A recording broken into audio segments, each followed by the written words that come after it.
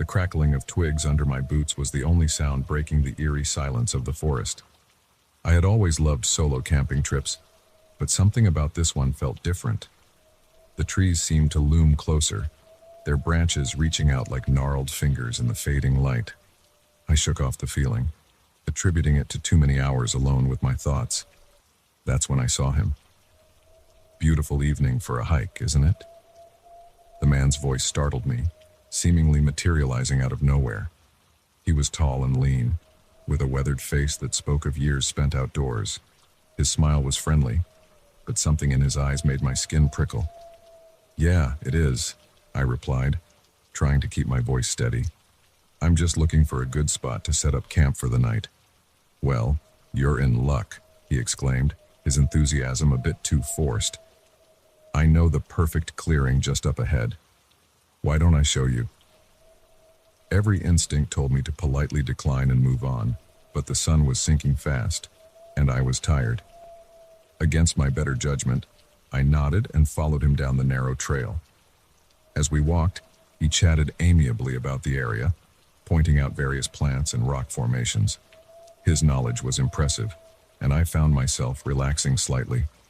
Maybe I had misjudged him. "So, what brings you out here all alone?" he asked, glancing back at me with that unsettling smile.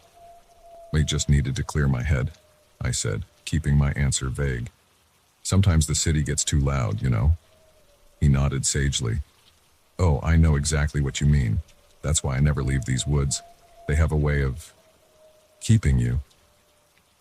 The way he said it sent a chill down my spine, but before I could dwell on it, we emerged into a small clearing. It was perfect for camping, with a flat area for my tent and a natural fire pit ringed with stones. "This is great. Thanks," I said, shrugging off my backpack. "I appreciate the help." "Oh, it's my pleasure," he replied, making no move to leave. "In fact, why don't I help you set up camp? It'll be dark soon, and 4 hands are better than 2. I hesitated, not wanting to offend him but also not comfortable with the idea of him staying. "That's okay, I can manage. I'm sure you have your own camp to get back to." He waved his hand dismissively. "Nonsense. I'm in no rush. Besides, it's not safe for someone to be out here alone. You never know what kind of creatures might be lurking in the dark." The emphasis he placed on creatures made my heart rate spike. I forced a smile and started unpacking my tent, hoping that if I got set up quickly, he'd leave. As we worked, the stranger's behavior became increasingly odd. He'd ask personal questions, then change the subject abruptly when I deflected.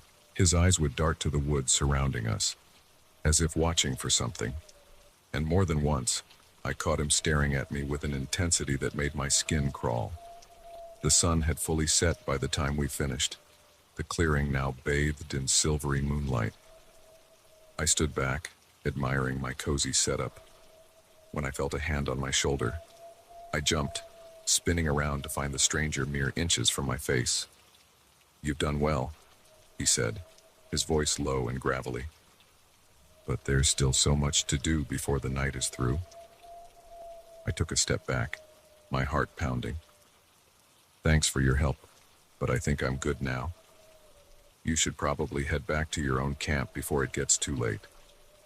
He tilted his head, reminding me unnervingly of a predator sizing up its prey. "Oh, but I'm exactly where I need to be. You see, these woods, they get hungry sometimes, and it's been so long since we've had a visitor." My blood ran cold as the implications of his words sank in. I glanced at my tent, calculating the odds of reaching my phone before he could stop me.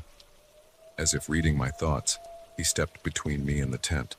Now, let's not do anything rash. The night is young, and we have so much to discuss." I backed away slowly, my mind racing for a way out of this nightmare. "Look, I don't want any trouble. Why don't we just go our separate ways?" He laughed, a chilling sound that echoed through the trees. "But trouble has already found you, my dear. The moment you stepped into these woods, you became part of them, and they don't let go easily." I turned to run, but he was faster than I expected. His hand clamped around my wrist, yanking me back with surprising strength.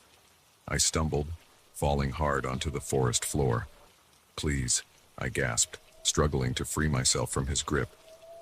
"Just let me go. I won't tell anyone about this, I swear." His eyes glittered in the moonlight, a manic glee spreading across his face. "Oh, but that's not how this works. You see, the forest chose you, and now you'll never leave." As he spoke, I became aware of movement in the surrounding woods. Shadows seemed to shift and swirl, taking on vaguely human shapes. Panic threatened to overwhelm me, but I forced it down.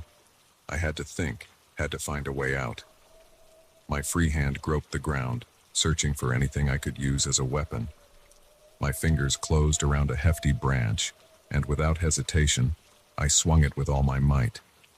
The impact caught him off guard, and his grip loosened just enough for me to wrench free. I scrambled to my feet and ran, not caring about direction or path, just needing to put distance between us. Branches whipped at my face as I tore through the underbrush, the stranger's enraged howls echoing behind me.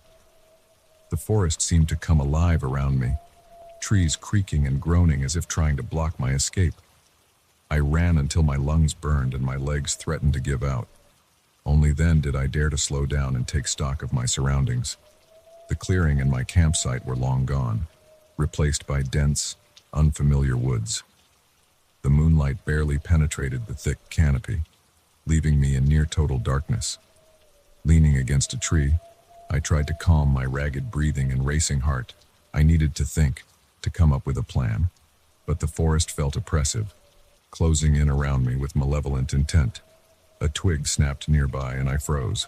Straining my ears, I could make out the faint sound of footsteps, slowly and methodically searching the area.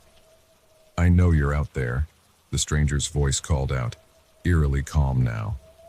"You can run all night if you like, but these woods, they always lead back to me in the end." I bit back a whimper, pressing myself against the rough bark of the tree. My mind raced through options, each one seeming more hopeless than the last. I had no idea which direction would lead me out of the forest, and my phone was still in my backpack back at the campsite. The footsteps grew closer, accompanied by the stranger's soft, unsettling humming. I held my breath, praying he would pass by without noticing me. Suddenly, a hand clamped over my mouth, muffling my scream. I thrashed wildly, but whoever held me was strong. "Shh," a voice hissed in my ear. "I'm trying to help you." I froze, confusion mixing with fear. It wasn't the stranger's voice, but that of a woman. Slowly, she removed her hand from my mouth. "Who are you?" I whispered, my voice trembling. "Someone who knows what he is," she replied softly. "And how to stop him. But we have to move quickly and quietly. Can you do that?" I nodded, not trusting my voice. The woman took my hand and led me deeper into the woods, moving with a surety that spoke of intimate familiarity with the terrain. We walked for what felt like hours, the woman occasionally pausing to listen or change direction. Just when I thought I couldn't take another step, we emerged into another clearing. This one was different, though. Symbols were carved into the trees surrounding it, and in the center stood a large, flat stone covered in strange markings. "What is this place?" I asked, my exhaustion momentarily forgotten. The woman's face was grim in the moonlight. The heart of the forest, and the source of his power. She quickly explained how the stranger was bound to the forest, drawing strength from it to lure and trap unsuspecting hikers. But the bond worked both ways, and if we could sever it, we might have a chance to escape. As she spoke, a bone-chilling howl echoed through the trees. He had found our trail. "We're out of time," the woman said, her voice tight with urgency. "Whatever happens, don't let him touch the stone." The clearing erupted into chaos as the stranger burst through the tree line, his face contorted with rage. He lunged for the stone, but the woman intercepted him, grappling fiercely. I stood frozen for a moment, overwhelmed by the surreal scene before me. But as the stranger began to overpower the woman, I knew I had to act. Spotting a sharp rock near my feet, I scooped it up and charged forward. With all my strength, I brought it down on the strange symbols carved into the stone. The effect was immediate and terrifying. A deafening crack split the air, and the ground beneath our feet began to tremble. The stranger let out an inhuman shriek, his body contorting as if being torn apart from the inside. "Run!" the woman shouted, grabbing my arm and pulling me towards the trees. We ran blindly through the woods, the earth shaking violently beneath us. Trees groaned and toppled around us, and I was certain we would be crushed at any moment. Just when I thought we couldn't go on, we burst out of the tree line onto a paved road. A car screeched to a halt in front of us, the driver's shocked face visible through the windshield. As we climbed into the car, I looked back at the forest. A thick, unnatural mist was rising from the trees, obscuring everything from view. The last thing I saw before we drove away was a twisted, inhuman shape emerging from the mist, its agonized howl fading into the night. I never went camping alone again after that night. The wilderness held a new terror for me now, one that no amount of rationalization could erase. Sometimes, in my dreams, I still hear the stranger's voice calling out to me, promising that one day, the forest will reclaim what it lost. And on those nights, I wake up in a cold sweat, grateful for the solid walls around me and the distance between myself and those dark, hungry woods.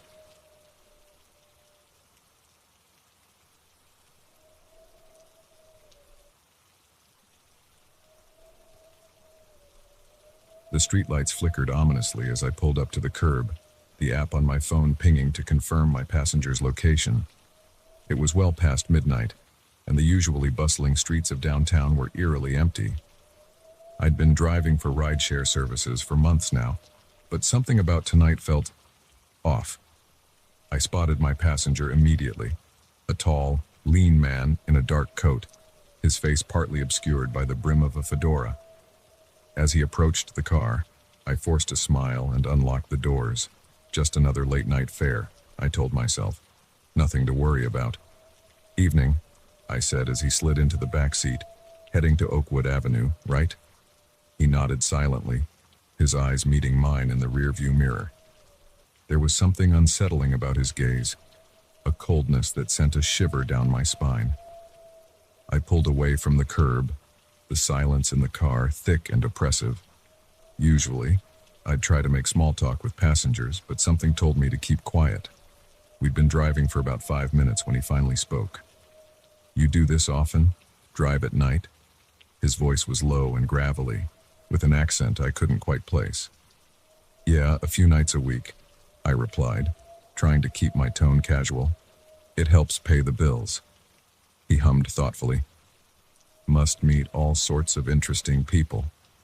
I nodded, my eyes flicking to the rearview mirror.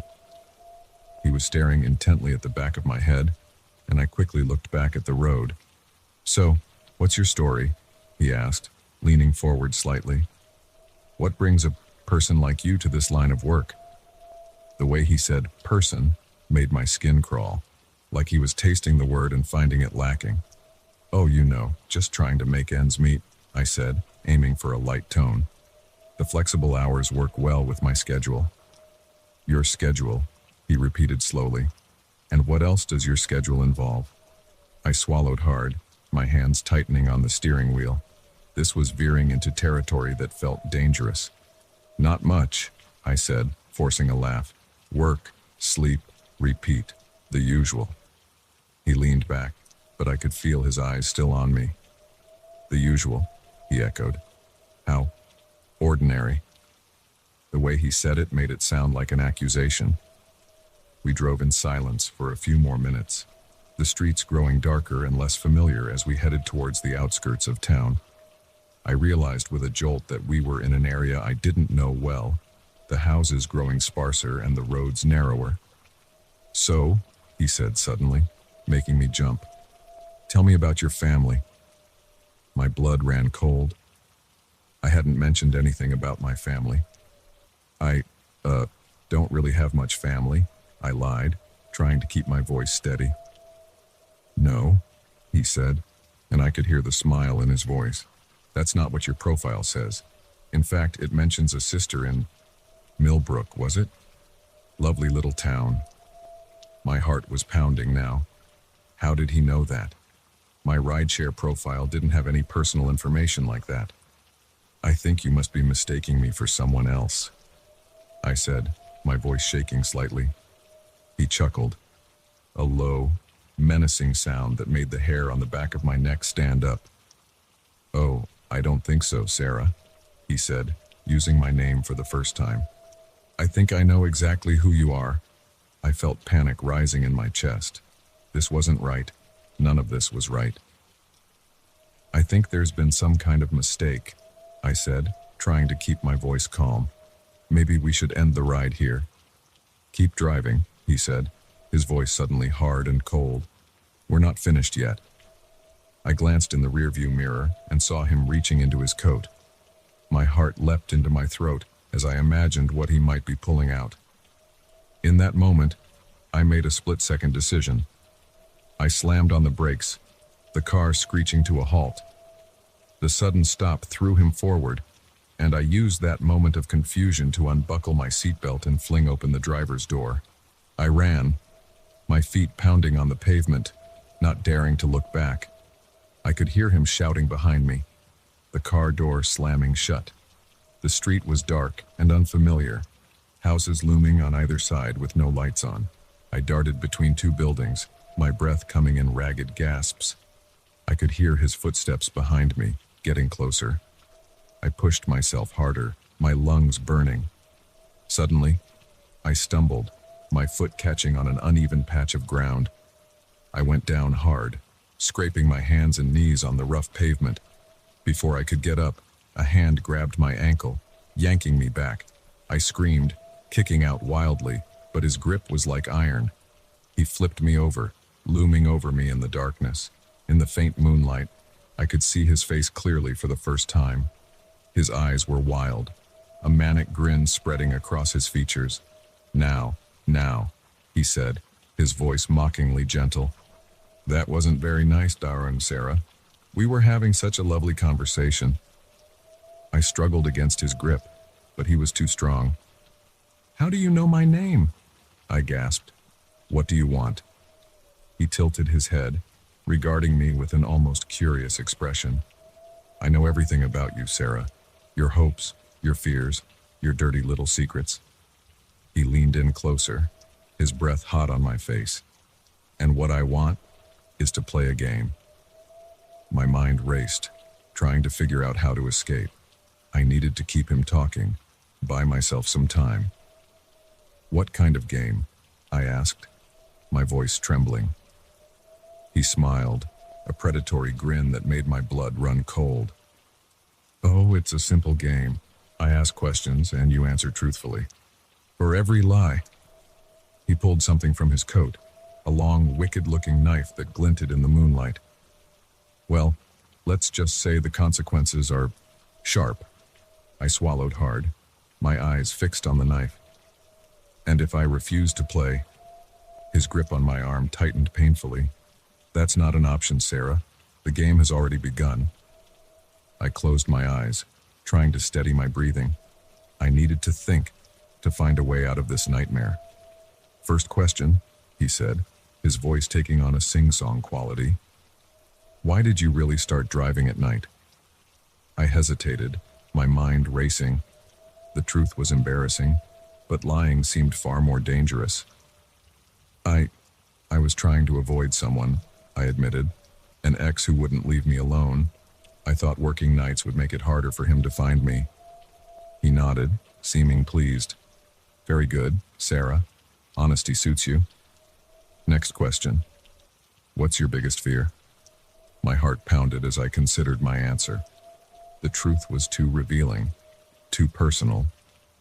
But the knife gleamed menacingly in his hand, a clear warning against deception. Being helpless, I whispered, hating how vulnerable the admission made me feel. Not being in control of my own life.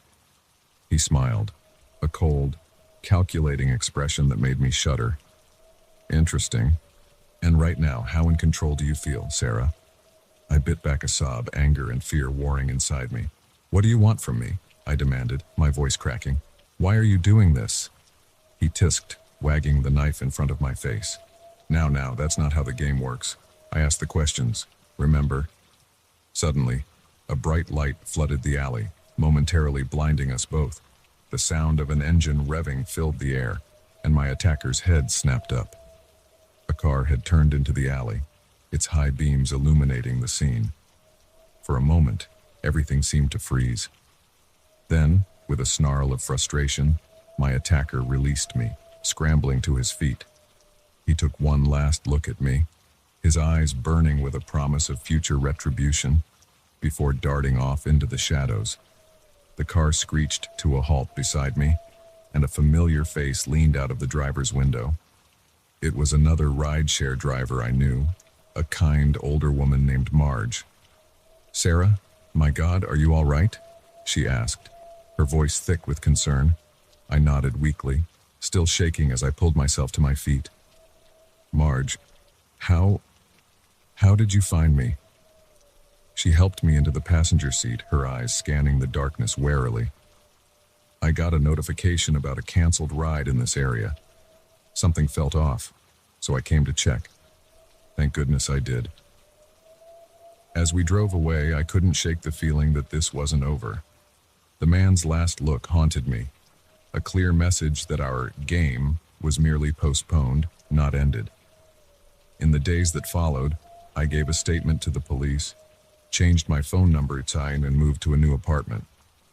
I stopped driving at night, too afraid of who might get into my car. But even now, months later, I can't shake the fear. Every time I see a man in a dark coat or hear footsteps behind me at night, my heart races. I know he's out there somewhere waiting for our paths to cross again. And when they do, I fear the game will begin anew, with stakes higher than I can imagine.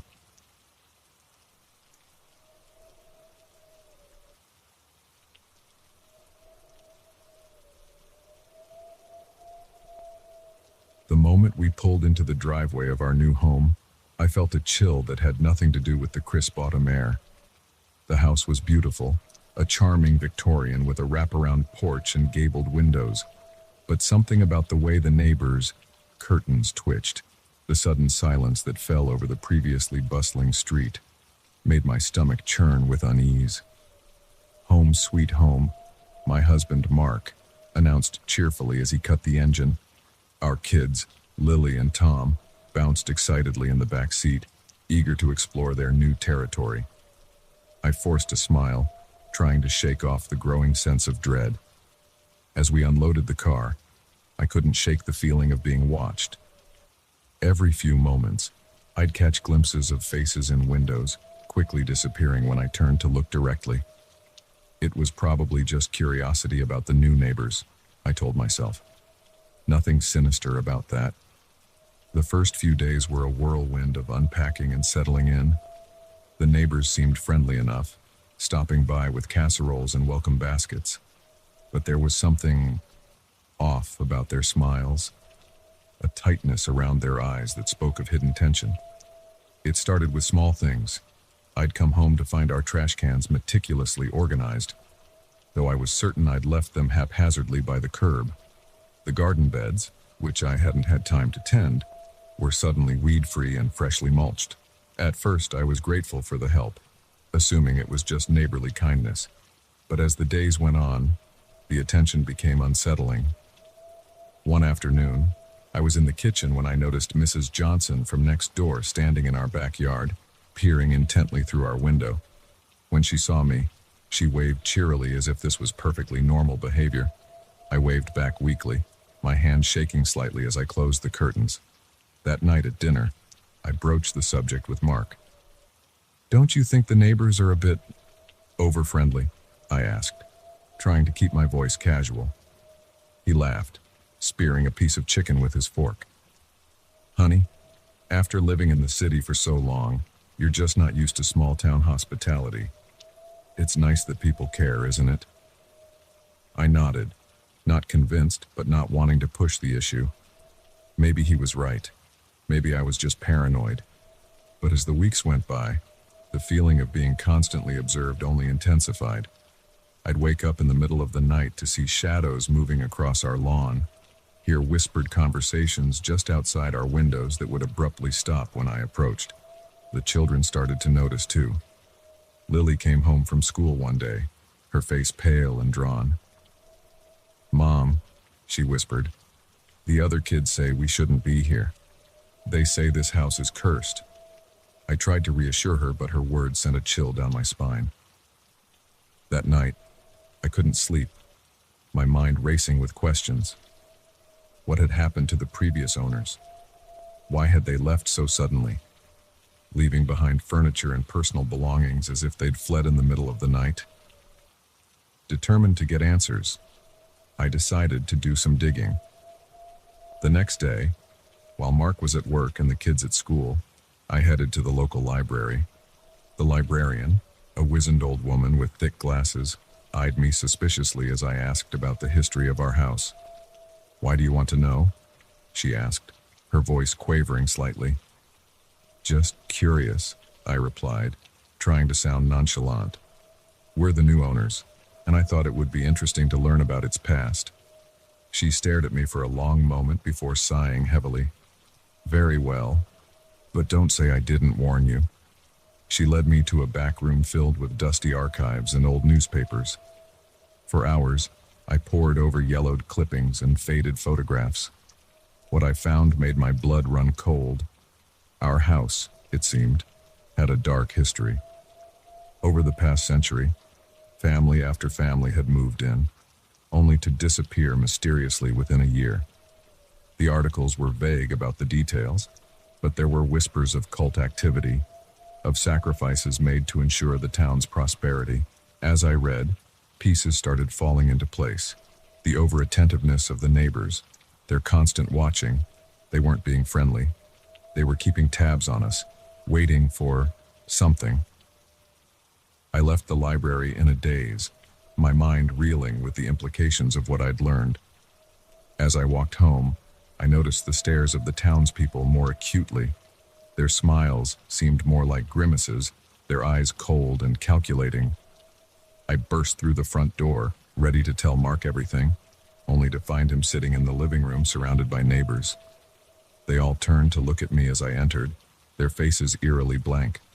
"Ah, there you are, honey," Mark said, his voice strangely flat. "We were just discussing the upcoming town festival. The neighbors think we should host it here." I stood frozen in the doorway, my heart pounding. This wasn't right. None of this was right. I don't think that's a good idea," I stammered, backing away slowly. Mrs. Johnson stood up, her movements stiff and unnatural.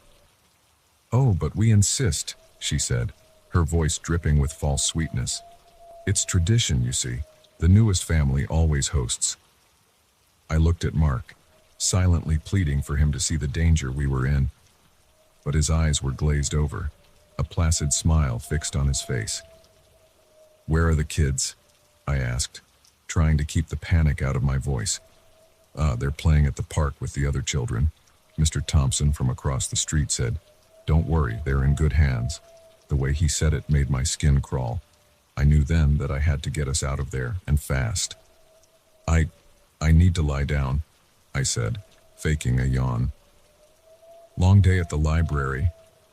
Why don't you all continue without me?" I hurried upstairs, my mind racing.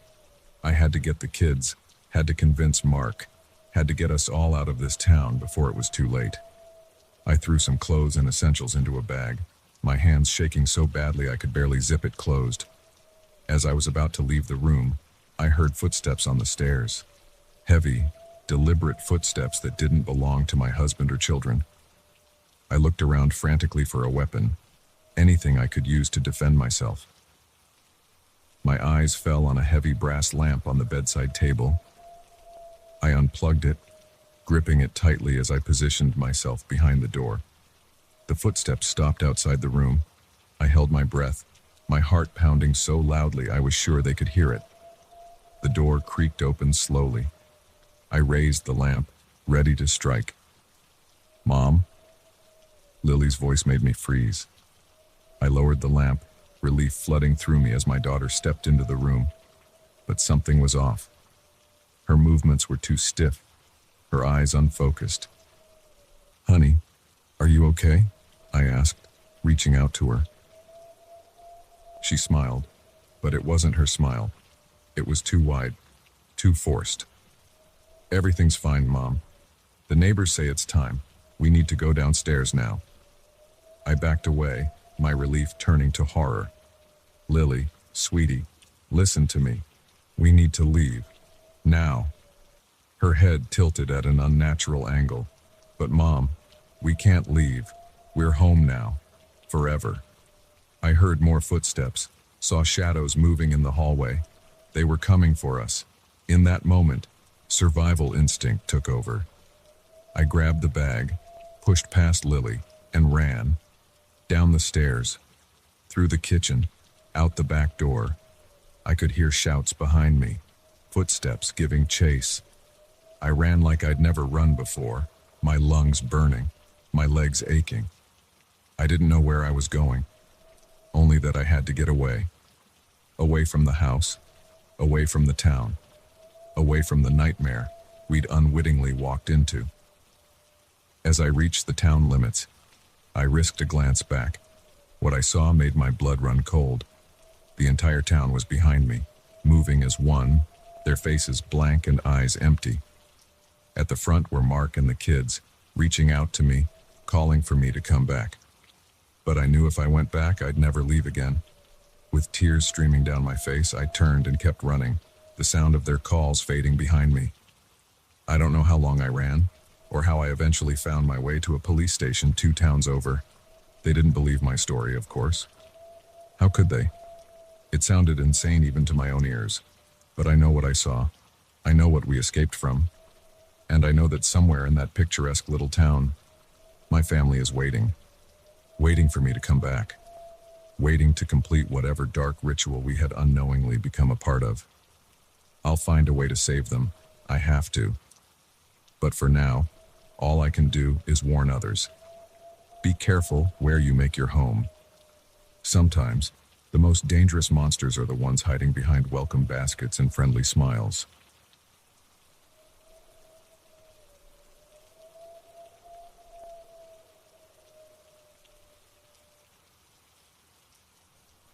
The old farmhouse stood silent against the backdrop of rolling hills, its weathered facade a stark contrast to the sleek photos on the Airbnb listing. As I pulled into the gravel driveway, a sense of unease settled over me like a heavy fog. This was supposed to be my writer's retreat, a chance to finish my novel in peace. But something about this place felt off. I shook off the feeling, chalking it up to city dweller jitters, and grabbed my bags from the trunk. The key was exactly where the host said it would be, tucked under a flower pot by the front door. As I turned it in the lock, the door creaked open with an ominous groan that seemed to echo through the empty house. The interior was charming in a rustic sort of way, all exposed beams and antique furniture. But there was a mustiness to the air, a feeling of neglect that no amount of artfully arranged throw pillows could disguise. I ran a finger along a nearby shelf, leaving a clear trail in the thin layer of dust. "Hello?" I called out, more out of habit than expectation. The listing had promised complete privacy, after all, but my voice seemed to be swallowed by the silence, as if the very walls were absorbing the sound. I spent the rest of the afternoon settling in, unpacking my clothes and setting up my laptop in the cozy study upstairs. As the sun began to set, casting long shadows across the wooden floors, I decided to call it a day and get some rest. That's when I heard it. A soft thump, like something being set down, coming from somewhere below. I froze, my heart suddenly racing. It was probably nothing, I told myself. An old house settling, maybe, or a branch hitting the roof. But then I heard it again, and again, a rhythmic sound, almost like footsteps. I crept to the top of the stairs, straining my ears. The sound had stopped, but now there was something else, a faint scratching, like nails on wood, coming from behind the walls. "Hello?" I called again, my voice shaky. Is someone there? Silence. I laughed nervously, trying to shake off the growing sense of dread. I was being ridiculous. There was no one here but me. I was letting my writer's imagination run wild, that's all. I went to bed that night with all the lights on, telling myself it was just so I could read before sleep. But every creak of the house, every whisper of wind outside, had me sitting bolt upright, my heart pounding. The next morning, I woke to sunlight streaming through the curtains, feeling foolish about my night terrors. I made myself a strong cup of coffee and settled into work, determined to make up for lost time. But as the day wore on, little things kept pulling me out of my writing flow. A door I could have sworn I'd left open was now closed. A book had fallen from a shelf when I wasn't looking. And always, that feeling of being watched. By mid-afternoon, I couldn't shake the sensation that something was very wrong. I decided to do a thorough search of the house, if only to put my mind at ease. I started in the basement, a dank, cobweb-filled space that sent shivers down my spine. As I swept my flashlight across the room, something caught my eye. A section of the wall looked off. The bricks didn't quite match the rest. Heart pounding, I approached it. Up close, I could see that the mortar was newer, not as weathered as the surrounding area. With trembling hands, I pressed against it. To my horror, it moved slightly. I stumbled back, my mind reeling. What was behind that wall? And more importantly, who had sealed it up? I raced back upstairs, my thoughts a jumble of terror and curiosity. Should I call the police? The Airbnb host? But what would I say? That I had a hunch there was something sinister hidden in the basement. As night fell, I paced the living room, debating my next move. That's when I heard it again. The footsteps. But this time, they weren't coming from below. They were coming from the attic. My blood ran cold. I knew I should run, should get in my car and drive as far away from this place as possible. But something held me back. A need to know, to understand what was happening in this house. With shaking hands, I grabbed a heavy candlestick from the mantel and made my way to the attic stairs. Each step creaked under my weight, announcing my presence to whatever waited above. The attic was pitch black, the beam of my flashlight barely penetrating the gloom. Dust motes danced in the light, stirred up by my presence, and by something else. There, in the far corner, something moved. A shadow, darker than the surrounding darkness, shifting and writhing. "Who's there?" I called out, my voice barely above a whisper. The shadow stilled. Then, slowly, it began to take shape. A figure, hunched and twisted, turned to face me. I caught a glimpse of pale, sunken eyes, of skin stretched tight over bone. I screamed, stumbling backward. My foot caught on something, sending me crashing to the floor. The candlestick clattered away, rolling into the shadows. The figure moved towards me, its movements jerky and unnatural. I scrambled backwards, my hand closing around something cold and metal. The flashlight. I swung it up, the beam catching the figure full in the face. What I saw made my blood run cold. It wasn't a person, not anymore. Its face was a grotesque mask of decay, skin mottled and peeling. But its eyes were alive, filled with a hunger that turned my insides to ice. "You shouldn't be here," it rasped, its voice like sandpaper on stone. I couldn't move, couldn't breathe. This couldn't be real. It had to be a nightmare, a hallucination brought on by stress and lack of sleep. The creature took another step forward, its joints cracking with each movement. "This is our home," it hissed. "You're not welcome here." Our home. The words echoed in my mind, and suddenly, horribly, I understood. The walled-up section in the basement, the constant feeling of being watched. This thing, whatever it was, wasn't alone. As if in response to my realization, I heard more movement. From the shadows, from behind the boxes and old furniture, more figures emerged, each as twisted and decayed as the first. I found my voice then, a scream tearing from my throat as I scrambled to my feet. I ran, blind with terror, stumbling down the attic stairs and through the house. Behind me, I could hear them, the shuffle of feet, the rasp of labored breathing. They were following, hunting me through the house that was supposed to be my sanctuary. I reached the front door, yanking at the handle. It wouldn't budge. Locked. When had it locked? I fumbled with the deadbolt, my fingers clumsy with fear. They were getting closer. I could feel their cold breath on the back of my neck, hear their nails scraping against the walls. Finally, mercifully, the lock gave way. I burst out into the cool night air, not daring to look back as I ran to my car. The engine roared to life, and I peeled out of the driveway, gravel spraying behind me. In my rearview mirror, I caught one last glimpse of the farmhouse. Figures stood in every window, their pale faces watching as I fled. I drove through the night, not stopping until the sun began to rise. Only then, in the harsh light of day, did I allow myself to think about what had happened. I never went back to that farmhouse. I left a vague review on Airbnb, warning others about strange noises and unsettling atmosphere. But how could I explain the truth? Sometimes, late at night, I still hear those footsteps, still feel those eyes watching me from the shadows, and I wonder, with a chill that goes bone deep, if maybe I didn't escape after all, if maybe, somehow, I brought a piece of that house's horror home with me. Because in those moments between sleep and waking, when the world is at its quietest, I swear I can hear a voice, rasping, hungry, and all too familiar. You're not welcome here.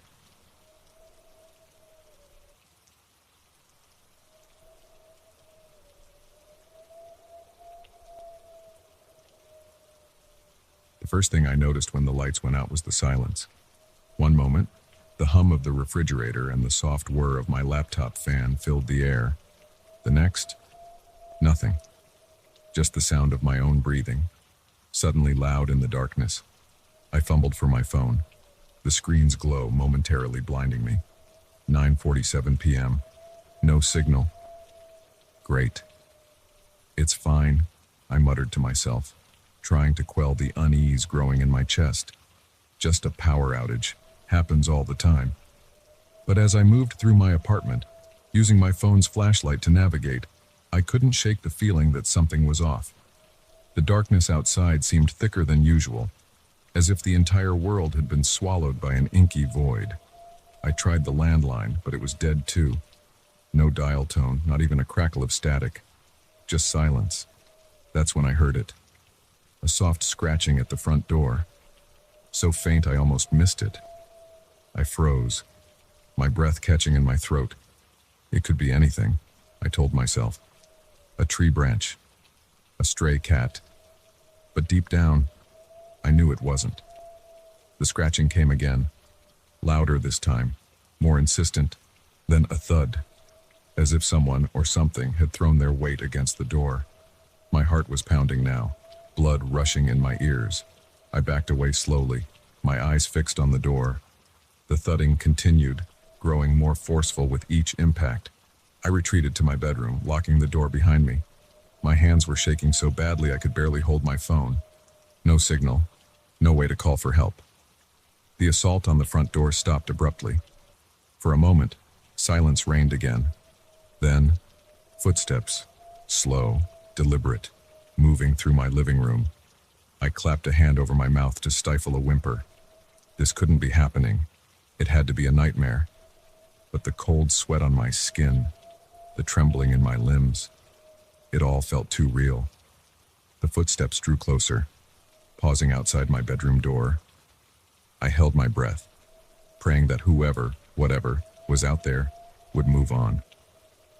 A soft chuckle broke the silence, sending chills down my spine. "I know you're in there," a voice called out, low and raspy. "Why don't you come out and play?"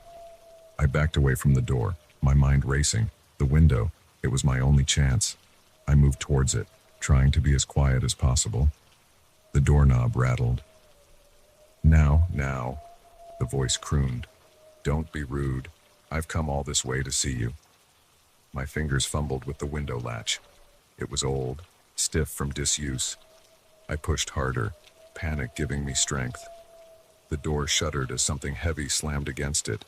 Once, twice. The window finally gave way, sliding up with a groan that seemed deafening in the quiet apartment. Cold night air rushed in, carrying with it the scent of rain and something else, something rotten. I was halfway out the window when the bedroom door splintered. In the dim light from my discarded phone, I caught a glimpse of my intruder, tall, unnaturally thin, with eyes that glowed like embers in the darkness. I didn't wait to see more. I scrambled out onto the fire escape, the metal grating cold against my bare feet. I could hear it moving behind me, its breathing harsh and excited.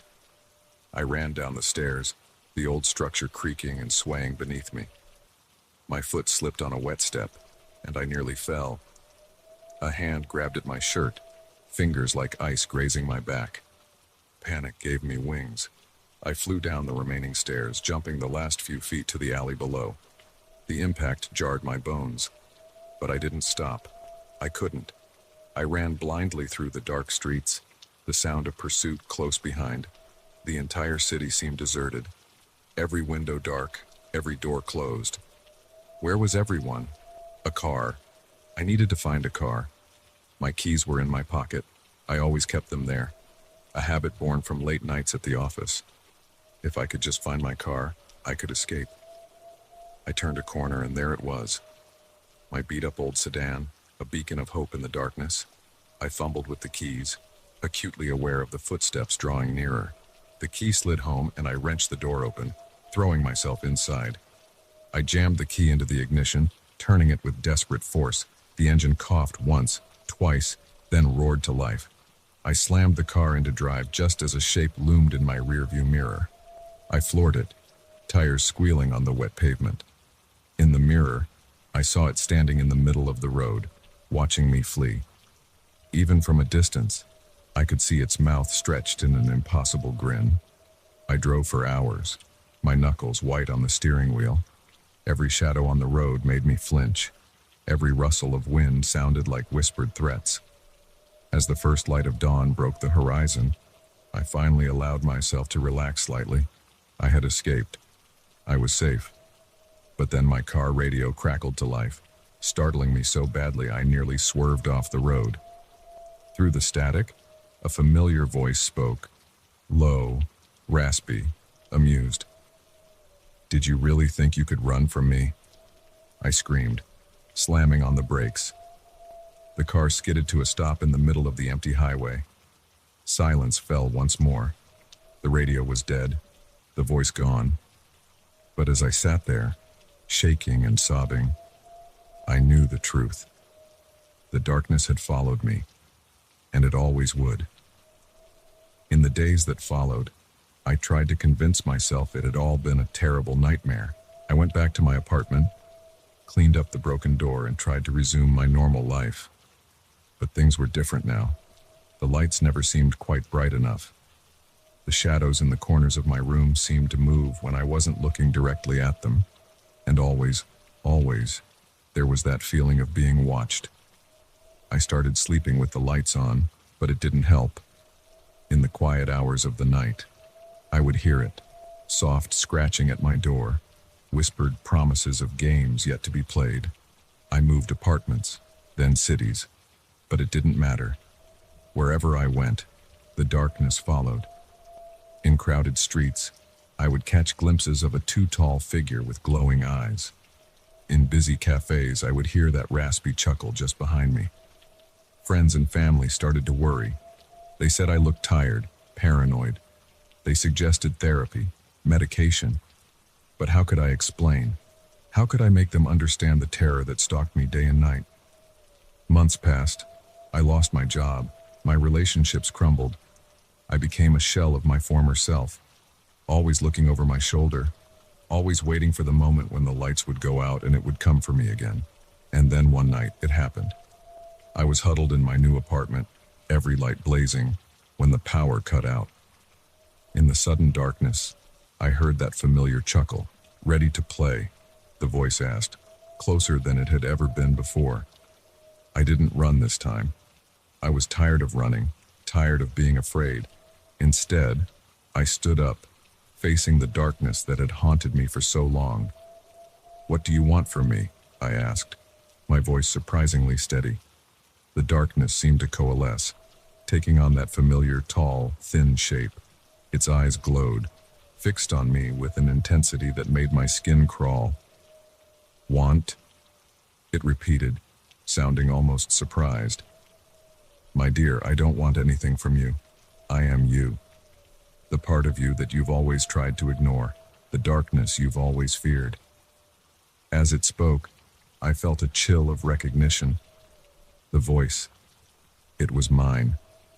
Distorted and twisted, but undeniably mine. "No," I whispered. But even as I denied it, I knew it was true. The long nights of self-doubt, the fears I'd pushed down, the parts of myself I'd tried to hide, they had taken on a life of their own. The figure stepped closer, its form blurring at the edges, merging with the shadows around us. "Embrace me," it said, reaching out with hands that were both familiar and alien. "Stop running. Accept who you truly are." I stood there, trembling, as the darkness closed in around me. For a moment, I considered giving in, letting it consume me. But then I remembered the fear, the helplessness I'd felt that first night, the months of terror that followed. And I made a choice. "No," I said again, this time with conviction. "You're not me. You're what I was afraid I might become. But I choose differently." I reached out, not in fear, but with determination, and flicked on the light switch. The room flooded with light, harsh and sudden. The figure before me wavered, its form dissipating like smoke in the wind. But before it vanished completely, I saw something in its glowing eyes. Not anger or frustration, but relief. As the last wisps of darkness faded away, I felt a weight lift from my shoulders. The oppressive feeling of being watched, the constant dread, it was gone. I stood there in my brightly lit apartment, breathing deeply for what felt like the first time in months. The darkness was still there, of course. It always would be. But now I understood. It wasn't something to be feared or fought. It was a part of me, to be acknowledged and accepted. From that night on, I slept with the lights off. And when I heard that familiar scratching, that raspy chuckle in the dark, I didn't run. I didn't hide. I simply said, "I see you, I accept you, but you don't control me." And in the silence that followed, I found peace.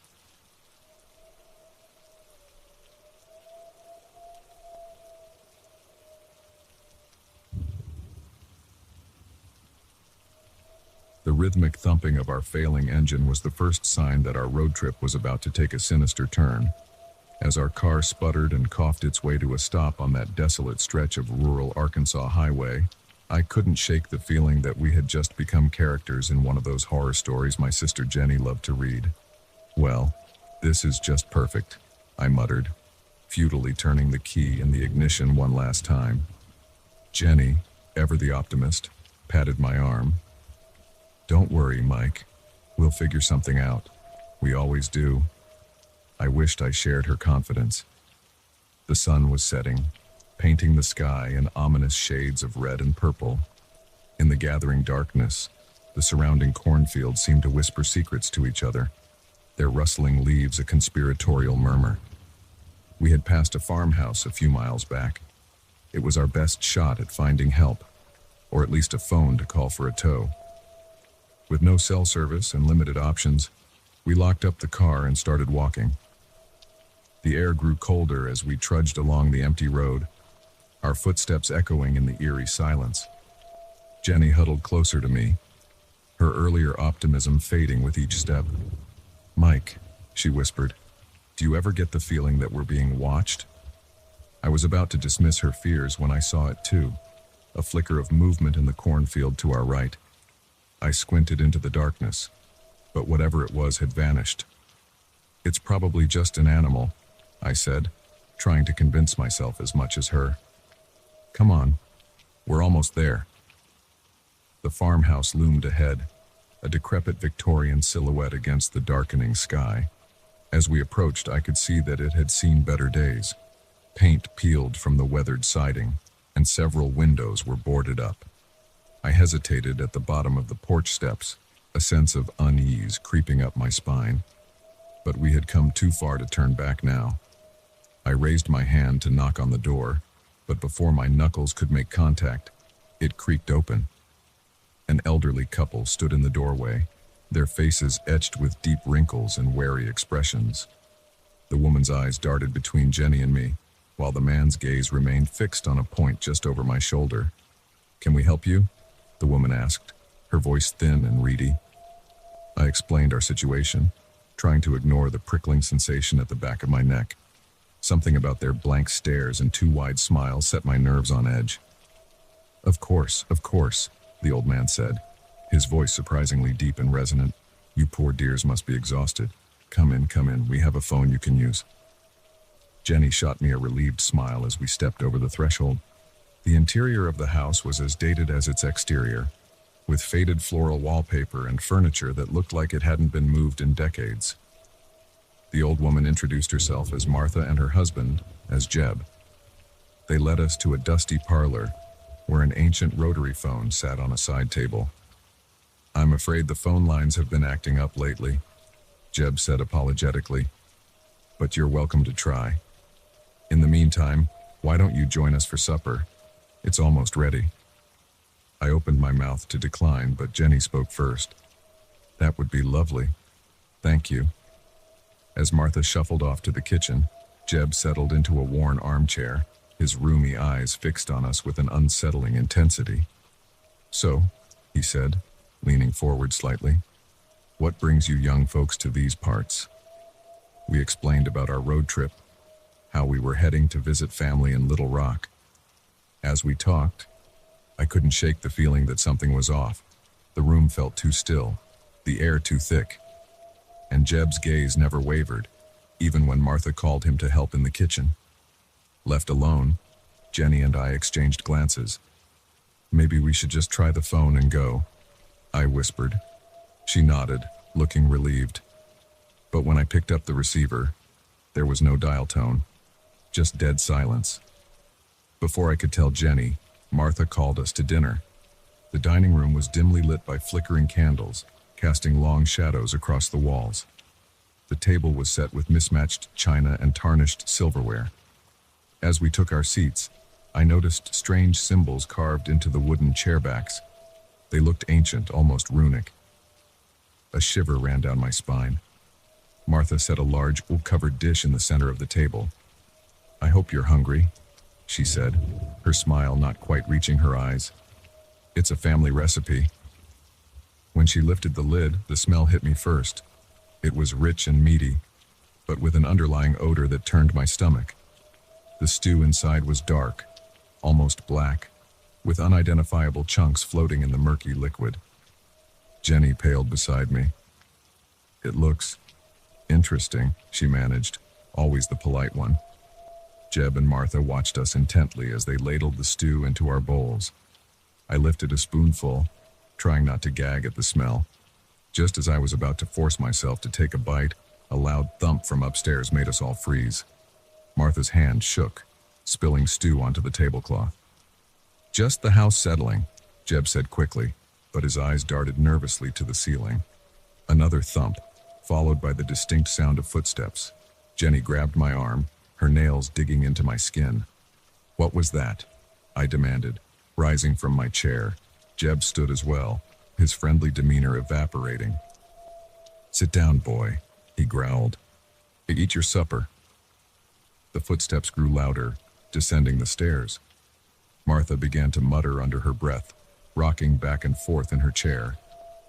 Suddenly, the dining room door burst open.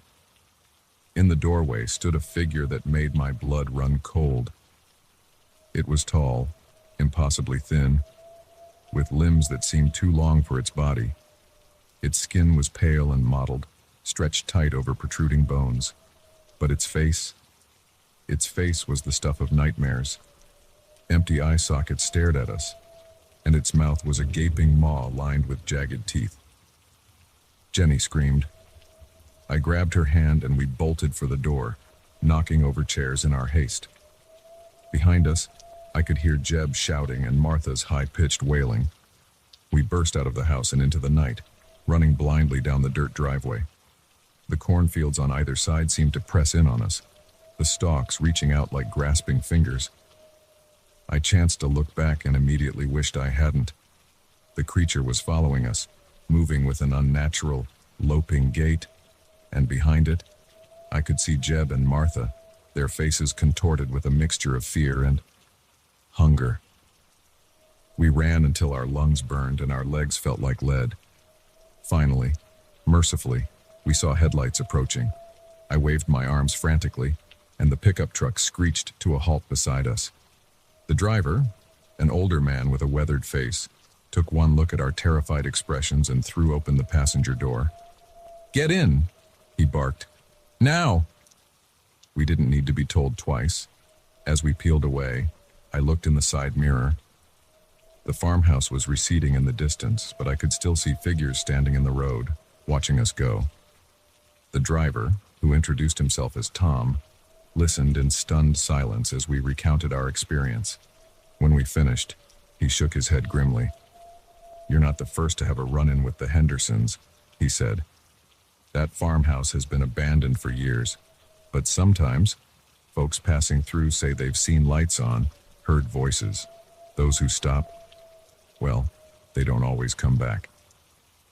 We rode in shocked silence for a while, the enormity of what we'd escaped slowly sinking in. Finally, Tom spoke again. "Legend has it that the Hendersons made a deal with something evil long ago. Promised it would keep them alive forever, as long as they provided it with sustenance." I shuddered, remembering the strange stew, the horrible creature in the doorway. Jenny clutched my hand, her face pale in the dashboard light. Tom dropped us off at a motel in the next town, refusing any payment for the ride. As he drove away, he left us with a warning. "Be careful out there. Some roads aren't meant to be traveled, and some houses should be left alone."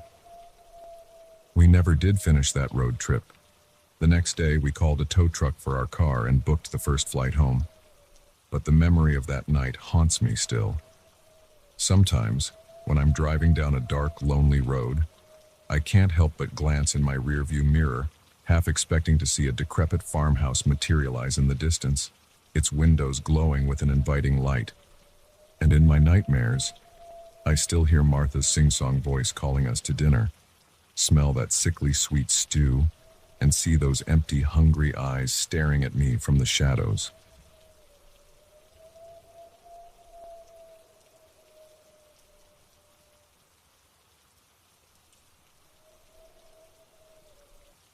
The security cameras blinked out one by one, each screen fading to static before going dark.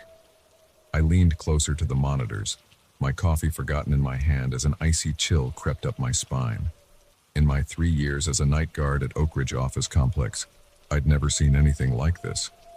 "What the hell?" I muttered, tapping frantically at the keyboard. Nothing responded. The entire system seemed to be dead. I reached for the phone to call my supervisor, but the line was dead. My cell phone showed no signal.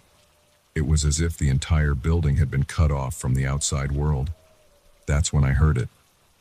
A soft thud, followed by the unmistakable sound of footsteps echoing through the empty halls. I froze, my heart pounding in my chest. The building was supposed to be empty. I was the only one here, tasked with watching over 20 floors of darkened offices and conference rooms.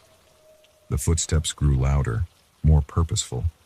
They weren't coming from the lobby or the elevators, but from deeper within the building. Impossible. I had locked everything down myself at the start of my shift. I stood up, my legs shaky beneath me. Protocol dictated that I should investigate any unusual activity, but every instinct screamed at me to run, to get out of the building as fast as I could. "Hello?" I called out. my voice embarrassingly weak. "This is security. Identify yourself." Silence. Then, a low chuckle that seemed to come from everywhere and nowhere at once. I grabbed my flashlight and stepped out of the security office, my heart hammering so hard I could feel it in my throat. The hallway stretched before me, a dark tunnel punctuated by the dim glow of emergency exit signs. As I moved down the corridor, I became acutely aware of how loud my footsteps were, how heavily I was breathing. I swept my flashlight back and forth, its beam cutting through the darkness like a knife. The air felt different somehow, heavier, charged with a strange electricity that made the hair on my arms stand on end. I reached the elevator bank and hesitated. The smart thing would be to leave, to call for backup. But curiosity and a sense of duty pushed me forward. I pressed the call button, more out of habit than expectation. To my surprise, the elevator dinged, its doors sliding open with a soft whoosh. I stepped inside, my finger hovering over the floor buttons. Where had the sound come from? I tried to recall, to pinpoint its origin. The 10th floor, I decided. That's where I'd start. The ride up was agonizingly slow, each floor ticking by with excruciating deliberation. When the doors finally opened, I half expected to see someone, or something, waiting for me. But the 10th floor was as dark and silent as the lobby had been. I stepped out, my flashlight beam dancing across empty cubicles and closed office doors. Everything looked normal, undisturbed. Maybe I had imagined the whole thing. Maybe. A door slammed somewhere to my left, the sound like a gunshot in the silence. I whirled around, my heart leaping into my throat. "Who's there?" I called out, trying to keep my voice steady. "This is your last warning. Identify yourself or I'm calling the police." Another chuckle, closer this time. Then a voice, low and raspy. "Oh, I don't think you'll be calling anyone, friend." I spun around, my flashlight beam cutting through the darkness. For a split second, I caught a glimpse of a figure at the end of the hall, tall, unnaturally thin, with eyes that seemed to glow in the dark. Then it was gone, ducking into one of the offices. My mind raced.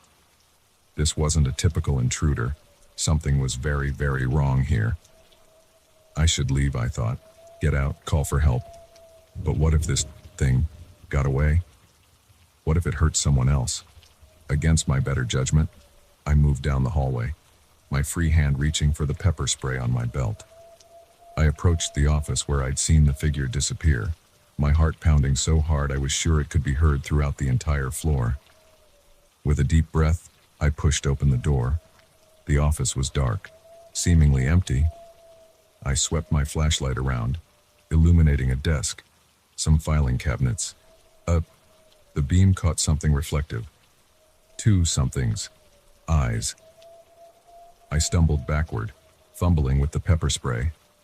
But before I could raise it, a hand shot out of the darkness, knocking it from my grasp. The flashlight clattered to the floor, its beam spinning crazily around the room. In the strobing light, I caught glimpses of my attacker. Pale skin stretched tight over an elongated face, a mouthful of teeth that were far too sharp to be human. And those eyes, glowing with an inner light that spoke of something ancient and malevolent. I turned to run, but it was faster, impossibly fast. Its hand closed around my arm, its grip like ice. Now, it said, its voice a rasping whisper. "Don't you want to play?" I struggled, panic giving me strength I didn't know I had. I managed to wrench free, bolting out of the office and down the hallway. Behind me, I could hear it laughing, the sound echoing off the walls. I ran for the stairs, not trusting the elevator. As I burst through the stairwell door, I heard it again, closer now. "You can run," it called out, "but you can't hide. This is my playground now." I took the stairs two at a time, my lungs burning, my legs screaming in protest. I didn't know where I was going, only that I had to get away. I emerged on another floor, the 15th floor according to the sign, and ran down the hallway looking for somewhere to hide. Most of the offices were locked, but I finally found one that opened. I ducked inside, closing the door as quietly as I could. In the darkness, I fumbled for a hiding spot, eventually crawling under a large desk. For what felt like hours, I sat there, trying to control my breathing, straining my ears for any sound of pursuit. The silence was oppressive, broken only by the pounding of my own heart. Then, footsteps, slow, deliberate, moving down the hallway outside. They paused outside the office door, and I held my breath, praying it would move on. The doorknob turned. I closed my eyes, as if not seeing the danger could somehow make it go away. "I can smell your fear," the voice said, closer now. "It's intoxicating." I opened my eyes to see a pair of legs standing in front of the desk. Slowly, painfully slowly, it crouched down, its face coming into view. In that moment, looking into its inhuman eyes, I understood true terror. This wasn't just an intruder or some psychopath. This was something else entirely, something that shouldn't exist in our world. It smiled, revealing rows of needle-sharp teeth. "Found you," it said. What happened next is a blur. I remember screaming, lashing out with all my strength. I remember running again through hallways that seemed to stretch on forever. I remember the thing always behind me, always just a step away, laughing at my futile attempts to escape. Somehow, I made it to the lobby. The front doors were locked. When had they been locked? But in my desperation, I grabbed a chair and smashed through the glass. I ran into the night, not stopping until I collapsed on a busy street corner several blocks away. People gathered around me, concerned faces asking if I was okay. I couldn't speak, couldn't explain what had happened. The police came, then paramedics. They took me to the hospital, treating me for cuts and bruises I didn't even remember getting. I told them my story, but I could see the disbelief in their eyes.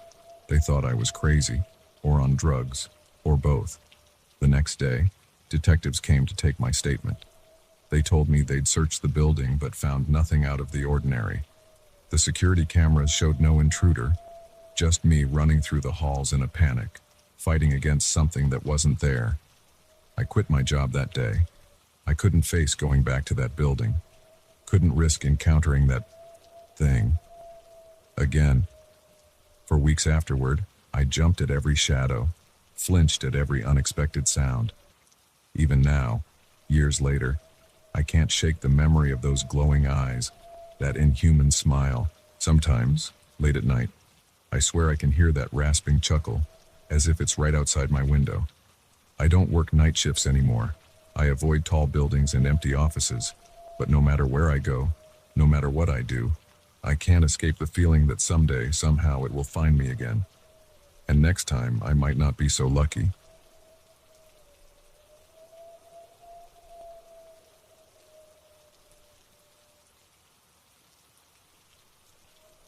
The map crumpled in my shaking hands as I squinted at it in the fading light. This wasn't right. The trail should have looped back to the campsite hours ago. Instead, I found myself in a dense part of the forest I didn't recognize, with shadows growing longer and the air taking on an ominous chill. I've always prided myself on my sense of direction, but as the reality of my situation sank in, pride gave way to a gnawing fear. I was lost. Completely and utterly lost, in a wilderness that seemed to grow more menacing with each passing minute. "Keep it together, Alex," I muttered to myself, trying to quell the panic rising in my chest. I took a deep breath, inhaling the scent of pine and damp earth. Think logically. Retrace your steps. Find higher ground. But as I turned to head back the way I came, I realized with a jolt that I couldn't remember which direction that was.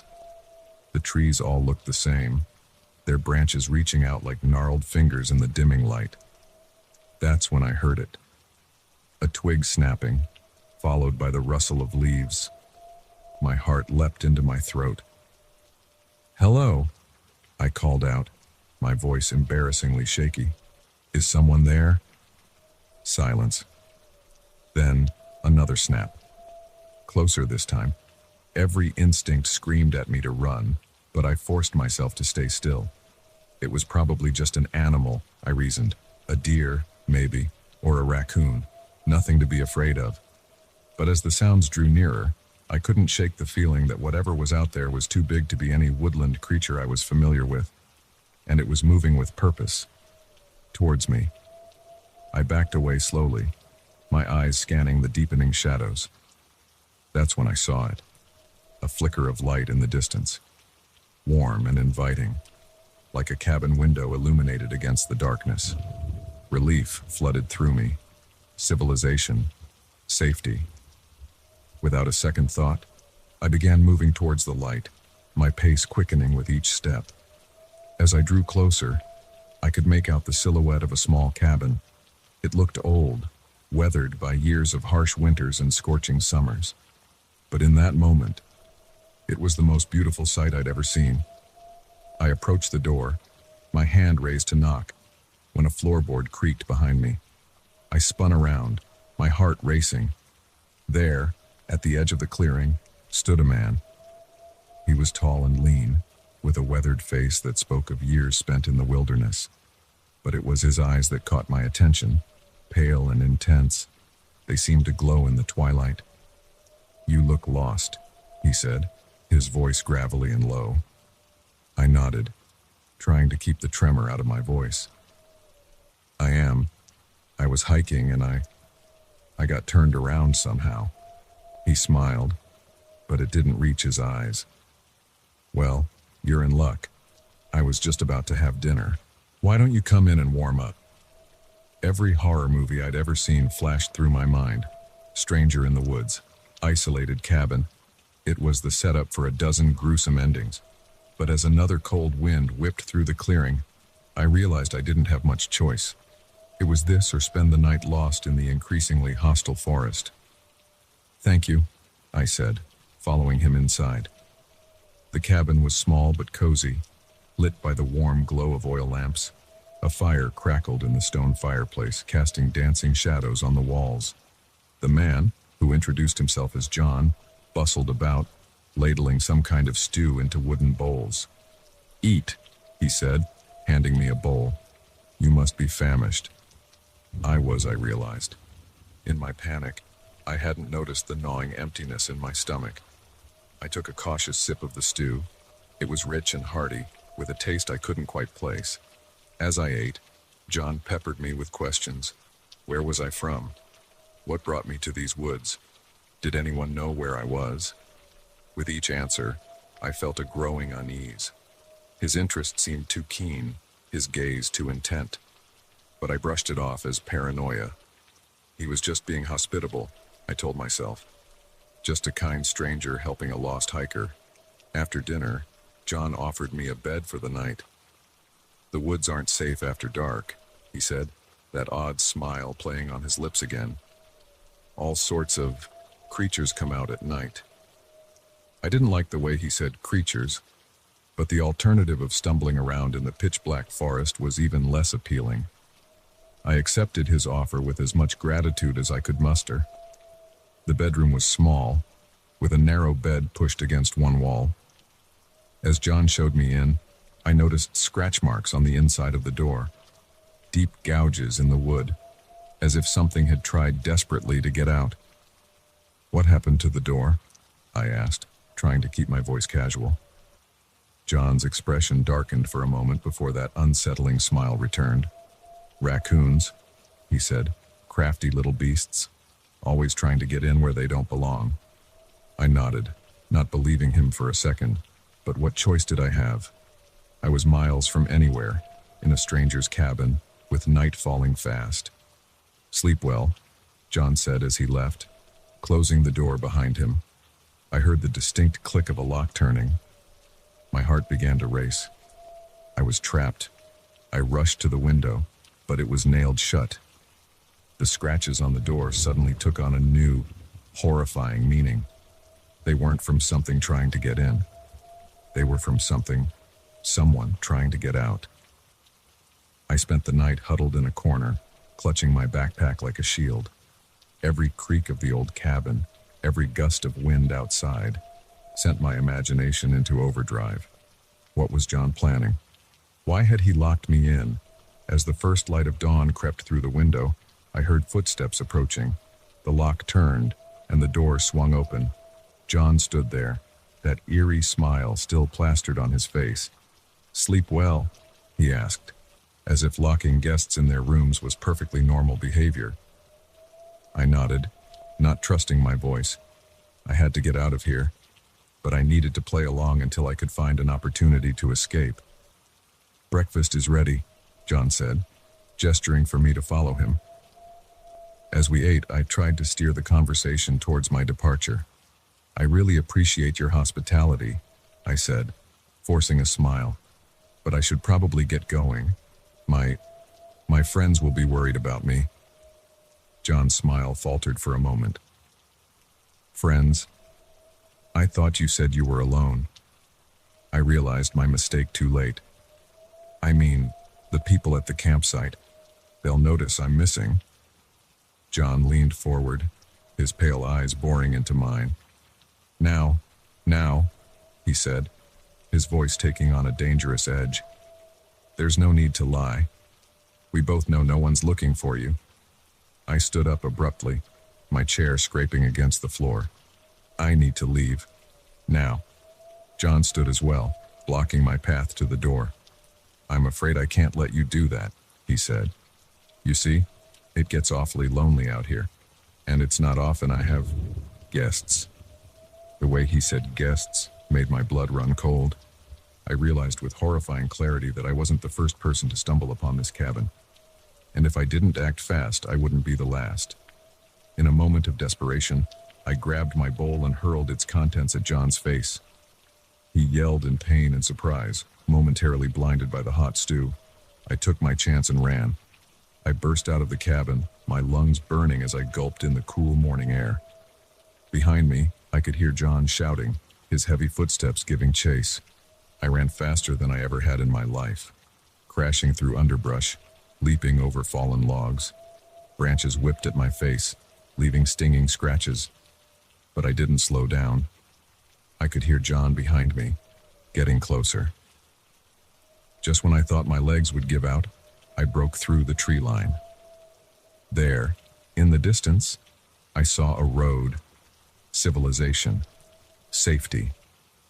With a final burst of energy, I sprinted towards it. A car appeared on the horizon, and I waved my arms frantically, screaming for help. The car slowed, then stopped. An older couple peered out at me, their faces etched with concern. I didn't wait for them to speak, just yanked open the back door and threw myself inside. "Drive!" I yelled. "Please, just drive!" As we sped away, I dared to look back. There, at the edge of the forest, I saw John. He stood perfectly still, watching the car disappear. Even from a distance, I could see that terrifying smile. I never went hiking alone again after that.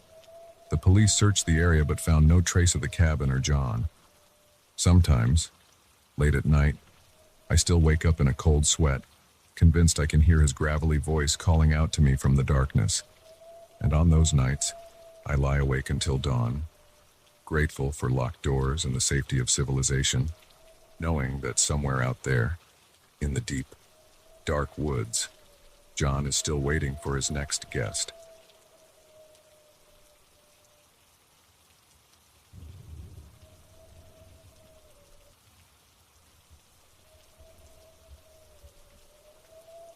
The package sat on my doorstep, innocuous and brown, addressed to someone I'd never heard of, Sarah Mitchell.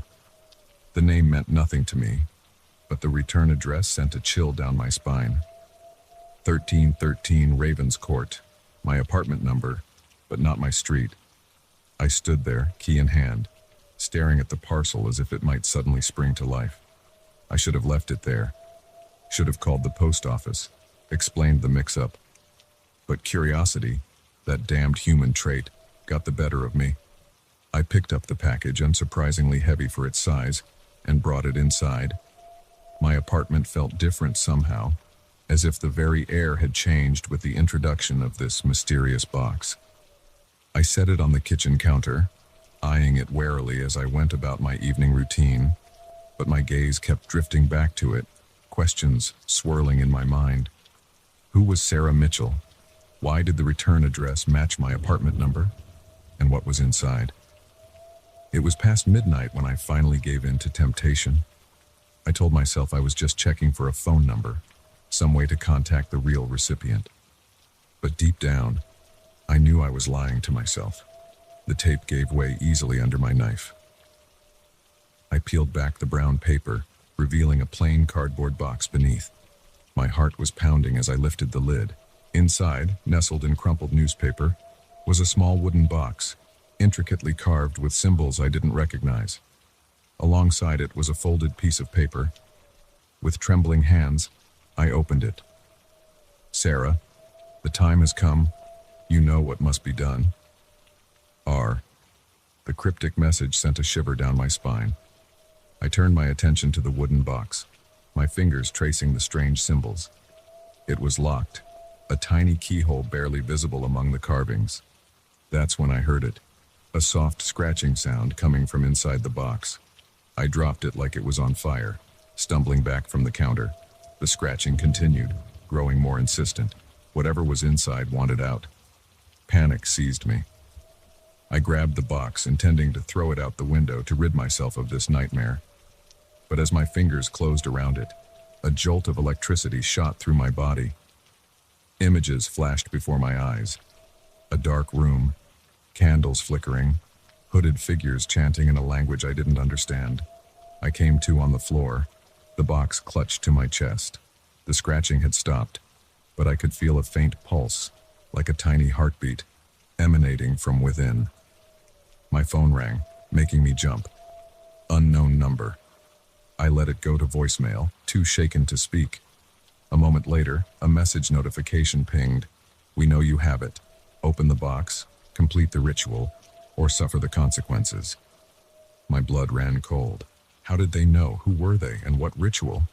I spent the next few days in a state of paranoid frenzy. I didn't leave my apartment, didn't answer my phone. The box sat on my coffee table, a constant reminder of the madness that had invaded my life.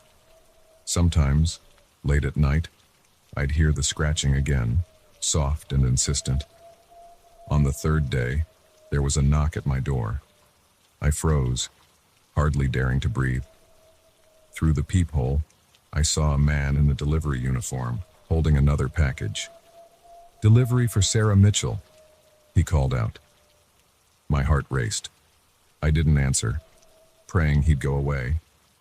After a few moments, I heard him sigh and set the package down. His footsteps receded down the hallway. I waited an hour before cracking open the door. The package was there, identical to the first. This time I didn't hesitate. I tore it open right there in the hallway. Inside was a key, small, ornate, and unmistakably designed for the wooden box. Along with it was another note. Time is running out. Open the box. Speak the words, or we'll come for you. I slammed the door shut, leaning against it as I tried to calm my ragged breathing. This was insanity. I should go to the police and tell them everything, but who would believe me? And what if these people, whoever they were, made good on their threats? That night, I sat on my couch, the box in front of me, the key in my hand. The scratching had started again, more frantic than ever. I could feel the pulse of the box quickening, matching the rapid beat of my own heart. With shaking hands, I inserted the key. It turned smoothly, the lock clicking open with a sound that seemed to echo in the quiet apartment. I hesitated, my hand on the lid. Did I really want to see what was inside? Did I have a choice? I opened the box. A blinding light erupted from within, filling the room with an otherworldly glow. I shielded my eyes, feeling a rush of wind that seemed to come from everywhere and nowhere at once. When I lowered my arm, I gasped. Hovering above the open box was a small, pulsating orb of energy. It thrummed with power, sending waves of heat and cold washing over me in alternating bursts, and somehow, impossibly, I could hear it whispering, Speak the words. It hissed in a voice that was 1,000 voices. Complete the ritual. Fulfill your destiny. I stumbled back, knocking over a lamp in my haste to get away. The orb followed, growing larger, its whispers becoming a deafening chorus. Speak the words. Speak the words. But I didn't know the words. I wasn't Sarah Mitchell. This wasn't meant for me. The orb pulsed angrily, tendrils of energy lashing out, scorching the walls and furniture. The temperature in the room skyrocketed, sweat pouring down my face as I cowered in the corner. You are the chosen, the voices screamed. You must complete the ritual. In that moment of terror and confusion, a memory surfaced. The vision I'd had when I first touched the box, the hooded figures, the chanting. Without thinking, I began to repeat the words I'd heard, a language I didn't understand pouring from my lips. The orb flared brightly, expanding to fill the room. I felt myself being lifted off the ground, suspended in the pulsing energy. The chant grew louder, my voice joining with the thousands of others. And then, suddenly, silence. I found myself standing in the middle of my destroyed living room, the box lying open and empty at my feet. The orb was gone, but I could feel its energy thrumming through my veins. I knew, with a certainty that terrified me, that I had changed, that the world had changed. A knock at the door made me jump. I approached cautiously, peering through the peephole. A group of people stood in the hallway, dressed in dark robes. The one in front smiled, and I recognized him as the delivery man from earlier. "Well done, Sarah," he said, though the door was still closed, or should I say vessel of the ancients. "It's time to fulfill your true purpose." I stood there, frozen, as the reality of my situation sank in. I wasn't Sarah Mitchell. I had never been Sarah Mitchell, but I had opened the box. I had spoken the words, and now, for better or worse, I had become her. As I opened the door to face my new destiny, one thought echoed in my mind. Never, ever open a package that isn't addressed to you. You never know what kind of Pandora's box you might be unleashing. The robed figures entered my apartment, their faces a mix of reverence and anticipation. The leader approached me, holding out a hand. "Come," he said. "There's much to be done." I took his hand, feeling the last vestiges of my old life slip away. Whatever lay ahead, whatever cosmic game I had unwittingly become a part of, there was no going back now. The package had been delivered, the ritual completed, and I, the accidental chosen one, was about to step into a world I never knew existed. As we left my apartment, my old life behind, I couldn't help but wonder, how many other Sarah Mitchells were out there, receiving packages not meant for them, unleashing forces they couldn't comprehend, and how many of them, like me, would be forever changed by a simple act of misplaced curiosity. The door closed behind us with a final, ominous click. My journey as the vessel of the ancients had begun, all because of a package that should never have been mine.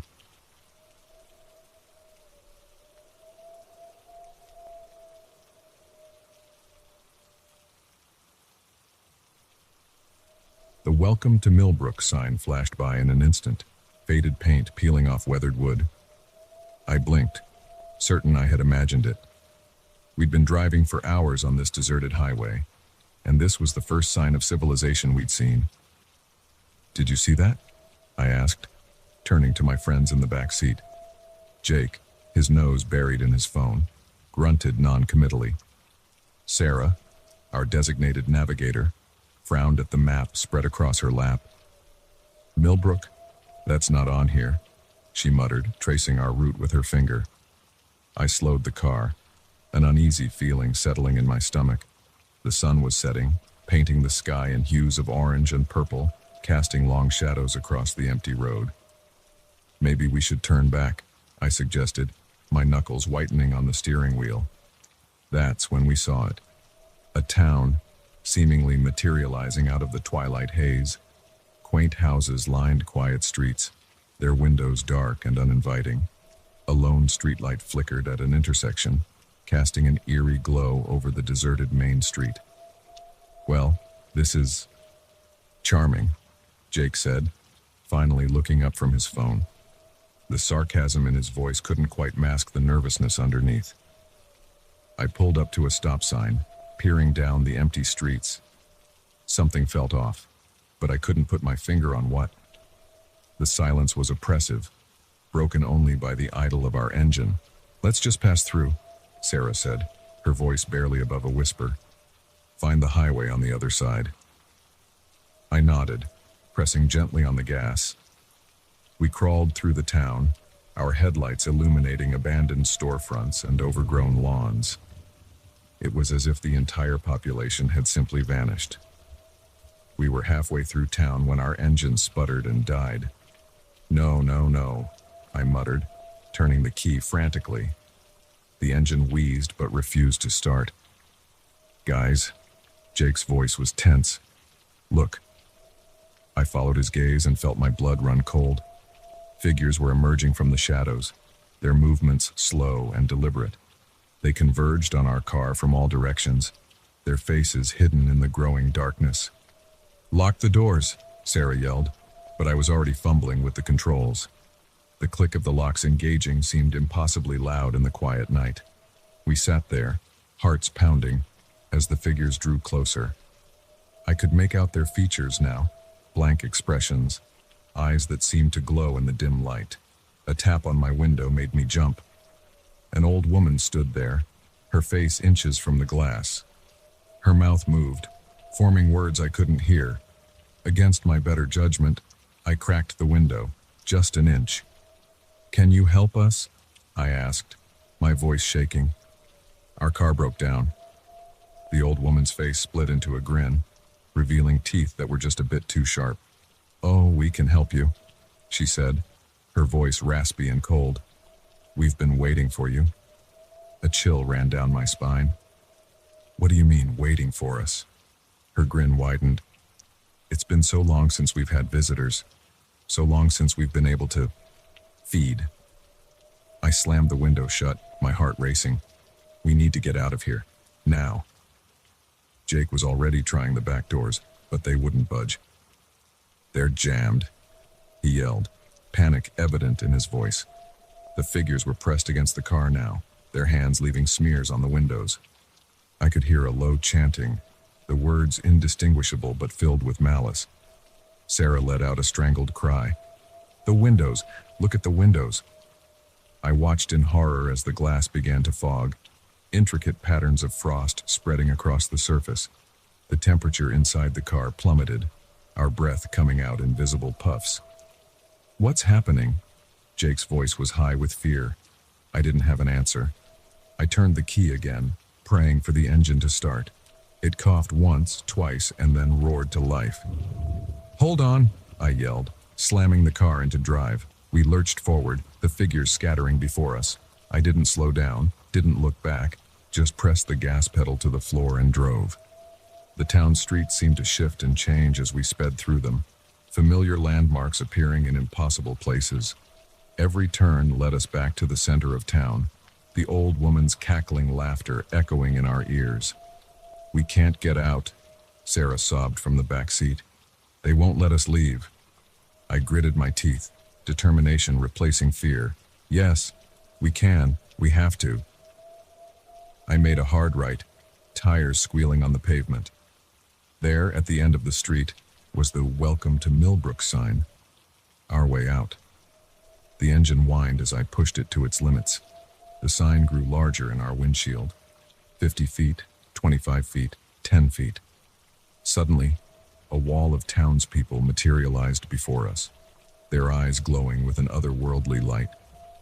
I hesitated for a split second, then pressed the gas harder.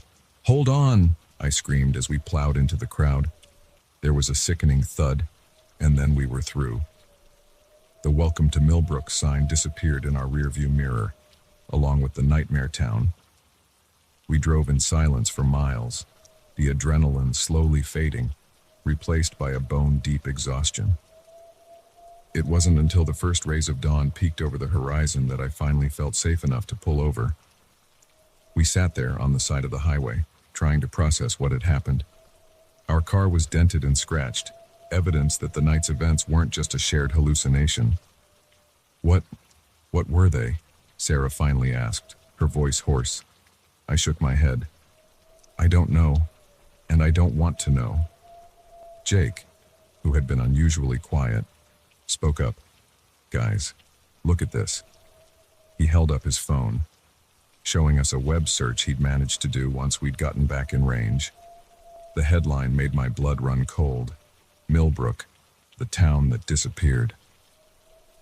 The article went on to describe how, 50 years ago, the entire population of Millbrook had vanished overnight. Searches had turned up nothing. The town had been abandoned, left to rot. But we were just there, Sarah whispered. We saw them. I started the car, my hands shaking slightly. Let's get out of here. I don't ever want to take a shortcut again. As we pulled back onto the highway, I couldn't shake the feeling that we'd escaped something ancient and hungry, something that would be waiting for the next unsuspecting travelers to stumble into its trap. I pressed the gas pedal harder, eager to put as much distance between us and Millbrook as possible, but even as the miles ticked by, I couldn't escape the memory of those glowing eyes, or the old woman's words echoing in my mind. We've been waiting for you. I shuddered, knowing that somewhere behind us, in a town that shouldn't exist, they were still waiting. And I prayed that no one else would ever take that fatal wrong turn into Millbrook.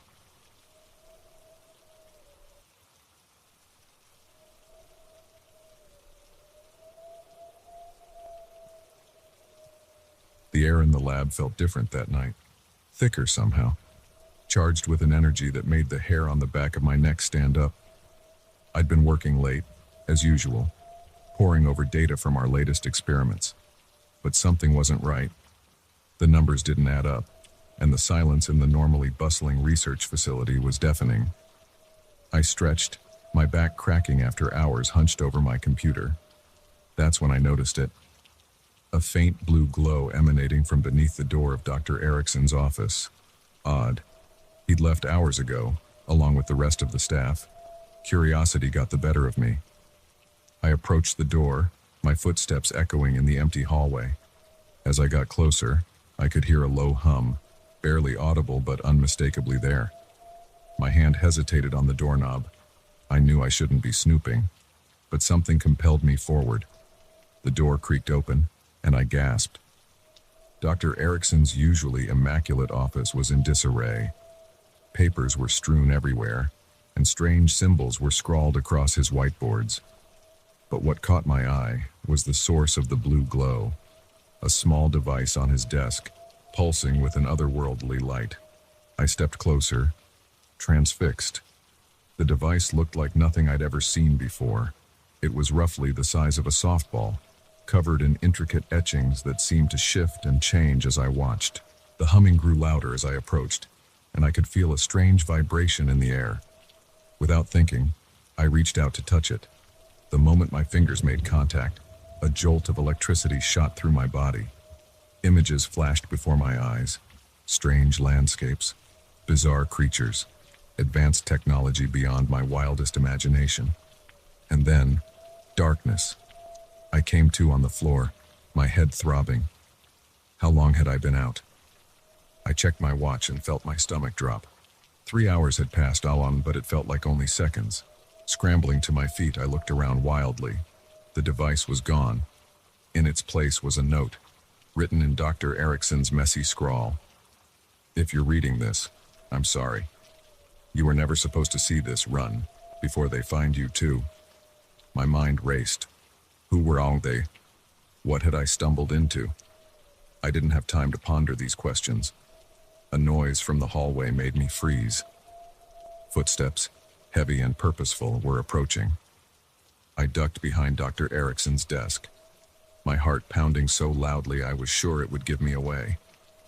The door opened, and 2 men entered. Their voices were low, but I could make out snippets of their conversation. Compromised. We need to contain this. What about the girl? The new researcher. She knows too much. Take care of it. I clapped a hand over my mouth to stifle a gasp. They were talking about me. I had to get out of there. As quietly as I could, I crawled towards the window. It was a long drop to the ground, but I didn't have a choice. Just as I was about to make my move, a hand clamped down on my shoulder. I spun around, coming face to face with one of the men. His eyes were cold, devoid of any emotion. "Going somewhere?" he asked, his voice chillingly calm. I reacted on instinct, driving my elbow into his solar plexus. He grunted, his grip loosening just enough for me to break free. I bolted for the door, adrenaline coursing through my veins. The hallway was a blur as I ran, alarms blaring in my wake. I could hear shouts behind me, footsteps giving chase. I took random turns, hoping to lose them in the maze-like layout of the facility. I burst through a set of double doors and found myself in the main laboratory. Rows of experiments lined the walls, each more bizarre than the last. But I didn't have time to contemplate the strangeness of it all. I needed a way out. That's when I saw it. In the corner of the lab, partially hidden behind a large piece of equipment, was a door I'd never noticed before. It was unmarked, with no visible handle or lock, but as I approached, it slid open silently. Without hesitation, I dashed through. The door closed behind me with a soft hiss, plunging me into darkness. For a moment, panic threatened to overwhelm me. Then lights flickered on, revealing a long, sterile corridor that seemed to stretch on forever. I started walking, then running. The corridor seemed endless, with no turns or doors in sight. Just as I was beginning to think I'd made a terrible mistake, I saw something ahead. Another door. This one glowing with the same eerie blue light as the device in Dr. Erickson's office. I reached for the handle, my hand trembling. As my fingers touched the cool metal, that same jolt of electricity coursed through me. More visions flashed before my eyes, but this time I understood them. They weren't just random images, but information, knowledge about things beyond our world, beyond our understanding of science and reality.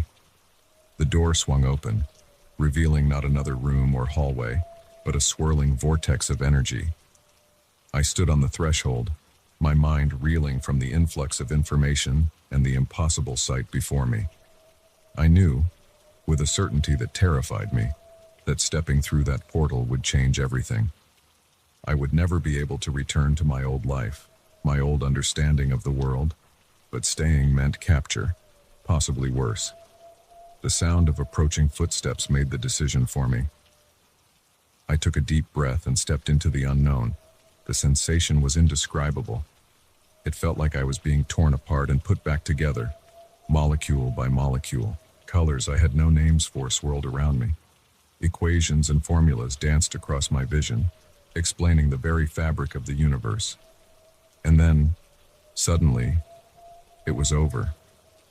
I found myself standing in a vast chamber, unlike anything I'd ever seen. The walls were made of a material that seemed to shift and change, sometimes solid, sometimes translucent. Strange machines hummed and pulsed, their purpose beyond my comprehension. "Welcome, Dr. Levine," a voice said behind me. I spun around to see Dr. Erickson standing there, but he looked different. Older, yet somehow more vital. His eyes held a wisdom and sadness that hadn't been there before. "What is this place?" I asked, my voice barely above a whisper. "What's happening?" He smiled, but it didn't reach his eyes. "This, my dear, is where we truly push the boundaries of science, where we explore realities beyond our own." As he spoke, more people entered the chamber. Some looked human, others, decidedly not. They all regarded me with a mixture of curiosity and apprehension. "You weren't supposed to find out about this," Dr. Erickson continued. "Not yet. But now that you're here, you have a choice to make." He gestured to a device on a nearby pedestal. It looked like a more advanced version of the one I'd touched in his office. "You can go back. We'll wipe your memory, and you can return to your old life." Or, or, I prompted, my heart racing. Or you can stay. Join us. Help us unlock the secrets of the multiverse. But know this, if you choose to stay, there's no going back. Your old life, everyone you've ever known or loved, will be lost to you forever.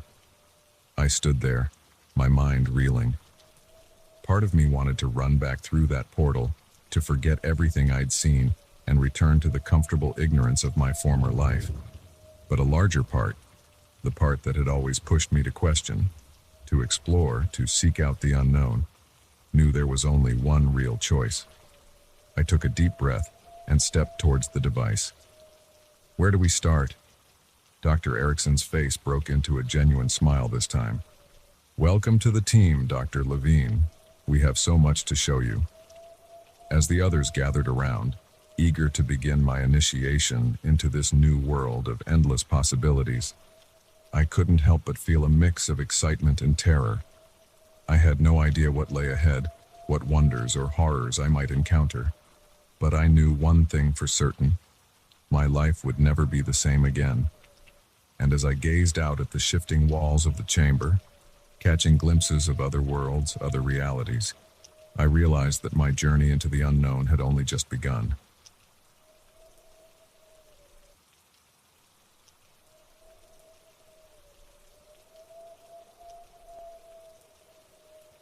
The old Victorian bed and breakfast loomed before me, its weathered facade a stark contrast to the quaint charm promised by the brochure.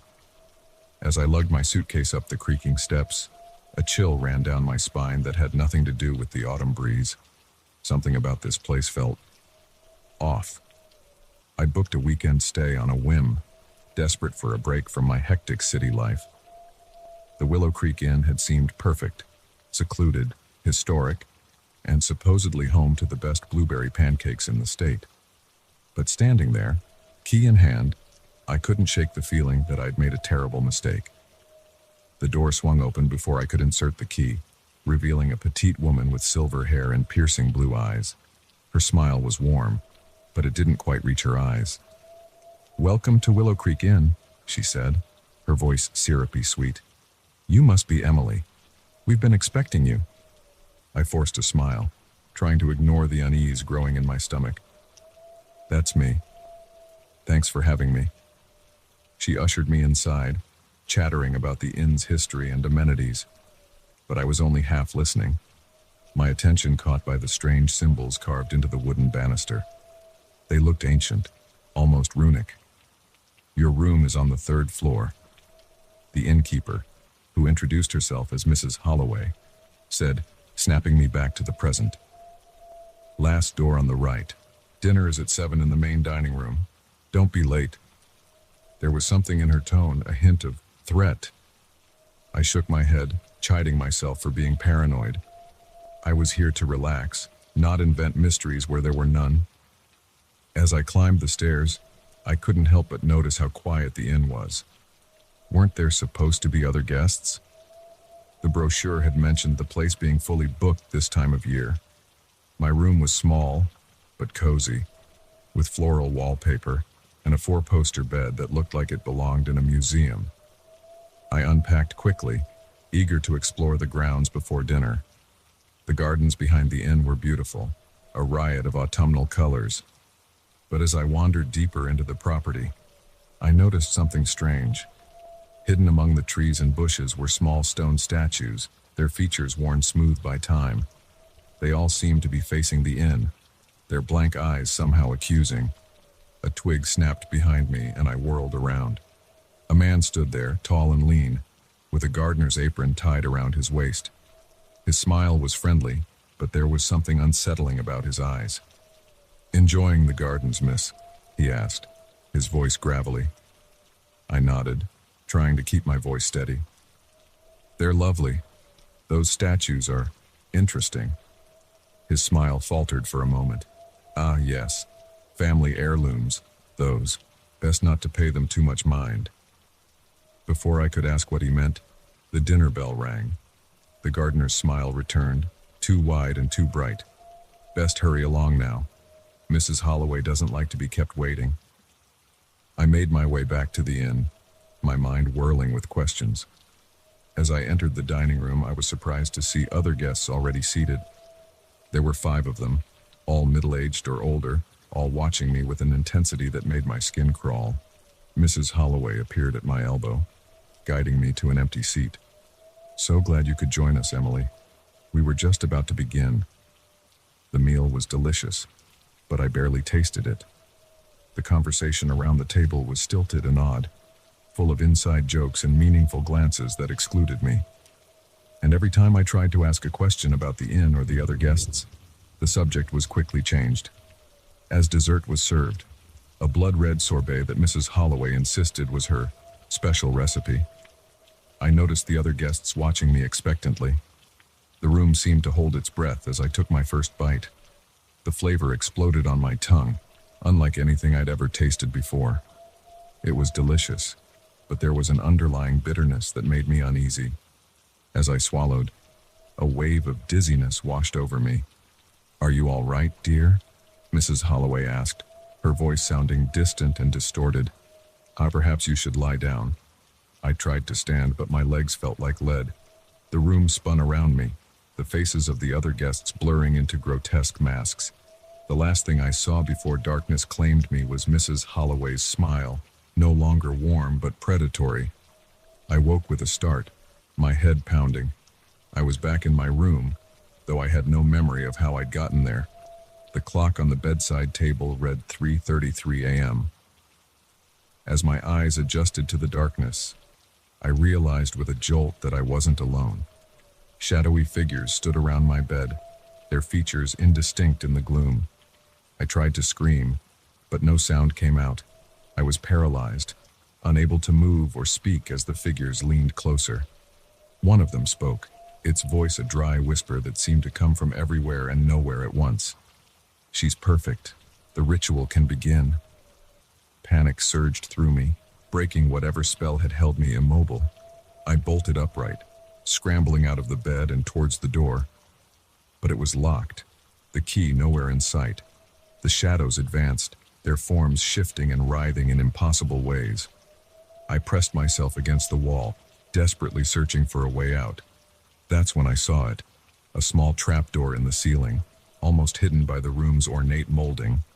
Without thinking, I grabbed the desk chair and climbed up, pushing at the trapdoor with all my strength. It gave way with a groan, and I pulled myself up into a dark, musty attic space. I could hear the shadows below, their whispers growing angry and insistent. I crawled through the darkness, cobwebs clinging to my face and arms, until I found another trapdoor. This one opened into a hallway I didn't recognize. The inn seemed to have transformed in the night. The hallways twisted and turned in ways that defied logic, and the paintings on the walls seemed to watch me as I ran past. I could hear chanting now, coming from somewhere deep within the building. I turned a corner and found myself at the top of the main staircase. The front door was just below, my chance at escape. But as I started down the steps, I saw them, Mrs. Holloway, the gardener, and the other guests, standing in a circle in the foyer. They were wearing robes now, deep crimson with those strange symbols embroidered in gold. Mrs. Holloway looked up, her eyes meeting mine. The kindly innkeeper was gone, replaced by something ancient and hungry. "There you are, my dear," she said, her voice resonating with power. "We've been waiting for you. It's time to take your place in the circle." I turned to run back up the stairs, but the shadows were there, blocking my path. I was trapped. "Why are you doing this?" I asked, my voice shaking. "What do you want from me?" The gardener stepped forward, his face twisted into a cruel smile. "We need new blood, fresh energy to keep our little arrangement going. And you, my dear, are perfect."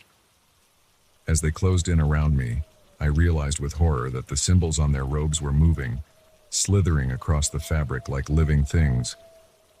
The chanting grew louder, and I could feel a pressure building in the air, like the moment before a thunderstorm. In desperation, I lashed out, pushing past Mrs. Holloway and making a break for the door. But as my hand closed around the knob, A searing pain shot through my arm. I looked down to see one of those symbols burning itself into my skin. The door swung open, but instead of the gardens and the road beyond, there was only swirling darkness. I stood on the threshold, the chanting reaching a fever pitch behind me, the darkness beckoning before me. In that moment, I understood that I had a choice to make. I could surrender to whatever ritual they had planned, become a part of this twisted place, or I could step into the unknown, facing whatever horrors lurked in that swirling void. With one last look at the grotesque faces of my would-be captors, I made my choice. I stepped forward, letting the darkness envelop me. I'd like to say that I escaped, that I found my way back to my normal life. But the truth is, I'm not sure where I am or what I've become. Sometimes I catch glimpses of other places, other realities, and sometimes, in quiet moments, I can still hear the chanting. All I know for certain is this: be careful where you choose to stay. Some inns cater to more than just weary travelers, and some vacations can last an eternity.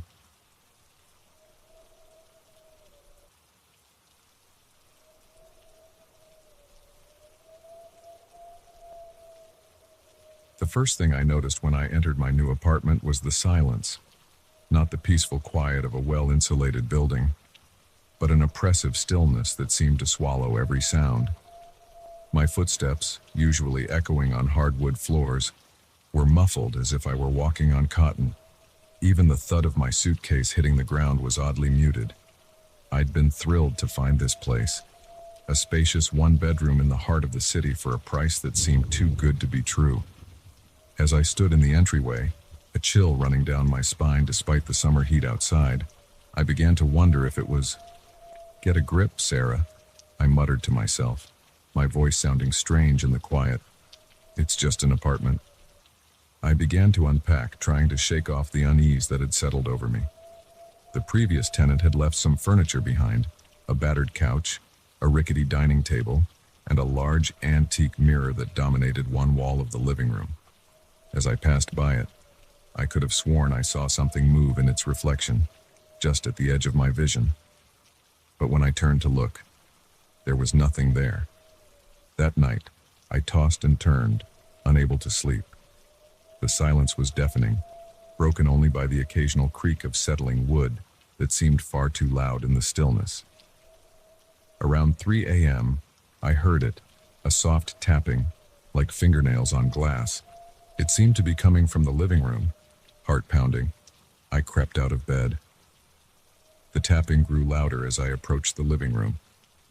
In the dim light filtering through the curtains, I could see the source, the mirror. Something was moving inside it, a dark shape that didn't match my reflection. I froze, unable to look away as the shape grew more distinct. It was a face, gaunt and pale, with eyes that seemed to glow in the darkness. A hand pressed against the glass from the other side, long fingers splayed as if trying to push through. I screamed, the sound shockingly loud in the quiet apartment. The face in the mirror twisted into a grotesque smile, and then vanished as quickly as it had appeared. I spent the rest of the night huddled in my bed, lights blazing, too terrified to sleep. When dawn finally broke, I convinced myself it had been a nightmare, a product of stress and an overactive imagination. But as the days passed, strange occurrences became impossible to ignore. Objects would move when I wasn't looking, always just slightly out of place. The tapping would come at night, sometimes from the mirror, sometimes from the walls or the windows, and always, there was that oppressive silence, as if the very air was holding its breath. I tried to leave, to break my lease and find somewhere else to live. But every time I made plans to move out, something would go wrong. My car would break down, my bank account would mysteriously empty, potential new apartments would fall through at the last minute. It was as if the building itself was conspiring to keep me there. A week turned into a month, and I found myself growing accustomed to the strangeness. I avoided looking directly at the mirror, ignored the tapping at night, pretended not to notice when things weren't quite where I'd left them. I told myself I was adapting, But deep down, I knew I was slowly losing my grip on reality. It was on a Tuesday night that everything changed. I was cooking dinner, chopping vegetables with perhaps more force than necessary, when I cut my finger. A drop of blood fell to the floor, and the apartment seemed to shudder. The silence, and ever-present, suddenly broke. A low hum filled the air, growing louder by the second. The lights flickered, and I could hear whispers coming from every corner of the room. I ran to the living room, drawn by an urge I couldn't explain. The mirror was vibrating, its surface rippling like water, and in its depths I could see them. Dozens of faces, all pale and gaunt, all wearing the same desperate expression. "Help us," they whispered, their voices a cacophony of pleading. "Free us." I stumbled backward, my mind reeling. "Who are you?" I asked, my voice shaking. "And what do you want?" One face pushed forward, becoming clearer than the rest. It was a woman, her eyes sunken and sad. "We are the ones who came before," she said, "trapped by the hunger of this place. It feeds on us, on our fear and despair.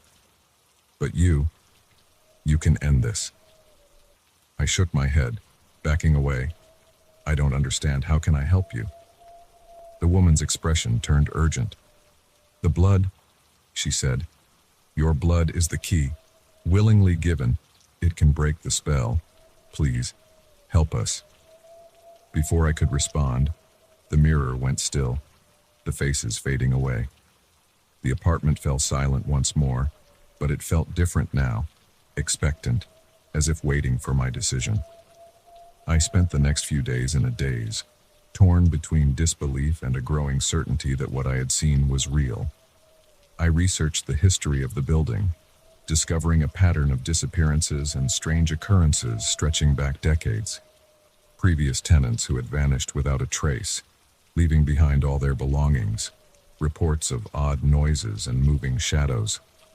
As I dug deeper, I found mentions of an old ritual, something about blood freely given under a full moon. The details were vague, but it all seemed to point to the mirror in my living room. The next full moon was in 3 days. I knew I had a choice to make.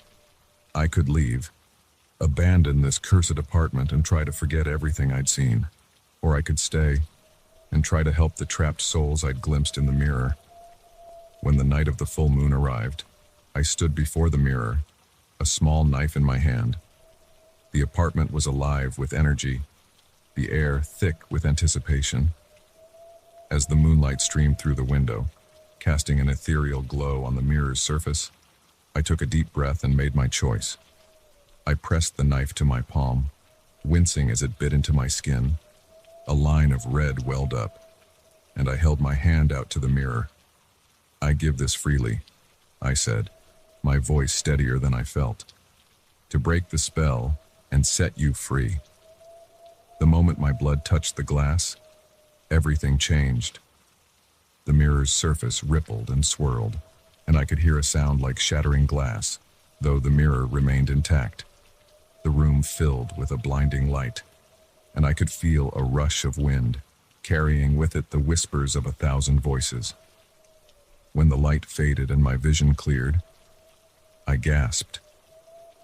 The apartment looked different, brighter somehow, as if a veil had been lifted. The oppressive silence was gone, replaced by the normal sounds of a city building. And the mirror. The mirror was just a mirror now, reflecting nothing but my own shocked face. In the days that followed, I learned the full story from my neighbors. Real, living people I had somehow never seen before.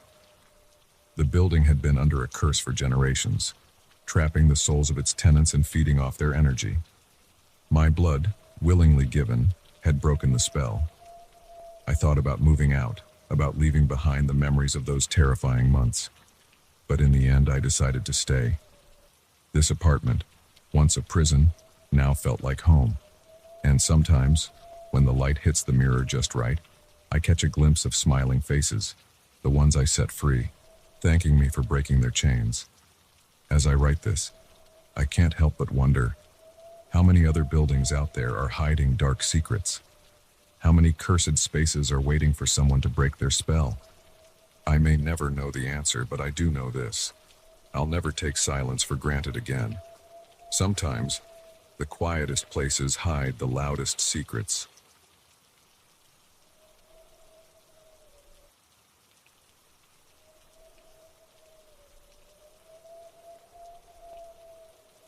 The neon sign of the 24-hour diner flickered weakly in the pre-dawn darkness, a beacon of artificial light in an otherwise desolate stretch of highway. I pushed open the glass door, the bell above it chiming softly, announcing my arrival to the near-empty establishment. It was my third night shift this week at the round-the-clock cafe, and already the place was starting to feel more familiar than my own apartment. As I tied my apron around my waist, I noticed them again.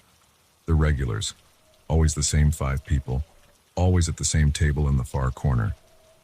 They were there every night I worked, from open to close, nursing cups of coffee that never seemed to empty.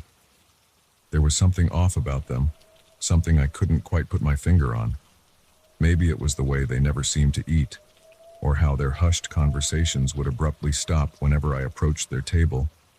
Or perhaps it was their eyes, always watching, always following my every move with an intensity that made my skin crawl. "Hey, Sarah," my coworker, Jake, called from behind the counter. "You're just in time for the graveyard special." I forced a smile, trying to shake off the unease that had settled over me. "Great, let me guess. More burnt coffee and stale donuts?" Jake chuckled, but it sounded hollow in the quiet diner. "You know it. Hey, have you noticed anything weird about those guys?" He nodded towards the corner table. I hesitated, relief flooding through me at the realization that I wasn't the only one who felt it. "Yeah, actually, they're here every night, aren't they?" Jake leaned in closer, his voice dropping to a whisper. "Not just every night. They never leave." I asked Marge about it. She works the day shift. Says she's never seen them come or go. They're just always here. A chill ran down my spine.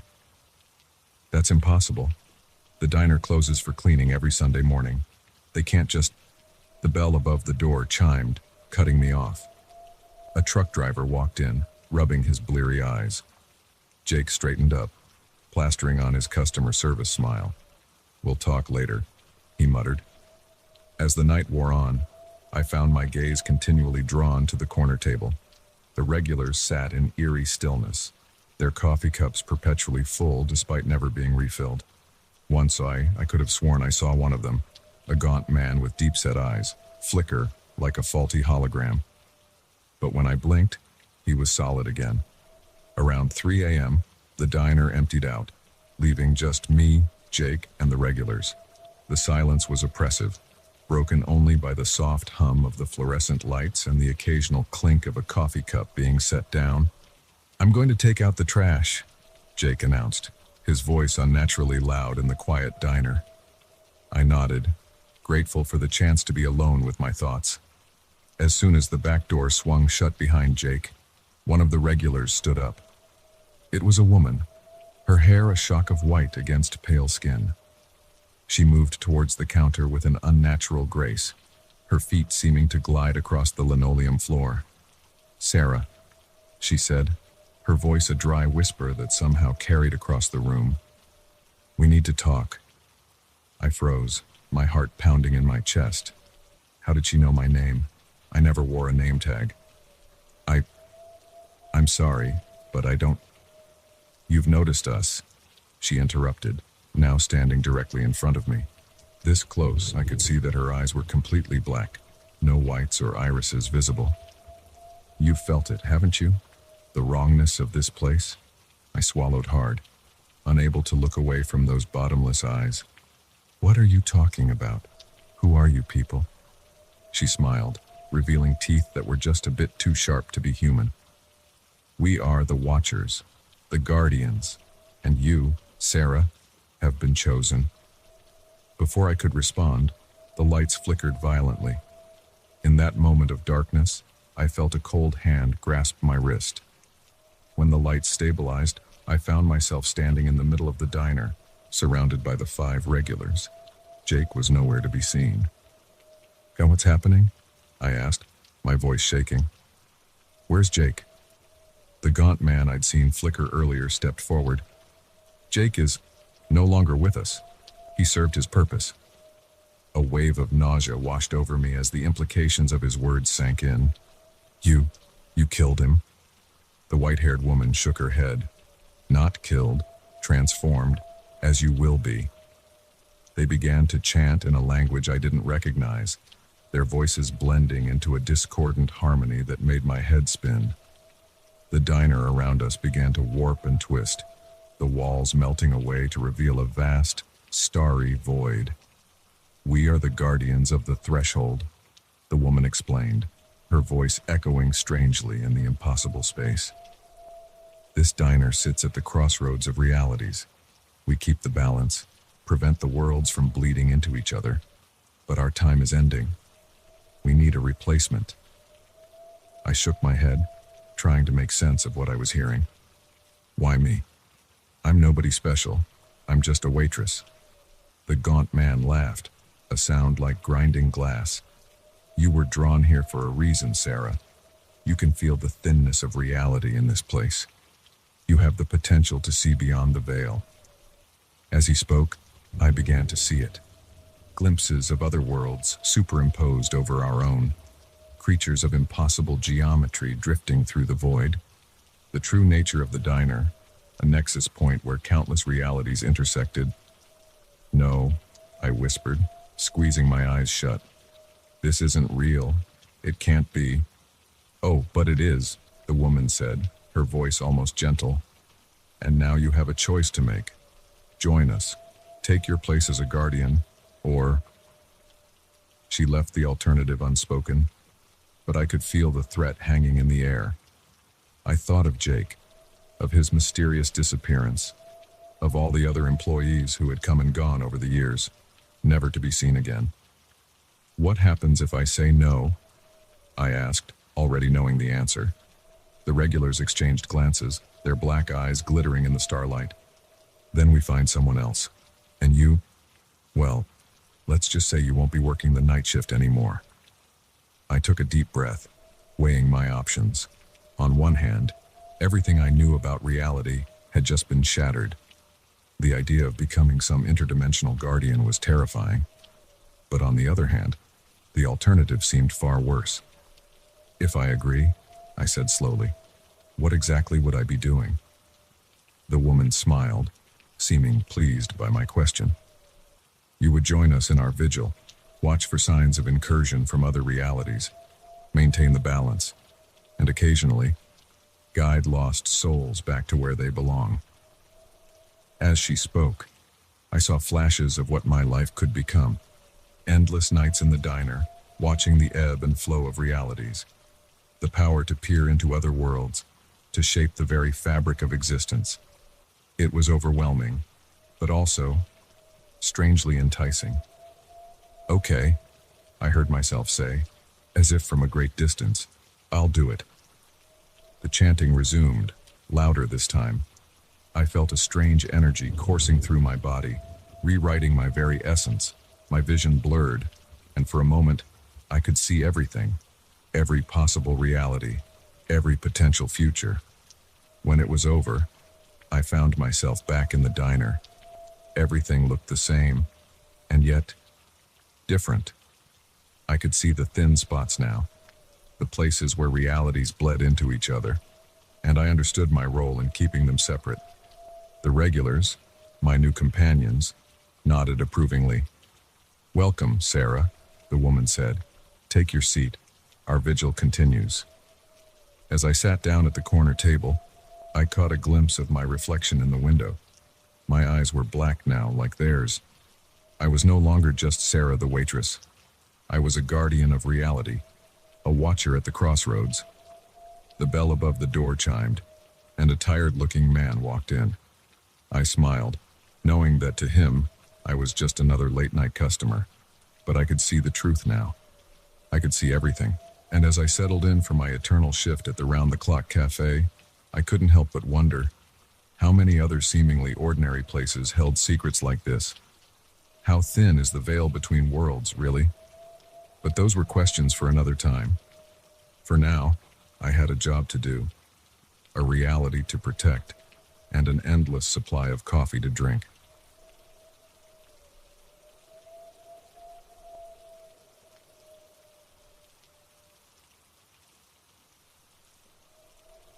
The first red flag should have been the rent, $500 a month for a spacious room in a Victorian house, utilities included, in the heart of Boston. It was too good to be true. But I was a broke college student, desperate for a place to live, and Mr. Blackwood's kind smile and grandfatherly demeanor had won me over instantly. "Welcome home, Alice," he'd said, handing me the old brass key. "I'm sure you'll be very happy here." Now, 3 months later, as I lay in my bed listening to the sounds of footsteps pacing in the room above, a room I knew to be empty, I realized just how wrong I'd been. It started small, things going missing, only to reappear in odd places. The sensation of being watched when I was alone in my room, strange scratching noises in the walls at night. I tried to rationalize it. Old houses make noises. I was stressed from exams and imagining things. But as the weeks went by, the incidents became harder to explain away. One night, I came home late from a study session to find all the furniture in my room rearranged. The heavy oak dresser that I could barely budge was now on the opposite wall. When I confronted Mr. Blackwood about it the next day, he just smiled that grandfatherly smile and said, "Oh my, you must have been very tired last night to not remember doing that yourself." But I knew I hadn't touched anything, just as I knew I hadn't written the strange symbols that began appearing on my mirror in the mornings, drawn in what looked disturbingly like dried blood. The other tenants were no help. They were all older, reclusive types who rarely left their rooms. On the rare occasions I ran into one in the hallway, they would avert their eyes and hurry past, as if afraid to be caught talking to me. It was Mara, the girl who lived in the room next to mine, who finally confirmed I wasn't going crazy. "You've noticed it too, haven't you?" she whispered one day as we passed on the stairs. Her eyes were wide, darting nervously towards Mr. Blackwood's closed office door. "The wrongness of this place?" I nodded, relief flooding through me at the realization that I wasn't alone in my fears. "What's going on here, Mara? What is this place?" She shook her head, her voice dropping even lower. "I don't know exactly, but I've been doing some research. This house, it has a history. People have been disappearing from here for decades. And Mr. Blackwood, he's been the landlord for far longer than should be possible." A chill ran down my spine. "What do you mean?" I found newspaper clippings from the 1950s mentioning him by name. He looked exactly the same then as he does now. Before I could respond, we heard the creak of Mr. Blackwood's office door opening. Mara's eyes widened in panic. "Be careful, Alice," she hissed before darting up the stairs. That night, as I lay in bed trying to process what Mara had told me, I heard it. A soft tapping on my door. Tap, tap, tap, slow and deliberate. "Who's there?" I called out, my voice shaking. No answer, just more tapping.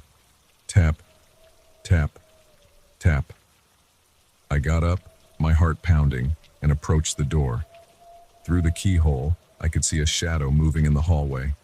A tall, hunched figure that didn't look quite human. The tapping stopped. Then, slowly, an eye appeared at the keyhole. It wasn't Mr. Blackwood's kind blue eye. This was yellow, with a slitted pupil like a cat's. It blinked once, and I stumbled back with a scream. The door burst open, and Mr. Blackwood rushed in, looking concerned. "Alice, dear, what's wrong? I heard you cry out." I looked from him to the open door, confused and terrified. There was something out there, and I saw it. He patted my hand soothingly. "Oh my, you must have been having a nightmare. There's nothing out there. See?" He gestured to the empty hallway, but as he turned to leave, I caught a glimpse of something yellow gleaming in his eyes, just for a second, before they were back to their usual blue. I didn't sleep that night, or the next. I spent my time researching the house's history, confirming everything Mara had told me and uncovering even more disturbing details. The house had been built in the 1800s by a man rumored to be involved in occult practices. Over the years, dozens of tenants had vanished without a trace. And Mr. Blackwood? The more I looked, the more I found references to him throughout the decades. Always the same name, always the same grandfatherly appearance. It was impossible. Unless I decided to confront him. I couldn't live like this anymore, jumping at every shadow, doubting my own sanity. I marched down to his office, my hand raised to knock, when I heard voices from inside. "The girl is becoming troublesome," Mr. Blackwood was saying. "She's asking too many questions." "Then perhaps it's time," replied a voice I didn't recognize. It was deep and gravelly, with an odd, echoing quality. "The stars are almost aligned. We need fresh blood for the ritual," I gasped, then clapped a hand over my mouth. But it was too late. The voices inside went silent. Then, footsteps approaching the door. I ran. Up the stairs, down the hallway, fumbling with my key as I heard Mr. Blackwood calling my name in that kindly voice that now sent shivers of terror down my spine. I slammed my door shut, locking it and pushing my dresser in front of it for good measure. My mind was racing. Ritual, fresh blood. I had to get out of here. I began throwing clothes into my backpack, my hands shaking so badly I could barely zip it closed. That's when I noticed the mirror. The symbols were back, but this time they were moving, rearranging themselves before my eyes. As I watched, horrified and transfixed, they formed words I could understand. Too late. The dresser blocking my door suddenly flew across the room as if thrown by an invisible hand. Mr. Blackwood stood in the doorway, but he didn't look grandfatherly anymore. His eyes were fully yellow now, his smile revealing teeth that were far too sharp. Now, Alice," he said, his voice overlaid with that deep, gravelly tone I'd heard in his office. "There's no need to rush off. You've been chosen for a great honor." Behind him, I could see the other tenants gathering in the hallway. Their eyes were all glowing yellow, their bodies shifting and changing into forms that were no longer human. I backed up against the wall, my heart pounding so hard I thought it might burst. This couldn't be happening. It had to be a nightmare. But as Mr. Blackwood advanced, his form growing and twisting into something monstrous, I knew this was all too real. In that moment of pure terror, something inside me snapped. A strength I didn't know I possessed surged through me. I grabbed the heavy lamp from my bedside table and swung it with all my might at the window. The glass shattered, and without a second thought, I leapt. We were only on the second floor, but the fall seemed to last an eternity. I hit the ground hard, pain shooting through my ankle, but adrenaline kept me moving. I ran into the night, not daring to look back. Behind me, I could hear inhuman shrieks and the sound of pursuit. But I didn't stop. I ran until my lungs burned and my legs felt like lead. I don't know how long I ran or how far I went. When I finally stopped, gasping for breath, I found myself in a busy part of the city I didn't recognize. The normal sounds of traffic and people felt surreal after what I'd just experienced. I never went back to that house. I reported everything to the police, but of course, they didn't believe me. When they went to investigate, they found the house empty. No sign of Mr. Blackwood or any of the other tenants. Just an abandoned old Victorian with no evidence of the horrors I'd witnessed. Sometimes, late at night, I still wake up in a cold sweat, certain I can hear that soft tapping on my door. Tap, tap, tap. And in my darkest moments, I wonder if I ever really escaped at all, or if this is just another layer of their twisted game. One thing's for certain. I'll never again be tempted by an offer that seems too good to be true. Because sometimes the real price is far higher than you could ever imagine.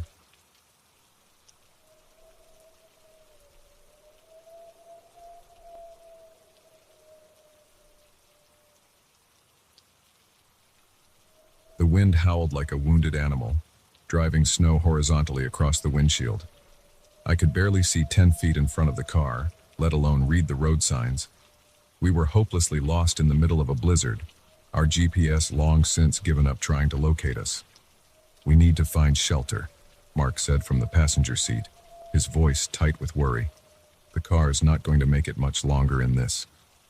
As if on cue, the engine sputtered ominously. I gripped the steering wheel tighter, squinting into the whiteout conditions. That's when I saw it, a faint glow in the distance, barely visible through the swirling snow. "Look," I pointed, hope surging through me. "Lights! There must be a building over there." I turned the car towards the glow, praying it wasn't just my imagination. As we got closer, a massive structure loomed out of the storm. It was an old ski lodge, its windows dark except for a single light burning in what looked like a lobby. "Thank God," Mark breathed as I pulled into the snow-covered parking lot. "Let's hope someone's home." We grabbed our overnight bags and made a run for the entrance, the bitter cold biting at any exposed skin. The front door was unlocked, swinging open with a creak that echoed through the cavernous lobby. "Hello?" I called out, stamping the snow from my boots. "Is anyone here?" Silence greeted us. The lobby was dimly lit by a single lamp on the reception desk, casting long shadows across the room. A thick layer of dust covered everything, and the air smelled musty, as if the place hadn't been opened in years. "This doesn't look good," Mark muttered, moving closer to me. "Maybe we should try somewhere else." I shook my head. The car's not going to start again in this cold, and we'll freeze if we try to walk. We don't have a choice. As if to emphasize my point, a particularly violent gust of wind rattled the windows. Mark nodded reluctantly. "I guess you're right, but I don't like this, Sarah. Something feels off." I couldn't argue with that. The entire lodge had an eerie, abandoned feel to it. But it was shelter from the storm, and right now, that was all that mattered. We made our way to the reception desk, hoping to find some clue about the lodge's current status. The guest book was open, its last entry dated over 5 years ago. A thin film of dust covered the pen lying next to it. "I don't think anyone's been here for a long time," I said, running my finger through the dust on the desk. Mark was examining a bulletin board on the wall. "Look at this," he called.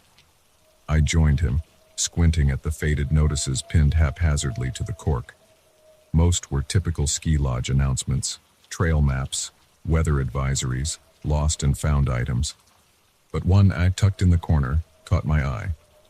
It was a newspaper clipping, yellowed with age. The headline read, "Local Legend or Deadly Truth, The Curse of Whispering Pines Lodge." I felt a chill that had nothing to do with the cold as I read the article. It spoke of mysterious disappearances over the years, of guests who checked in but never checked out. The locals blamed it on an old Native American curse, but the authorities had never found any evidence of foul play. "This has to be some kind of joke," Mark said, but his voice lacked conviction. "They probably made it up to drum up business, create a spooky atmosphere for the tourists." I nodded, trying to convince myself he was right, but I couldn't shake the uneasy feeling that had settled over me. We decided to find a room for the night, figuring we'd sort everything out in the morning when the storm had passed. The key rack behind the desk was full, so we picked one at random and headed up the grand staircase to the second floor. The room was basic but clean, with 2 twin beds and a small bathroom. It looked like it hadn't been touched since the lodge closed, perfectly preserved like some kind of time capsule. "Well, it's not the Ritz, but it'll do," Mark said, forcing a smile. "Let's get some sleep. Things will look better in the morning." I wasn't so sure about that, but I was exhausted. We settled into our separate beds, the howling wind outside serving as an eerie lullaby. I don't know how long I slept before the noise woke me. At first, I thought it was just the storm, but as I became more alert, I realized it was coming from inside the lodge. Footsteps, moving down the hallway outside our room. I sat up, my heart pounding. "Mark," I whispered. "Do you hear that?" He stirred, then sat up quickly. Footsteps. But I thought we were alone here. The steps grew closer, then stopped right outside our door. We held our breath, staring at the doorknob. Slowly, it began to turn. Mark was out of bed in an instant, pressing his weight against the door. "Who's there?" he called out, his voice shaky. No answer. Just more turning of the doorknob, more insistent now. I joined Mark at the door, adding my weight to his. "We're armed," I lied, hoping to scare off whoever was out there. "Leave us alone." The pressure on the door suddenly stopped. We listened intently, but could hear nothing but the wind outside. After what felt like an eternity, we heard footsteps again, this time moving away from our door. We stayed there, pressed against the door for several more minutes before daring to move. "What the hell was that?" Mark whispered. I shook my head, too shaken to speak. We spent the rest of the night huddled together on one bed, jumping at every creak and groan of the old building. As the first light of dawn filtered through the curtains, we made a decision.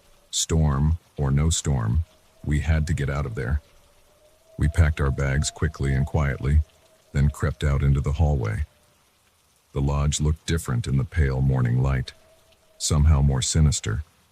Shadows seemed to move in the corners of our vision, and I could have sworn I heard whispers coming from behind closed doors. We were halfway down the grand staircase when we saw them.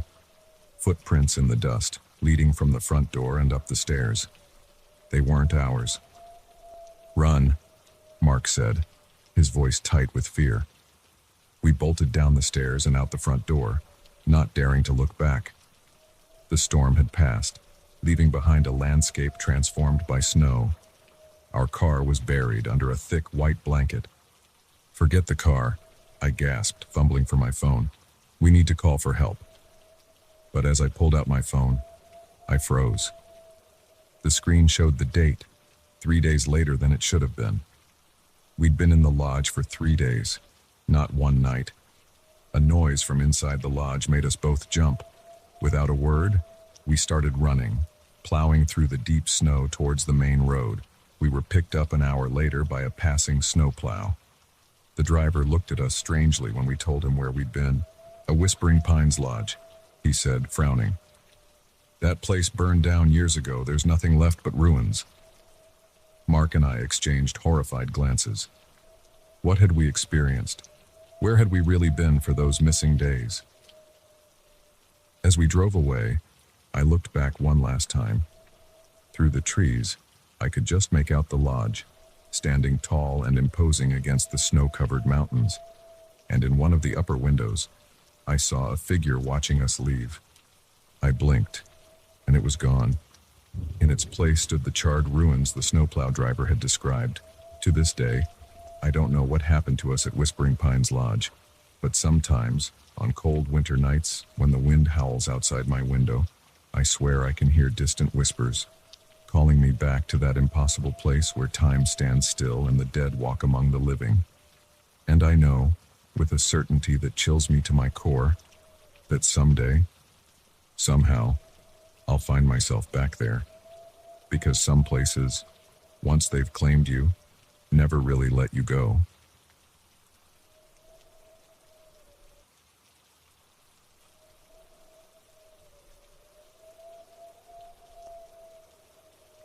The GPS blinked out just as I turned onto the unmarked dirt road. One moment it was confidently guiding me through the winding back roads of rural Pennsylvania, and the next, nothing. Static filled the screen, then went dark. I tapped it frustratedly, but the device remained stubbornly lifeless. "Great," I muttered, peering through the windshield at the dense forest surrounding me. The late afternoon sun filtered weakly through the trees, casting long shadows across the narrow road. I was already running late for my cousin's wedding, and now this.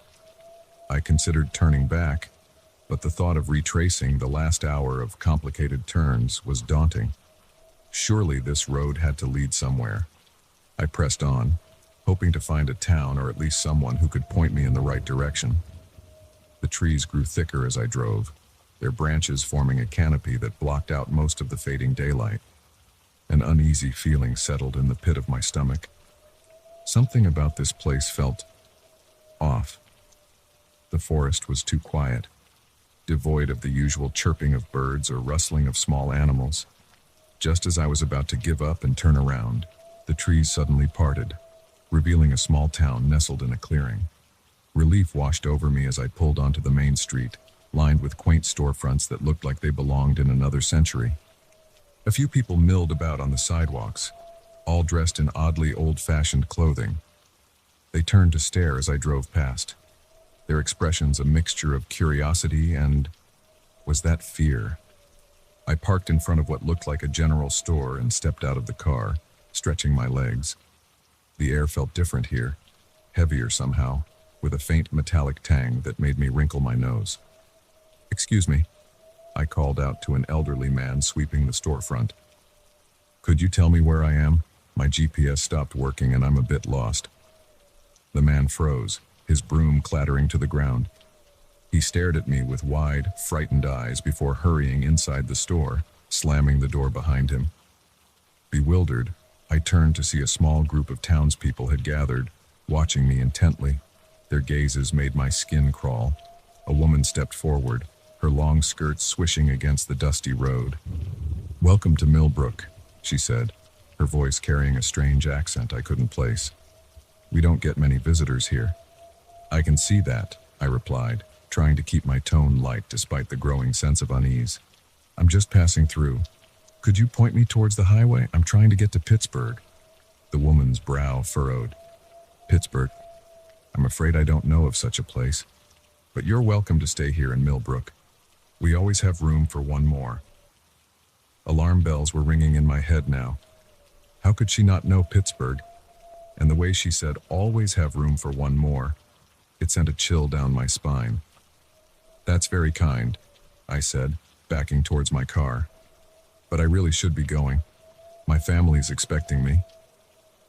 As I reached for the door handle, I felt a hand on my arm. A man had appeared beside me, his grip unnaturally strong.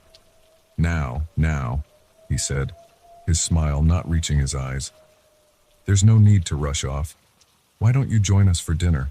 We're always eager to hear news from the outside world."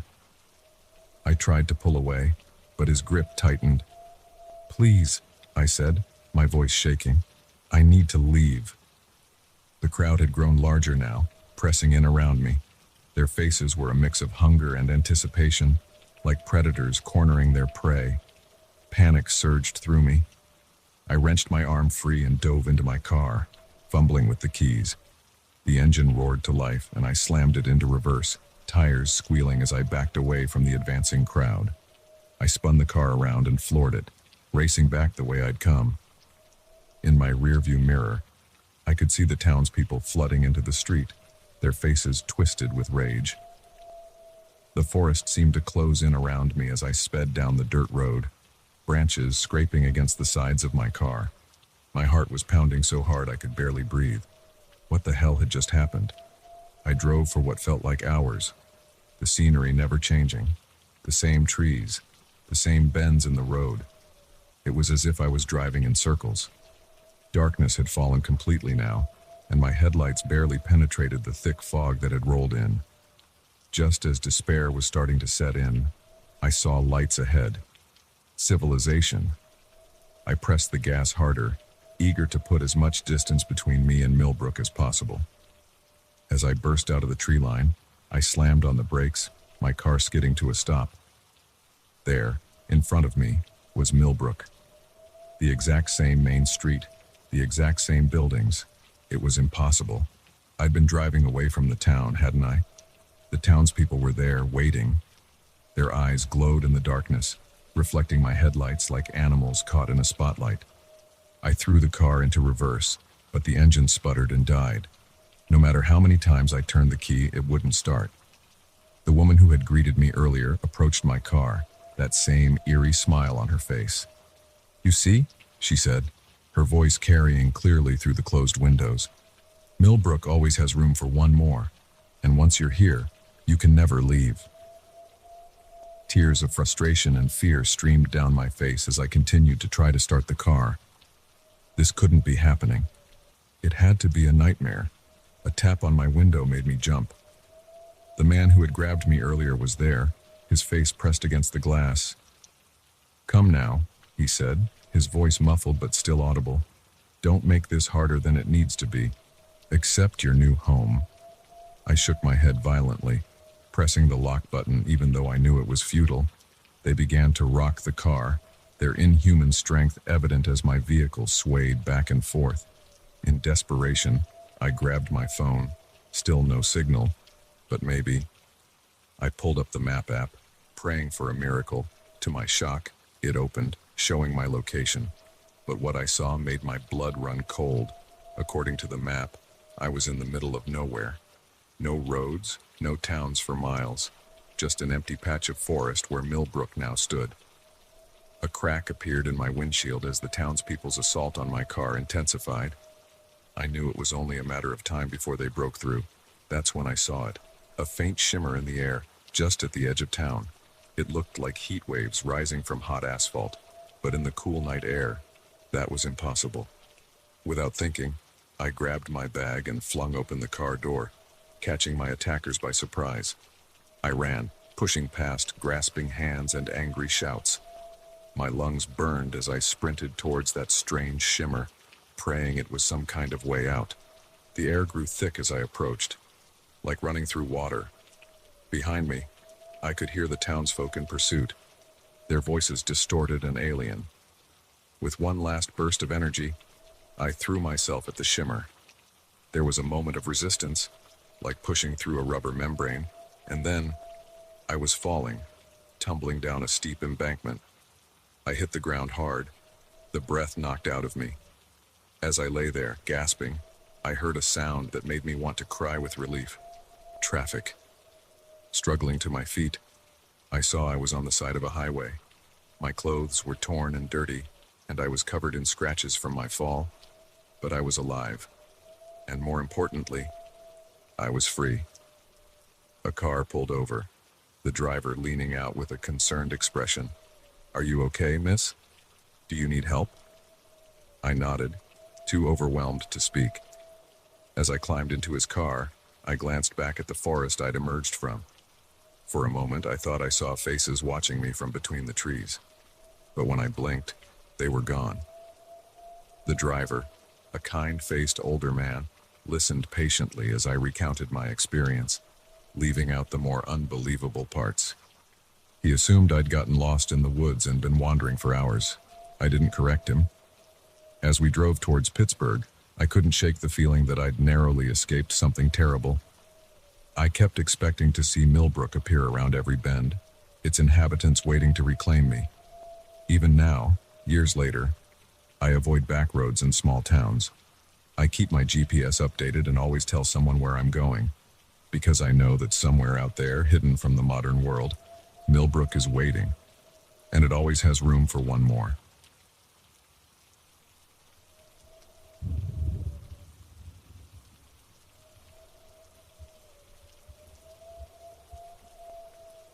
The mop hit the floor with a wet slap, echoing through the empty hallways of Pinnacle Industries. At 2 a.m., the sprawling office complex was a different world.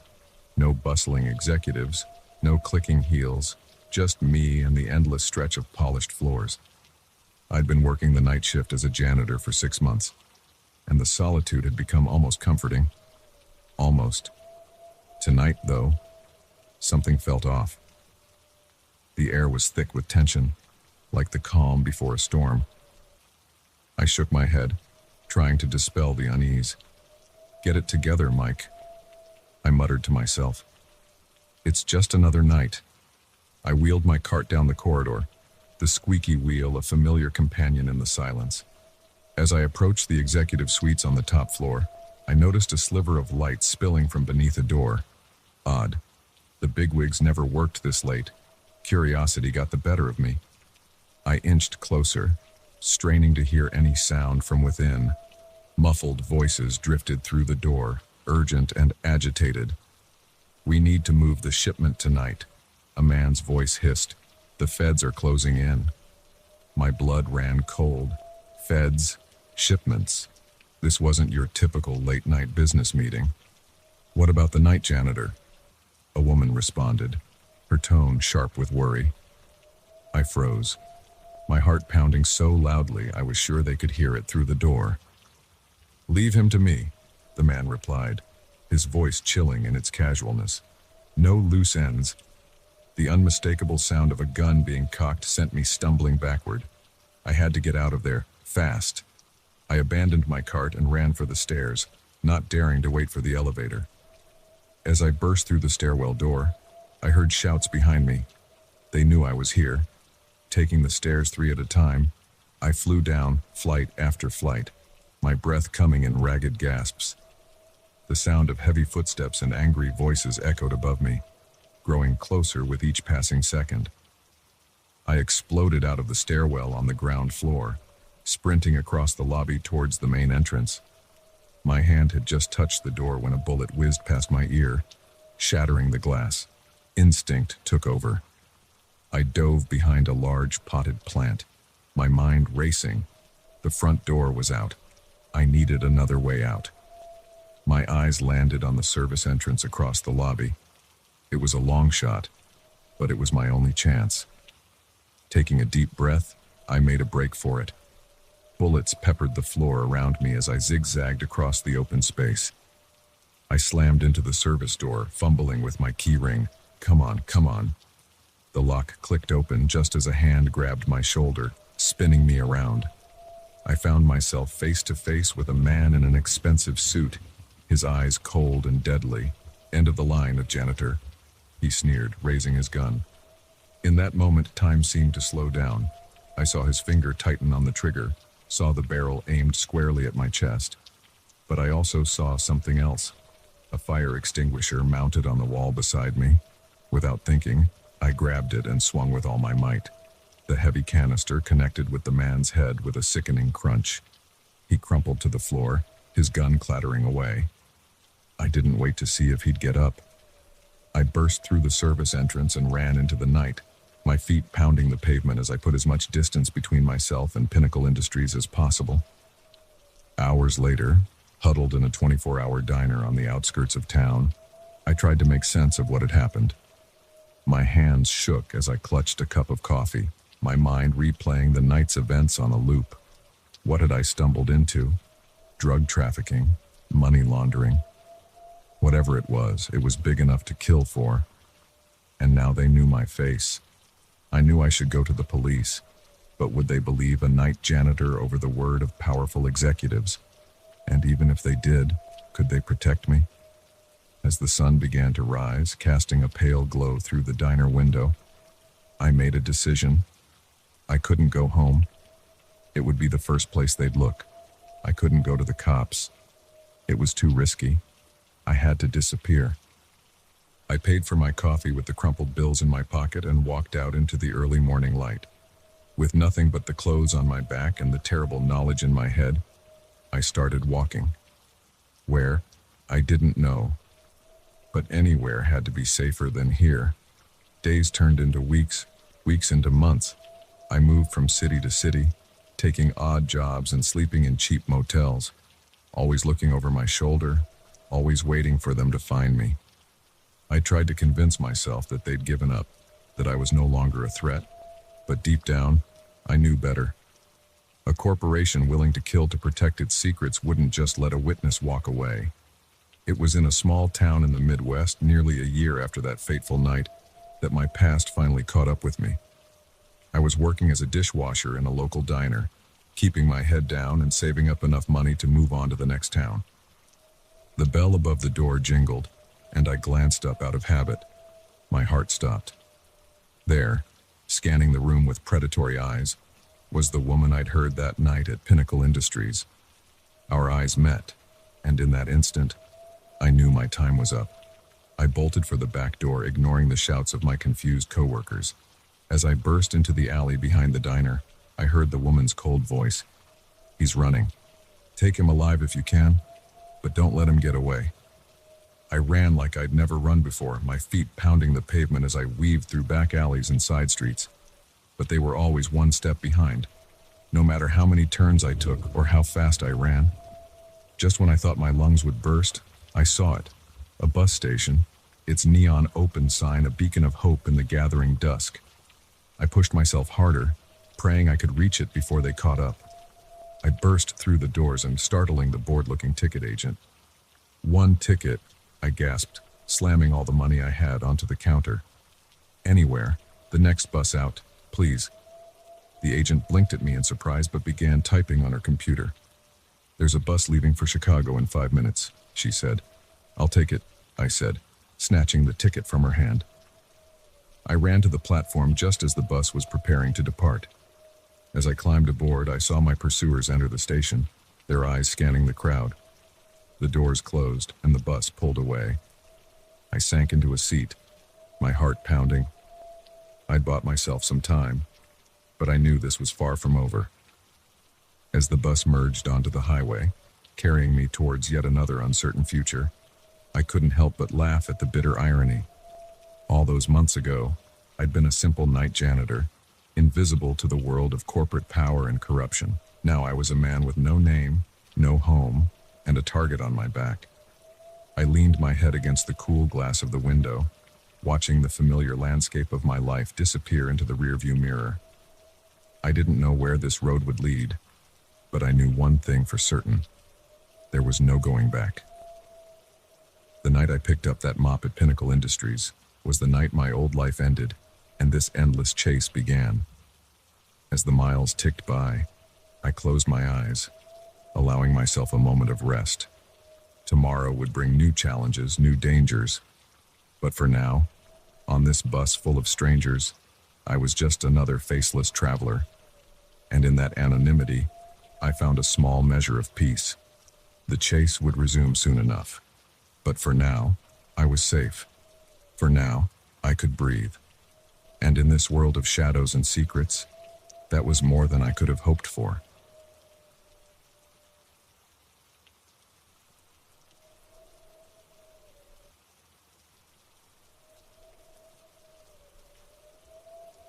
The keycard slid smoothly into the slot, and the light flashed green.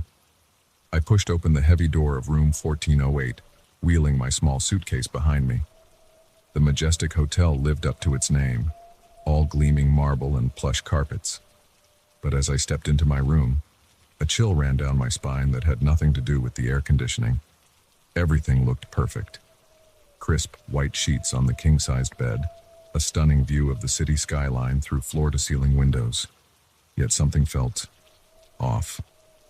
I couldn't put my finger on it, but the air seemed thick, almost oppressive. I shook my head, chiding myself for being paranoid. It had been a long day of travel, and I was tired. A good night's sleep was all I needed. As I unpacked, I noticed small oddities. The TV remote was on the left side of the bed, though I distinctly remembered putting it on the right when I first came in. A glass I was sure I'd left on the desk was now on the nightstand.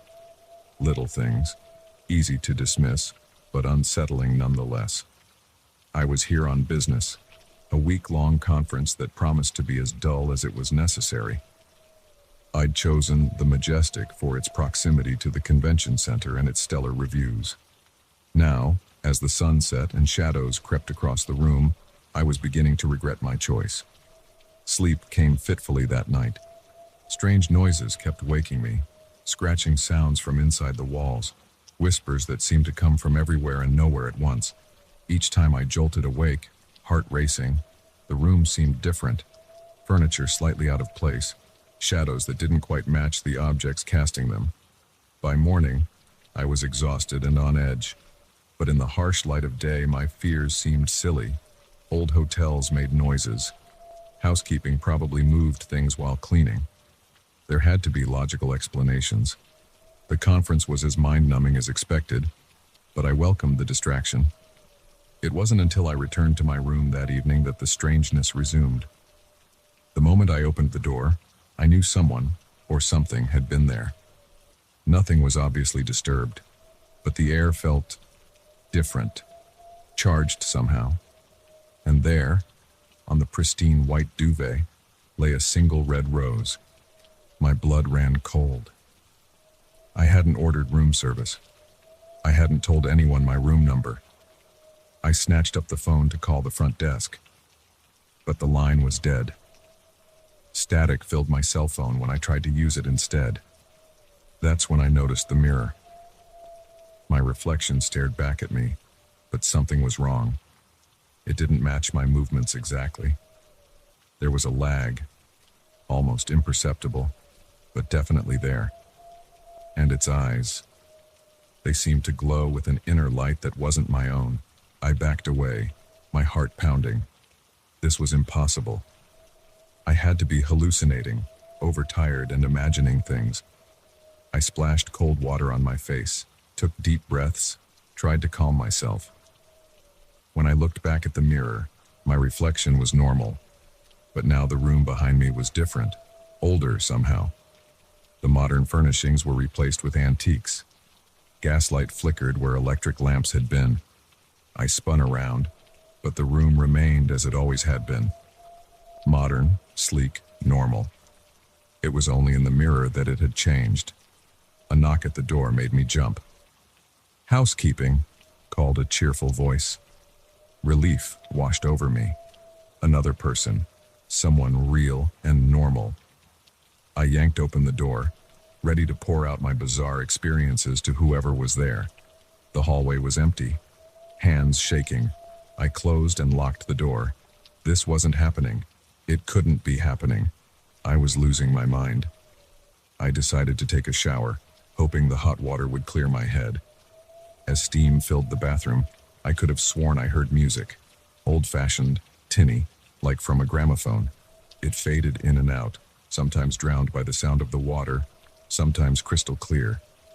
When I stepped out of the shower, the mirror was fogged up. As I wiped away the condensation, words appeared, as if written by an unseen hand. "Welcome home, darling. We've been waiting for you." I scrambled out of the bathroom, my wet feet slipping on the tile. The bedroom had transformed. Gone were the modern furnishings, replaced by heavy Victorian pieces.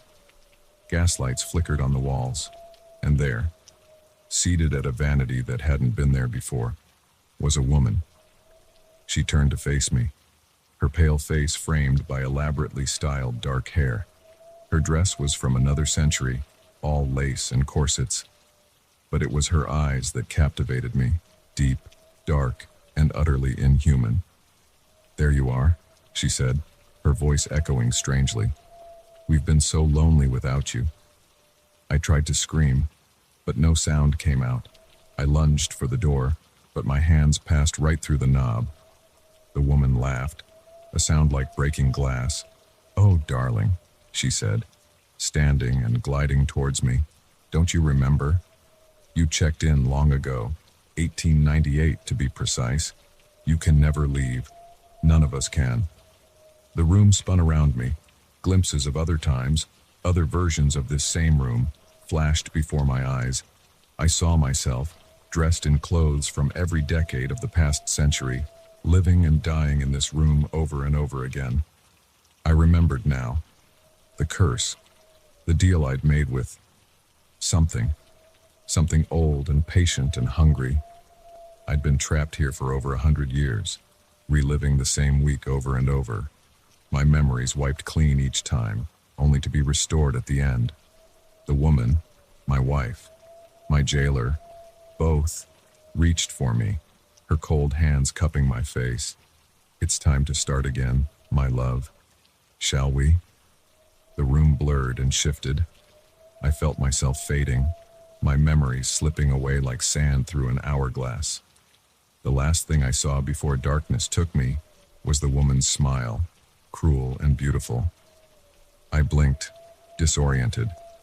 I was standing in the hallway of the majestic hotel, my suitcase beside me. I must have zoned out for a moment. Shaking my head to clear it, I slid my key card into the lock of room 1408. The light flashed green, and I pushed open the door. As I stepped inside, a chill ran down my spine that had nothing to do with the air conditioning. Everything looked perfect, but something felt Off. I shook my head, chiding myself for being paranoid. It had been a long day of travel, and I was tired. A good night's sleep was all I needed. As I unpacked, I noticed small oddities. The TV remote was on the left side of the bed, though I distinctly remembered putting it on the right when I first came in. A glass I was sure I'd left on the desk was now on the nightstand. Little things, easy to dismiss, but unsettling nonetheless. I was here on business, a week-long conference that promised to be as dull as it was necessary. I'd chosen the Majestic for its proximity to the convention center and its stellar reviews. Now, as the sun set and shadows crept across the room, I was beginning to regret my choice. In the corner of my eye, I caught a flicker of movement in the mirror, but when I turned to look, there was nothing there but my own reflection, tired and wary. For a moment, just a moment, I thought I saw something else in those familiar eyes. Something old and patient and hungry. I blinked, and it was gone. Just my imagination, I told myself. Just another night in another hotel room. But as I turned away from the mirror, I couldn't shake the feeling that I'd done this all before. That I would do it all again. And somewhere, in a place I couldn't quite reach, I heard the echo of a woman's laughter, like the sound of breaking glass.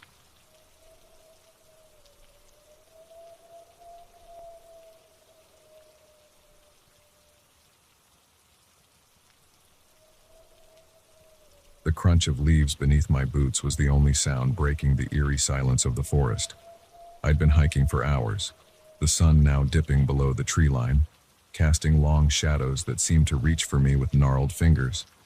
This was supposed to be a simple day hike, a chance to clear my head and enjoy the autumn colors. But as the light faded and the trail markers became harder to spot, a gnawing fear began to creep up my spine.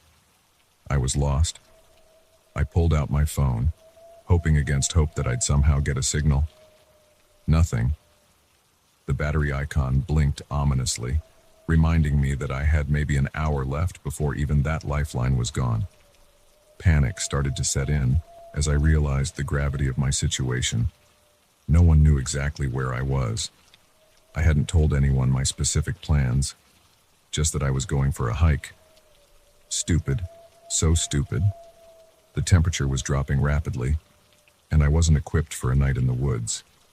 I had a light jacket, a nearly empty water bottle, and a granola bar. Not exactly survival gear. Just as I was contemplating my options, none of which seemed particularly promising, I spotted a flicker of light through the trees. Hope surged through me. Civilization, or at least, another person who might be able to help. I veered off the trail, pushing through the underbrush towards the light. As I got closer, I could make out the shape of a cabin. It was old, the wood weathered and gray, but there was definitely a warm glow coming from the windows. Relief flooded through me as I approached the porch. I raised my hand to knock, but hesitated. Something felt off. The light coming from inside didn't flicker like firelight or a lamp. It was steady, almost too steady, and had a strange bluish tint to it. Before I could decide whether to knock or retreat, the door creaked open. An old woman stood there, her face deeply lined, her white hair wild and unkempt. But it was her eyes that caught me, pale, almost colorless, and fixed on me with an intensity that made my skin crawl. Well, she said, her voice raspy like dry leaves. A visitor. How unexpected. Every instinct screamed at me to run, but I was too exhausted, too desperate for help. I'm sorry to bother you, I said, trying to keep the tremor out of my voice. I got lost on the trail and saw your light. Could you possibly point me in the direction of the ranger station? Or maybe let me use a phone?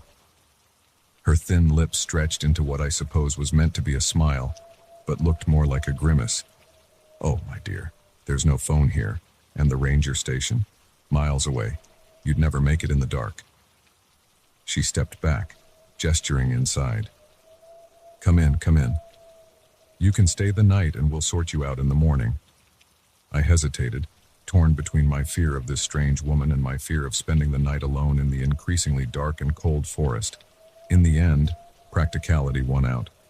I stepped inside. The interior of the cabin was odd. It was a single room, sparsely furnished with ancient-looking pieces that seemed to belong in a museum. But scattered among the antiques were incongruous items, a digital alarm clock, a modern laptop, things that looked wildly out of place in this rustic setting.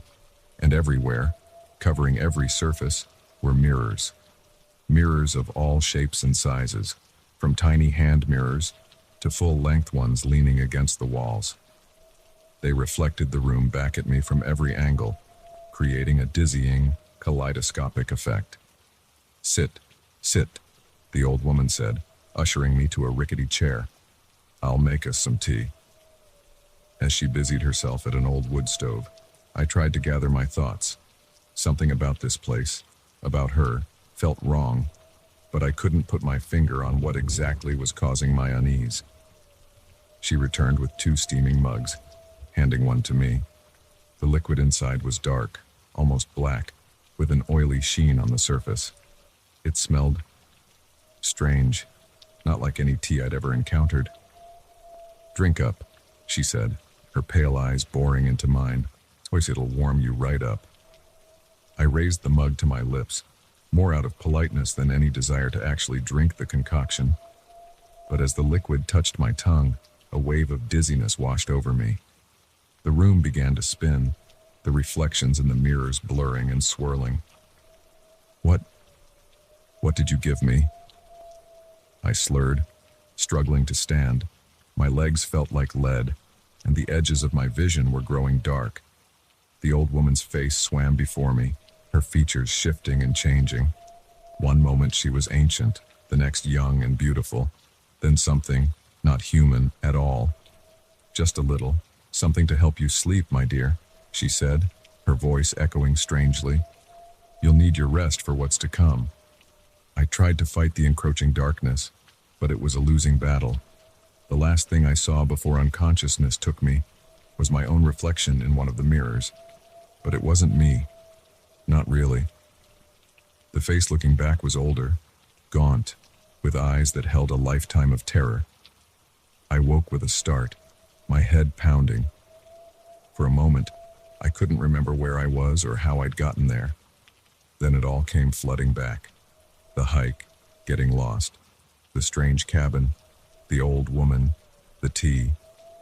I sat up, realizing I was on a narrow cot in a corner of the cabin. Sunlight streamed through the windows, dust motes dancing in the beams. The old woman was nowhere to be seen. I stood on shaky legs, my body feeling oddly stiff, as if I'd slept for far longer than one night. I made my way to the door, desperate to leave this place and find my way back to civilization. But when I stepped outside, my heart nearly stopped. The forest was wrong. The trees were taller, older, their branches twisted into unnatural shapes. The very air felt different, heavier somehow, charged with an energy I couldn't explain. I spun around, intending to grab my backpack and run, only to freeze in shock. The cabin was gone. In its place stood a circle of standing stones, ancient and weathered, covered in strange symbols that seemed to writhe and move when I wasn't looking directly at them. No, I whispered, backing away. This isn't possible. Oh, but it is, came a familiar, raspy voice. The old woman stepped out from behind one of the stones, but she wasn't old anymore.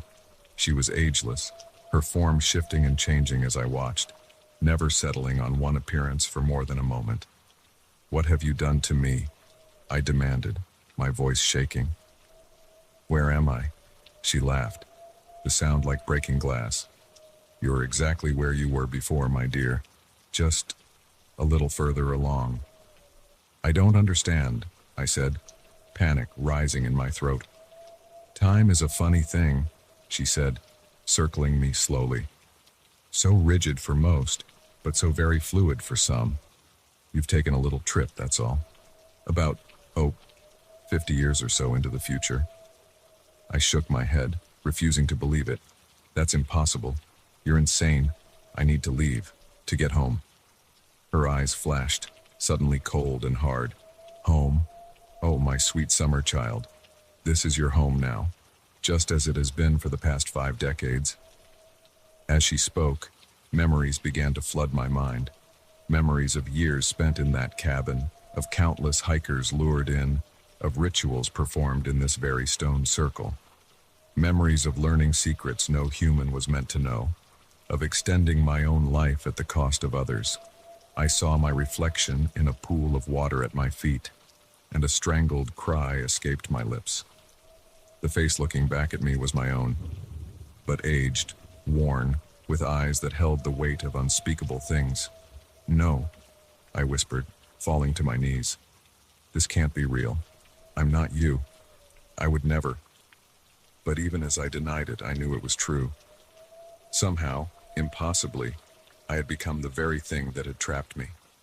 I was the old woman in the cabin, luring in lost hikers, perpetuating a cycle that had no end. Don't fight it, my older self said, her voice almost gentle now. It gets easier, in time, and we have all the time in the world. As the sun set over the twisted forest, I felt the last vestiges of my old self slipping away. The circle of stones hummed with power, and I knew that soon, another lost hiker would stumble upon a cabin in the woods, seeking help from a strange old woman, and the cycle would begin anew.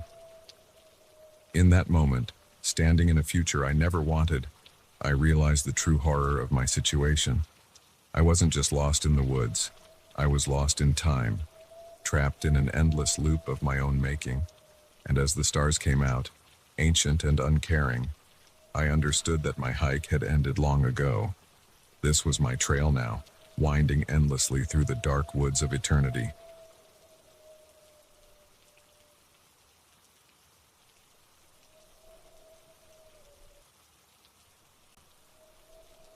The crunch of leaves under my boots was the only sound breaking the eerie silence of the forest.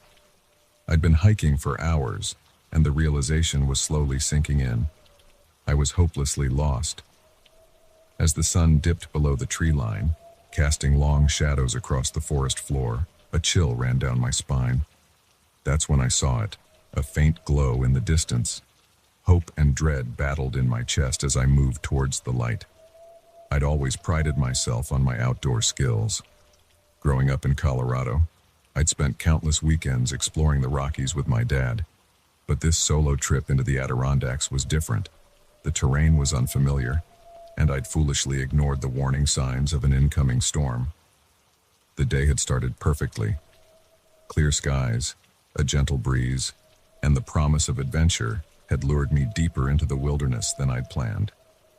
I'd been so caught up in the beauty of my surroundings that I hadn't noticed the gradual shift in the weather. By the time the first raindrops hit, I was miles off the marked trail. I'd tried to retrace my steps, but the rain had washed away any tracks I might have left. The trees all looked the same, an endless sea of green and brown. As panic set in, I'd made the cardinal mistake of every lost hiker. I'd started moving faster, more erratically, each step taking me further from safety. Now, as darkness fell, that distant light was my only hope. I pushed through the underbrush, ignoring the scratches from branches and the squelch of mud beneath my feet. The light grew stronger, and I could make out the flickering of what I hoped was a campfire. As I got closer, I slowed my pace. Something didn't feel right. The campsite, if that's what it was too quiet. No chatter, no sounds of people moving about, just the crackle of flames and an occasional metallic clang. I crouched behind a large oak, peering around its trunk. What I saw made my blood run cold. It wasn't a campsite, at least not any kind I'd ever seen before. 3 large tents formed a semicircle around a roaring fire. But these weren't the colorful nylon tents of hikers. They were heavy-duty, military-style setups, complete with camouflage netting. Around the fire, I could see crates stacked high, some open to reveal the glint of metal inside. My mind raced. What was this place? Who would set up a camp like this in the middle of nowhere? As my eyes adjusted to the dim light, I noticed movement. A man emerged from one of the tents, rifle slung over his shoulder. He was followed by another, then another. I counted 5 in total, all armed, all moving with a purpose that spoke of military training. I knew I should leave, to back away slowly and run as fast and as far as I could. But curiosity and desperation kept me rooted to the spot. These men might be dangerous, but they also might be my only chance of finding my way out of this forest. As I weighed my options, a gust of wind carried their voices to me. "The shipment's late," one man growled. "If they don't show in the next hour, we move to Plan B." "Relax," another replied. "They know the consequences of screwing us over. They'll be here." Shipment? Consequences? The pit in my stomach grew. Whatever was happening here, it was clear I'd stumbled onto something illegal and potentially deadly. I started to back away, trying to control my breathing and move as silently as possible. But in my haste, I didn't watch where I was stepping. A dry branch snapped under my foot, the crack echoing like a gunshot in the quiet forest. The men at the camp froze. Then, with practiced efficiency, they fanned out, rifles at the ready. I didn't wait to see more. I turned and ran, crashing through the underbrush with no regard for stealth. Behind me, I could hear shouts and the thunder of boots giving chase. My heart pounded in my chest as I sprinted through the dark forest. Branches whipped at my face, roots threatened to trip me with every step, but fear drove me on. I had no idea where I was going, only that I needed to put as much distance between myself and those men as possible. A bullet whizzed past my ear, splintering the bark of a tree just inches from my head. They were shooting at me. The realization gave me a new burst of speed. I zigged and zagged, using the trees for cover as best I could. I don't know how long I ran. Time seemed to lose all meaning in the chaos of the chase. My lungs burned. My legs felt like lead, but I didn't dare stop. The sounds of pursuit grew fainter, but I couldn't be sure if I was actually losing them or if they were just being more cautious in their approach. Finally, when I felt I couldn't take another step, I spotted a hollow at the base of a massive old tree. Without thinking, I dove into it, pressing myself as far back into the shadows as I could. I covered my mouth with my hand, trying to muffle the sound of my ragged breathing. Minutes passed like hours as I huddled in that hollow. Every snapping twig, every rustle of leaves sent a fresh wave of terror through me. Twice, I saw flashlight beams sweep past my hiding spot. Each time I was certain I'd be discovered, but somehow, miraculously, they passed me by. As the night wore on, the sounds of the search grew more distant. Still, I didn't move.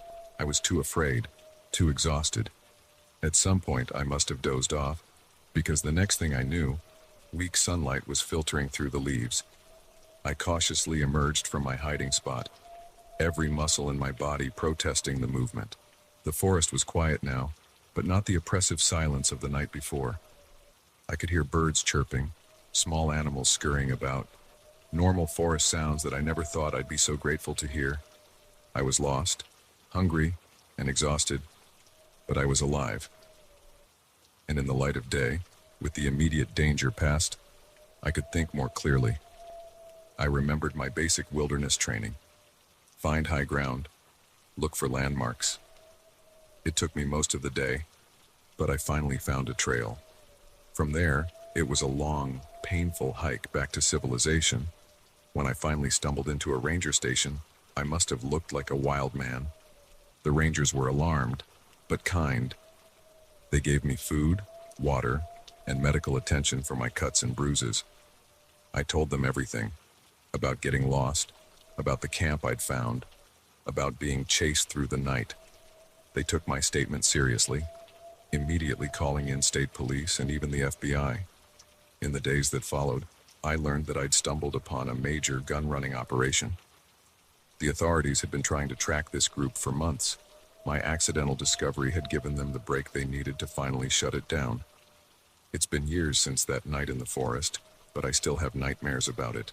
The crack of gunfire, the pounding of boots behind me, the terrifying certainty that each breath could be my last. I still hike, still love the outdoors, but I'm a lot more careful now. I always stick to marked trails, always let someone know where I'm going and when I'll be back. And sometimes, when I'm in the woods and the light starts to fade, I can't help but scan the trees, half expecting to see that distant, deceptive glow of a campfire that's anything but welcoming.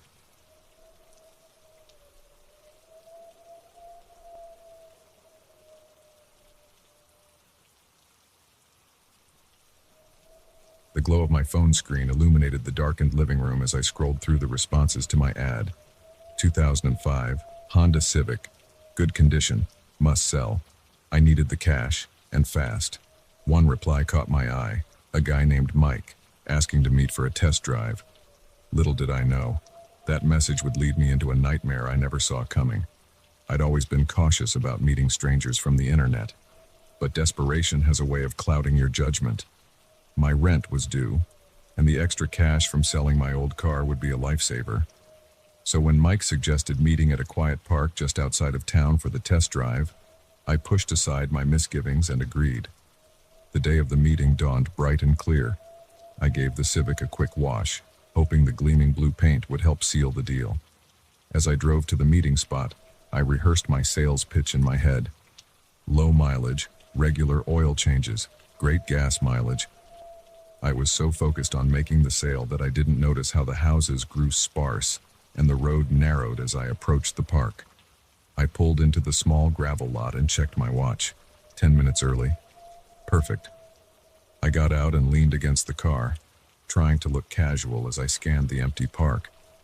It was quieter than I expected, with only the rustle of leaves and distant bird calls breaking the silence.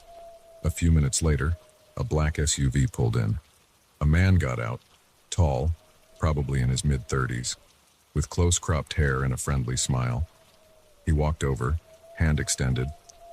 "Hey, you must be Alex. I'm Mike." We shook hands, and I launched into my rehearsed spiel about the car. Mike nodded along, asking all the right questions about mileage and maintenance.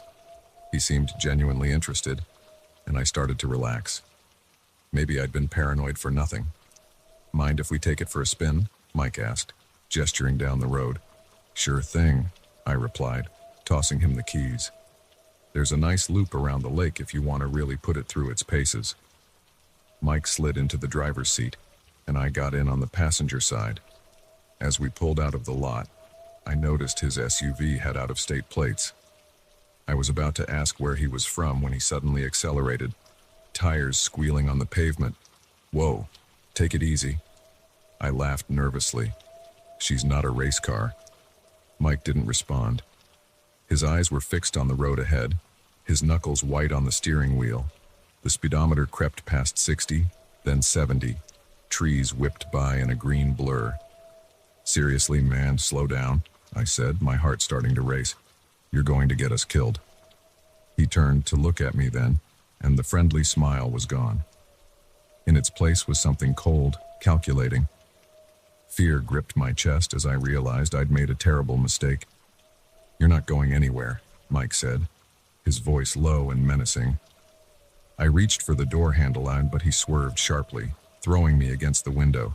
Stars exploded in my vision as my head connected with the glass. By the time I regained my senses, we were turning onto a dirt road I didn't recognize. "Listen, just take the car," I stammered. "I won't call the cops, I swear. Just let me out here." Mike laughed, a harsh sound that sent chills down my spine. "Oh, this isn't about the car, Alex. This is about you." My mind raced, trying to make sense of what was happening. Did I know this guy? Had I wronged him somehow? But I was certain I'd never seen him before today. The dirt road ended at a small clearing. An old barn stood at one end, its red paint faded and peeling. Mike stopped the car and turned to me, pulling a gun from his waistband. "Get out," he ordered, "and don't try anything stupid." On shaking legs, I got out of the car. Mike marched me toward the barn, the gun pressed against my back. As we got closer, I could hear muffled sounds coming from inside. My blood ran cold as I realized what they were. Human voices crying out in fear and pain. Mike shoved me through the barn door. The smell hit me first. Sweat, blood, and fear. As my eyes adjusted to the dim light, I saw them. At least a dozen people, men and women of various ages, all bound and gagged. Their eyes widened in terror as they saw me, another victim being added to their ranks. "Welcome to your new life, Alex," Mike sneered, shoving me to the ground. "Hope you enjoy manual labor because you're going to be doing a lot of it." As he tied my hands behind my back, the reality of my situation sank in. This wasn't a simple carjacking. I'd stumbled into something far worse, a human trafficking operation. The next few hours were a blur of fear and confusion. More men arrived, speaking in hushed tones with Mike. I caught snippets of their conversation, talk of shipments and buyers. Each word drove home the horror of what was happening. As night fell, they began loading us into a large truck. We were packed in like cattle, the air thick with the smell of unwashed bodies and terror. I tried to stay calm, to think of a way out, but panic clouded my thoughts. The truck rumbled to life and we began to move. Through a small crack in the truck's panel, I could see flashes of the world outside, trees, then buildings, then open highway. We were leaving the city, heading who knows where. Hours passed. People around me sobbed quietly or sat in stunned silence. I flexed my wrists against the rope, feeling it bite into my skin. If I could just get free, maybe I could, jump from a moving truck. Even if I survived the fall, I had no idea where we were. Suddenly, the truck swerved sharply. I was thrown against the wall, pain exploding in my shoulder. There were shouts from outside, the screech of tires. We came to an abrupt stop, the force sending us tumbling over each other. For a moment, there was silence. Then, chaos erupted. The back of the truck flew open, and bright lights flooded in. I squinted against the glare, making out the shapes of armed figures swarming into the truck. "Police, everyone stay calm." Relief washed over me in a dizzying wave. Somehow, miraculously, we'd been found. As an officer cut the ropes from my wrists, the full weight of what I'd just been through hit me. I broke down, sobbing uncontrollably. The next few days were a whirlwind of police statements, medical checkups, and tearful reunions with my frantic family. I learned that the police had been tracking this trafficking ring for months. My chance encounter with Mike had led them right to the operation's heart. Mike, whose real name turned out to be Eric Lawson, was arrested along with several others. The park where we'd met was a common pickup point for their victims. They'd been using online marketplaces to lure people to remote locations, counting on the victims' desire for a good deal to override their caution. As I sat in my living room, staring at the "For Sale" sign still propped against my old Civic in the driveway, I couldn't shake the feeling of how close I'd come to disappearing forever.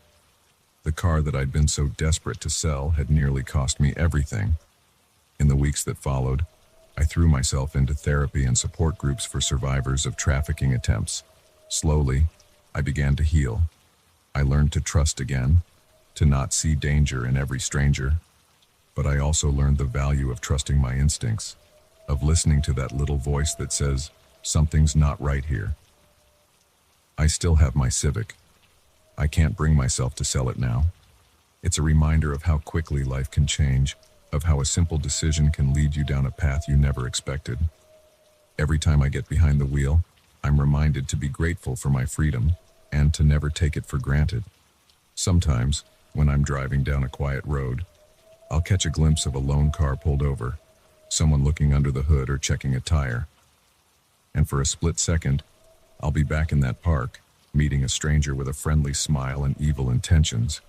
In those moments, I say a silent prayer for all those who weren't as lucky as I was, and I promise myself to always be vigilant, to always be aware. Because the truth is, danger doesn't always announce itself. Sometimes it comes with a smile and a handshake, with a too-good-to-be-true offer. And sometimes, the difference between safety and unimaginable horror is as simple as where you choose to meet a stranger for a test drive.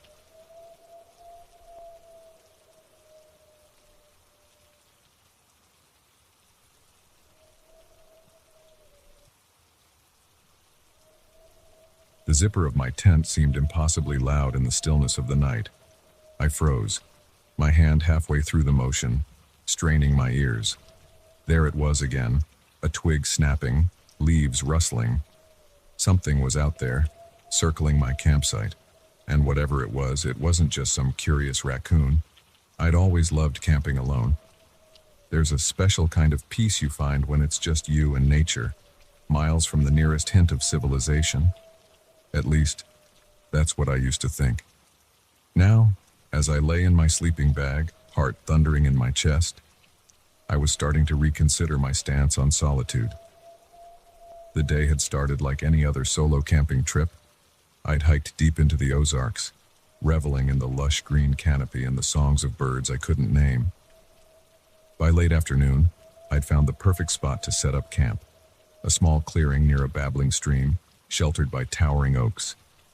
As I'd pitched my tent and gathered firewood, I'd felt that familiar sense of contentment wash over me. This was where I belonged, away from the noise and stress of city life. I'd cooked a simple meal over the campfire, watching the sunset paint the sky in brilliant oranges and pinks. But as darkness fell, an uneasy feeling had started to creep in.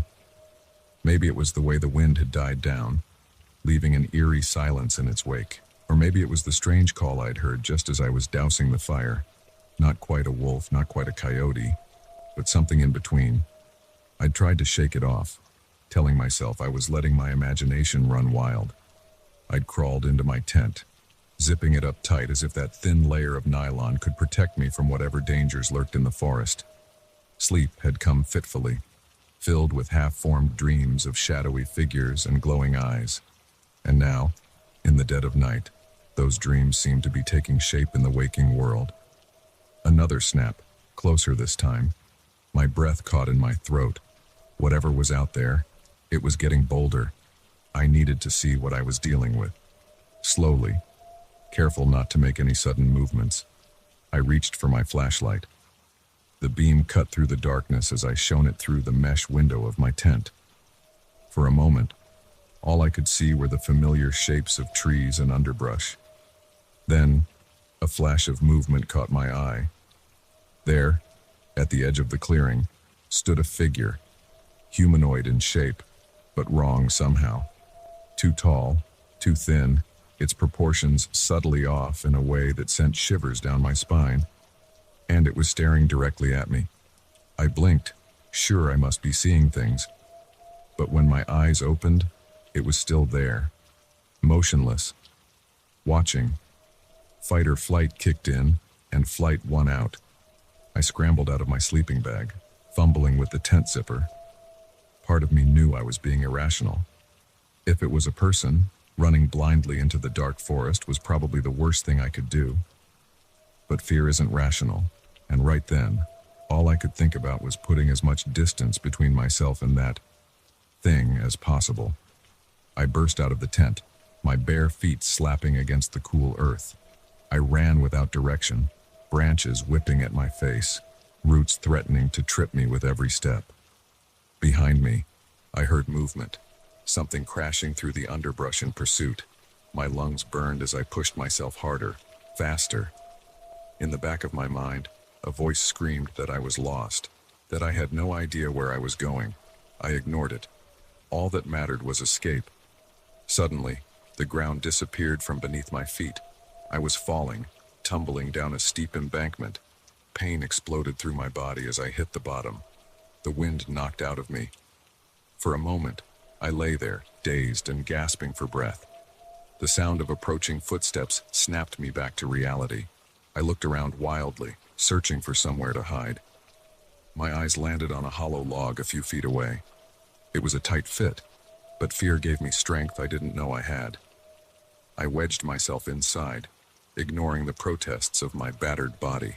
From my hiding spot, I watched with wide eyes as a pair of feet came into view. They were bare, pale in the moonlight, with toes that seemed too long, too pointed.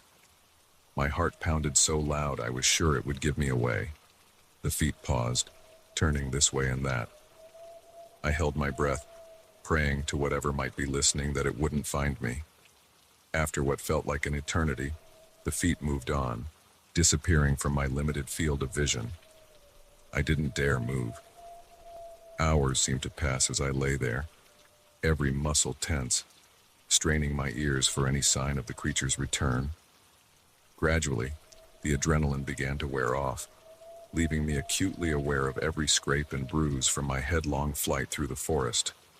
As the sky began to lighten with the first hints of dawn, I finally allowed myself to relax a fraction. Whatever that thing was, it seemed to have given up the chase.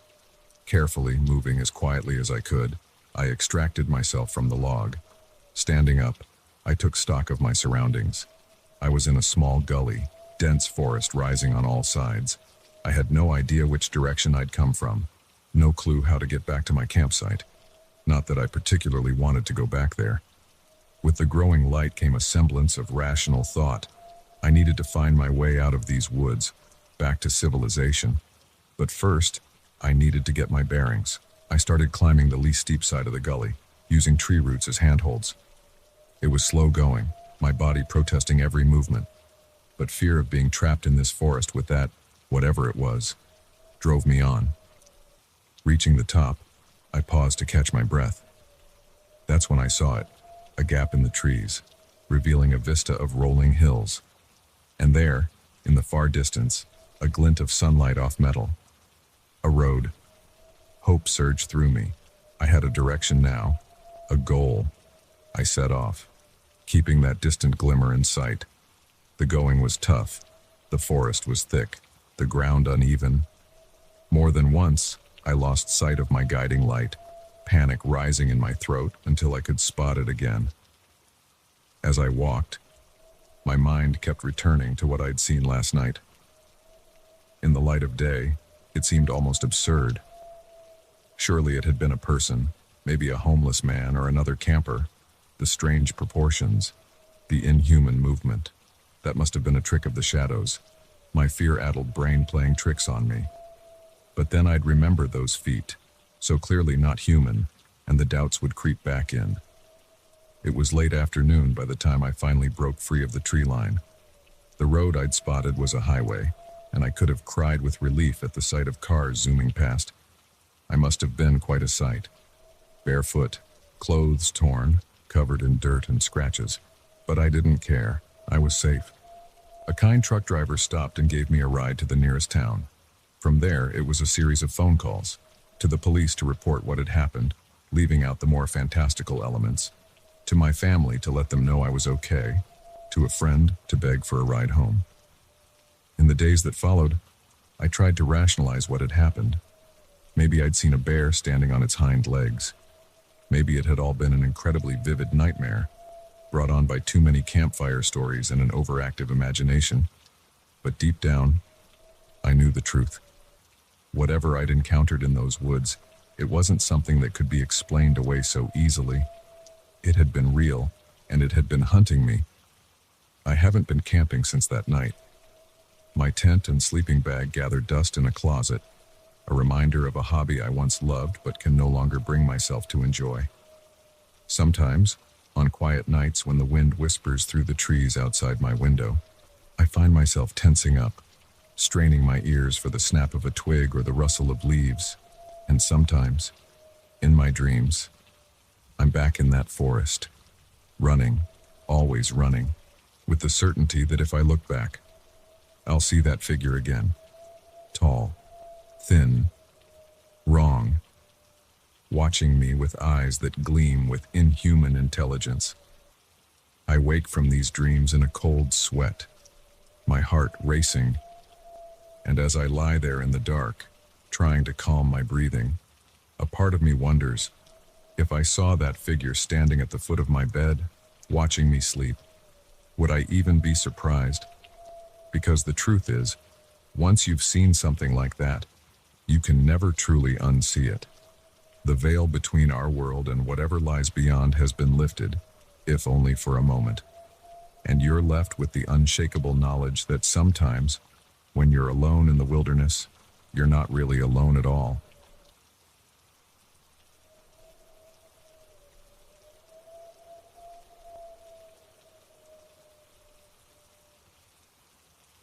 The key felt unnaturally heavy in my hand as I stood before the towering oak doors of the Blackwood mansion.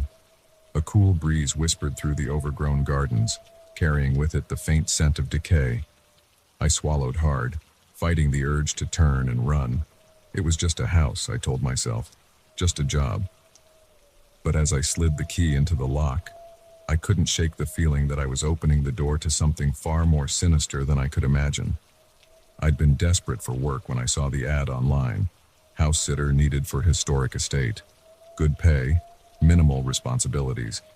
It had seemed too good to be true, and maybe it was, but beggars can't be choosers, and my bank account was screaming for relief. The owners, Mr. and Mrs. Blackwood, were an elderly couple who split their time between their various properties. They'd conducted the interview over video chat, their faces partially obscured by poor lighting and worse internet connection. They seemed nice enough, if a bit eccentric. Their instructions had been simple: maintain the grounds, ensure the house stays in good condition, and under no circumstances enter the east wing of the third floor. That last bit had raised a red flag, but the promise of a generous paycheck had quickly silenced my doubts.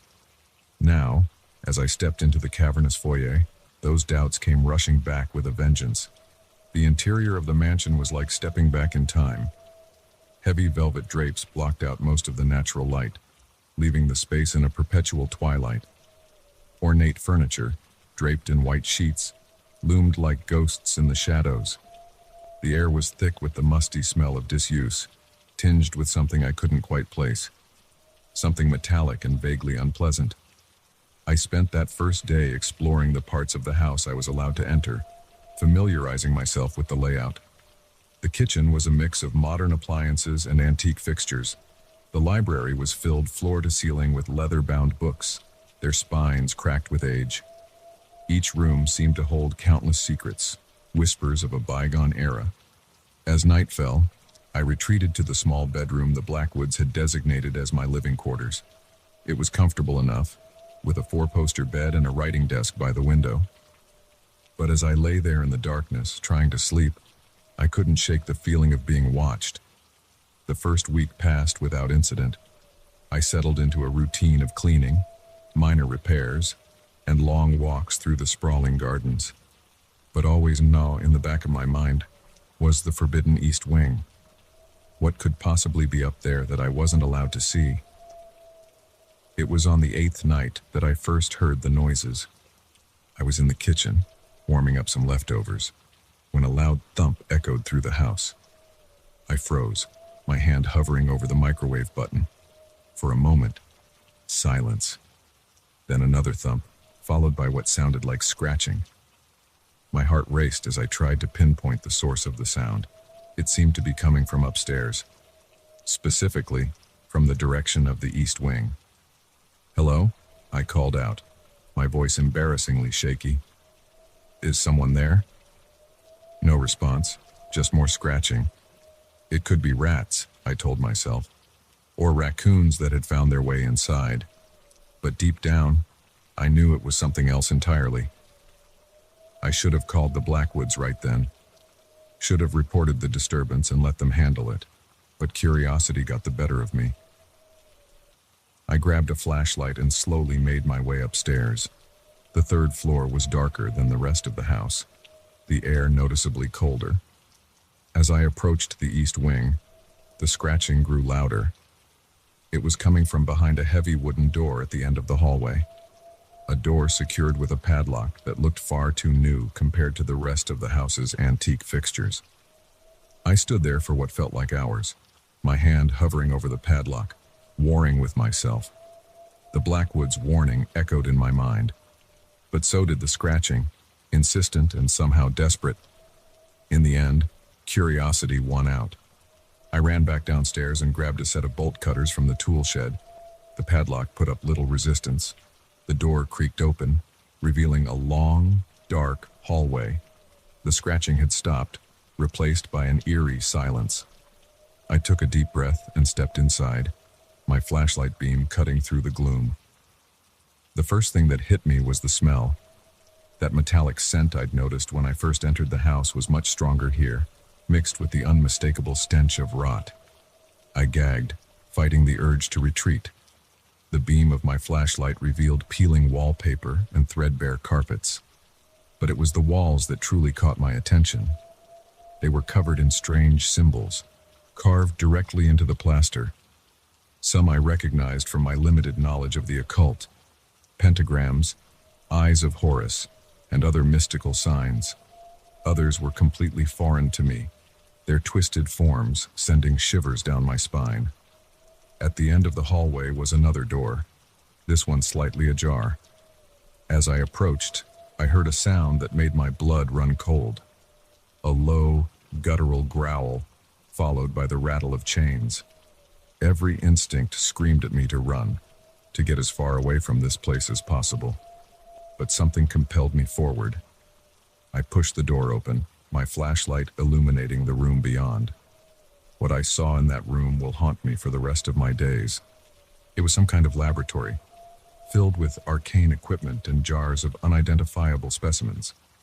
In the center of the room was a large metal table, and on that table, I still struggle to describe it. It was vaguely humanoid, but wrong in every possible way. Its limbs were too long, joints bending at impossible angles. The skin was a sickly gray, stretched tight over a frame that seemed to be constantly shifting, and its face, God, its face. Where there should have been features, there was only a mass of writhing tentacles. The creature was chained to the table, but as my light fell upon it, it began to thrash wildly. The chains groaned under the strain, and then it spoke, in a voice that was somehow both a whisper and a scream. Free me. I stumbled backward, my mind reeling. This couldn't be real. It had to be some kind of hallucination, a waking nightmare brought on by stress and isolation. But the creature's struggles were all too real. One of the chains snapped with a sound like a gunshot. I didn't wait to see what would happen next. I turned and ran, slamming the door behind me. I flew down the stairs, my only thought to get out of the house. But as I reached the foyer, I came face to face with Mr. and Mrs. Blackwood. They stood there, eerily calm, as if finding their house sitter fleeing in terror was an everyday occurrence. Mr. Blackwood's eyes flicked to the bolt cutter still clutched in my hand, and his expression hardened. "You've seen it, haven't you?" Mrs. Blackwood asked, her voice devoid of emotion.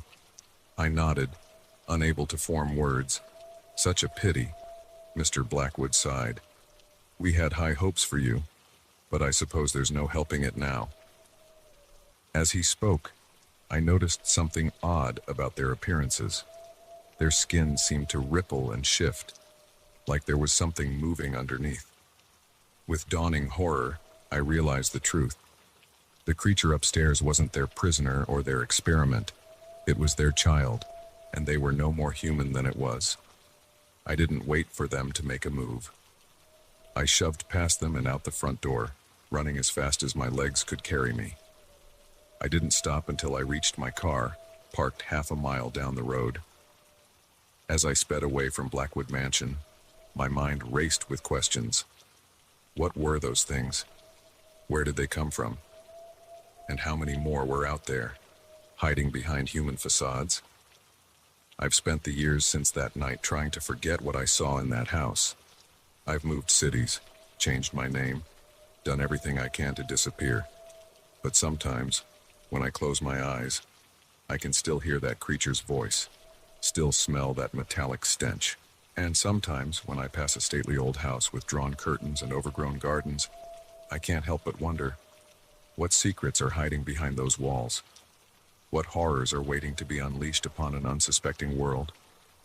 I may never know the full truth about the Blackwoods and their monstrous offspring, but one thing I know for certain, I'll never again take a job without asking a lot more questions first. Because sometimes, the most terrifying things aren't the monsters hiding in the shadows. They're the ones hiding in plain sight, wearing human faces and offering you the key to their home.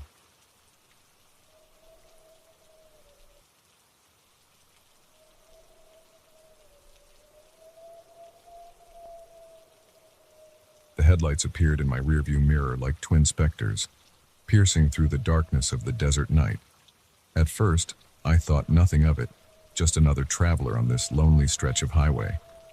But as the minutes ticked by and the car behind me maintained its unnervingly constant distance, a seed of unease began to grow in the pit of my stomach. Little did I know, this was the beginning of a night that would push me to the very edge of terror and survival. I'd been driving for hours, making my way across the vast expanse of Nevada on my way to a new job in California. The monotony of the desert landscape had long since blurred into a never-ending sea of scrub brush and sand, broken only by the occasional neon oasis of a gas station or diner. It was late, well past midnight, and fatigue was starting to set in. I'd been considering pulling over at the next rest stop to catch a few hours of sleep when those headlights first appeared. At the time, I was almost grateful for their presence. Another soul out here in the middle of nowhere. It made me feel a little less alone. But as the miles rolled by and the car behind me neither passed nor fell back, that initial comfort morphed into something else entirely. I found myself glancing more and more frequently at my rearview mirror, trying to make out any details of the vehicle or its driver. The glare of the headlights made it impossible to see anything clearly, just a dark silhouette that seemed to grow more menacing with each passing minute. I tried to rationalize it. Maybe they were just as tired as I was, using my taillights as a guide to stay on the road. Or perhaps they were nervous about passing on this narrow two-lane highway. But no matter how I tried to explain it away, that nagging feeling of wrongness persisted. Deciding to test my theory, I eased off the gas, letting my speed drop from 70 to 60, then 50. The car behind me slowed to match, maintaining that same eerie distance. My heart rate picked up, and I felt a bead of sweat trickle down my spine despite the cool air blasting from the AC. I sped up again, pushing my old sedan to 80, then 90. The headlights stayed with me, growing neither closer nor farther away. It was like they were tethered to my bumper by some invisible cord. This is crazy, I muttered to myself, easing back down to a legal speed. You're letting your imagination run wild. It's just a car. But even as I said it, I knew deep down that this was anything but normal. I fumbled for my phone, thinking to call, who? The police. Out here, in the middle of nowhere. What would I even say? Help. I'm being followed by a car that's keeping its distance. They'd laugh me off the line.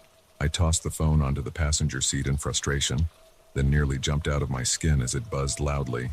Unknown number. My finger hovered over the answer button, a war between curiosity and fear raging in my mind. In the end, fear won out. I let it go to voicemail.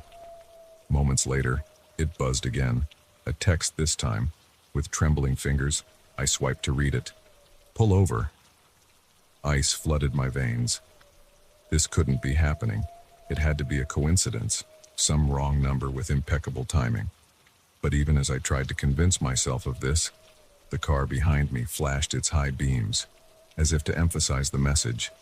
Fight or flight kicked in, and I chose flight. I stomped on the accelerator, my car's engine whining in protest as I pushed it to its limits. The speedometer crept past 100, the desert landscape outside becoming a dark blur. But no matter how fast I went, those headlights stayed with me. Impossibly, they seemed to be getting closer now, the glare filling my rearview mirror, blinding me. I was so focused on the rearview mirror that I almost missed the sharp bend in the road ahead. I wrenched the steering wheel, tires squealing as I barely made the turn. For a heart-stopping moment, I thought I was going to flip, but somehow I maintained control. The headlights behind me swung wide, and for a brief, hopeful moment, I thought I'd lost them, but they recovered quickly, once again taking up their position behind me. My phone buzzed again. Against my better judgment, I glanced at it. You can't escape. A sob of fear escaped my throat. This wasn't real. It couldn't be real. These things didn't happen in real life. Up ahead, I saw Salvation, a gas station, its fluorescent lights cutting through the darkness like a lighthouse beacon. I didn't care that it looked old and run down. It was civilization, safety. I took the exit at speeds that sent my car fishtailing. gravel pinging against the undercarriage as I skidded into the parking lot. I screeched to a halt next to a gas pump and leapt out of the car, ready to run inside and beg for help. But as I turned back to the road, my blood ran cold. There was no one there. The highway stretched out, empty and silent in both directions. No headlights, no menacing car, nothing. Had I imagined it all? Was I so tired that I'd conjured up this entire scenario in my fatigued mind? Shaken and confused, I made my way inside the gas station.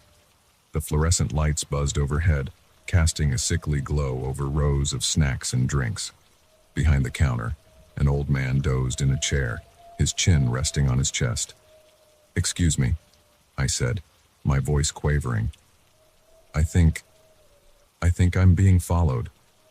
The old man's eyes cracked open, regarding me with a mixture of annoyance and concern. "Followed, you say?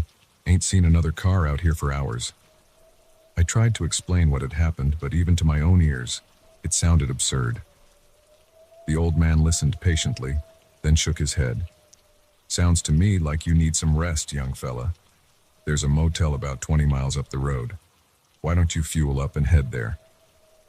Feeling foolish but still shaken, I nodded and went back outside to pump gas. As the numbers on the pump ticked upward, I scanned the dark highway, half expecting to see those headlights reappear. But there was nothing. I paid for the gas and a large coffee, then got back on the road, determined to make it to the motel. The old man's words had reassured me somewhat, and I was starting to believe that maybe I had just let my imagination get the better of me. That belief lasted all of 5 minutes. As I merged back onto the highway, a pair of headlights appeared in my rearview mirror, seeming to materialize out of thin air. My heart, which had just begun to slow, immediately began racing again. "No," I told myself, "it's just another car. There's nothing sinister about it." But as the minutes ticked by and the car maintained that same precise distance, I felt the panic begin to rise again. My palms grew sweaty on the steering wheel, and I found myself pressing harder on the gas pedal. My phone buzzed. With a trembling hand, I picked it up. "Did you really think you could hide?" A scream caught in my throat. This wasn't happening. It couldn't be happening. I tossed the phone aside and focused all my attention on driving. The motel. I just had to make it to the motel. 20 miles. I could do this. But with each passing mile, the headlights seemed to grow closer. I could swear I saw a figure behind the wheel now, a dark shape with eyes that reflected the light like an animal's. 15 miles. 10. 5. The motel's neon sign appeared in the distance, a beacon of hope. I was going to make it. And then, just as the exit for the motel came into view, my engine sputtered and died. "No, no, no," I cried, frantically turning the key. The engine wheezed but wouldn't catch. I looked in the rearview mirror. The headlights were almost upon me now. In desperation, I threw open my door and ran, abandoning my car in the middle of the road. I sprinted towards the motel, my lungs burning, my legs feeling like lead. Behind me, I heard a car door slam. Footsteps, fast and heavy, pursuing me. I reached the motel parking lot and risked a glance back. What I saw nearly stopped my heart. The figure chasing me wasn't human. It was tall, impossibly tall, with limbs that were too long and moved in ways that defied anatomy. Its face, if you could call it that, was a void, a black hole that seemed to absorb all light. I crashed through the motel office door, screaming for help. The night manager looked up in shock, but before he could say anything, the thing burst in behind me. What happened next is a blur. I remember screaming, a struggle, the sound of breaking glass, and then darkness. I woke up in a hospital 3 days later. They told me I'd been in a car accident, that I'd been hallucinating from a head injury. They found my car wrapped around a guardrail 5 miles from the motel. But I know what I saw. I know what chased me. Sometimes, late at night, I'll see headlights in my rearview mirror. And for a moment, just a moment, they'll maintain that precise, impossible distance. And I'll wonder, is it happening again? Or did it ever really stop?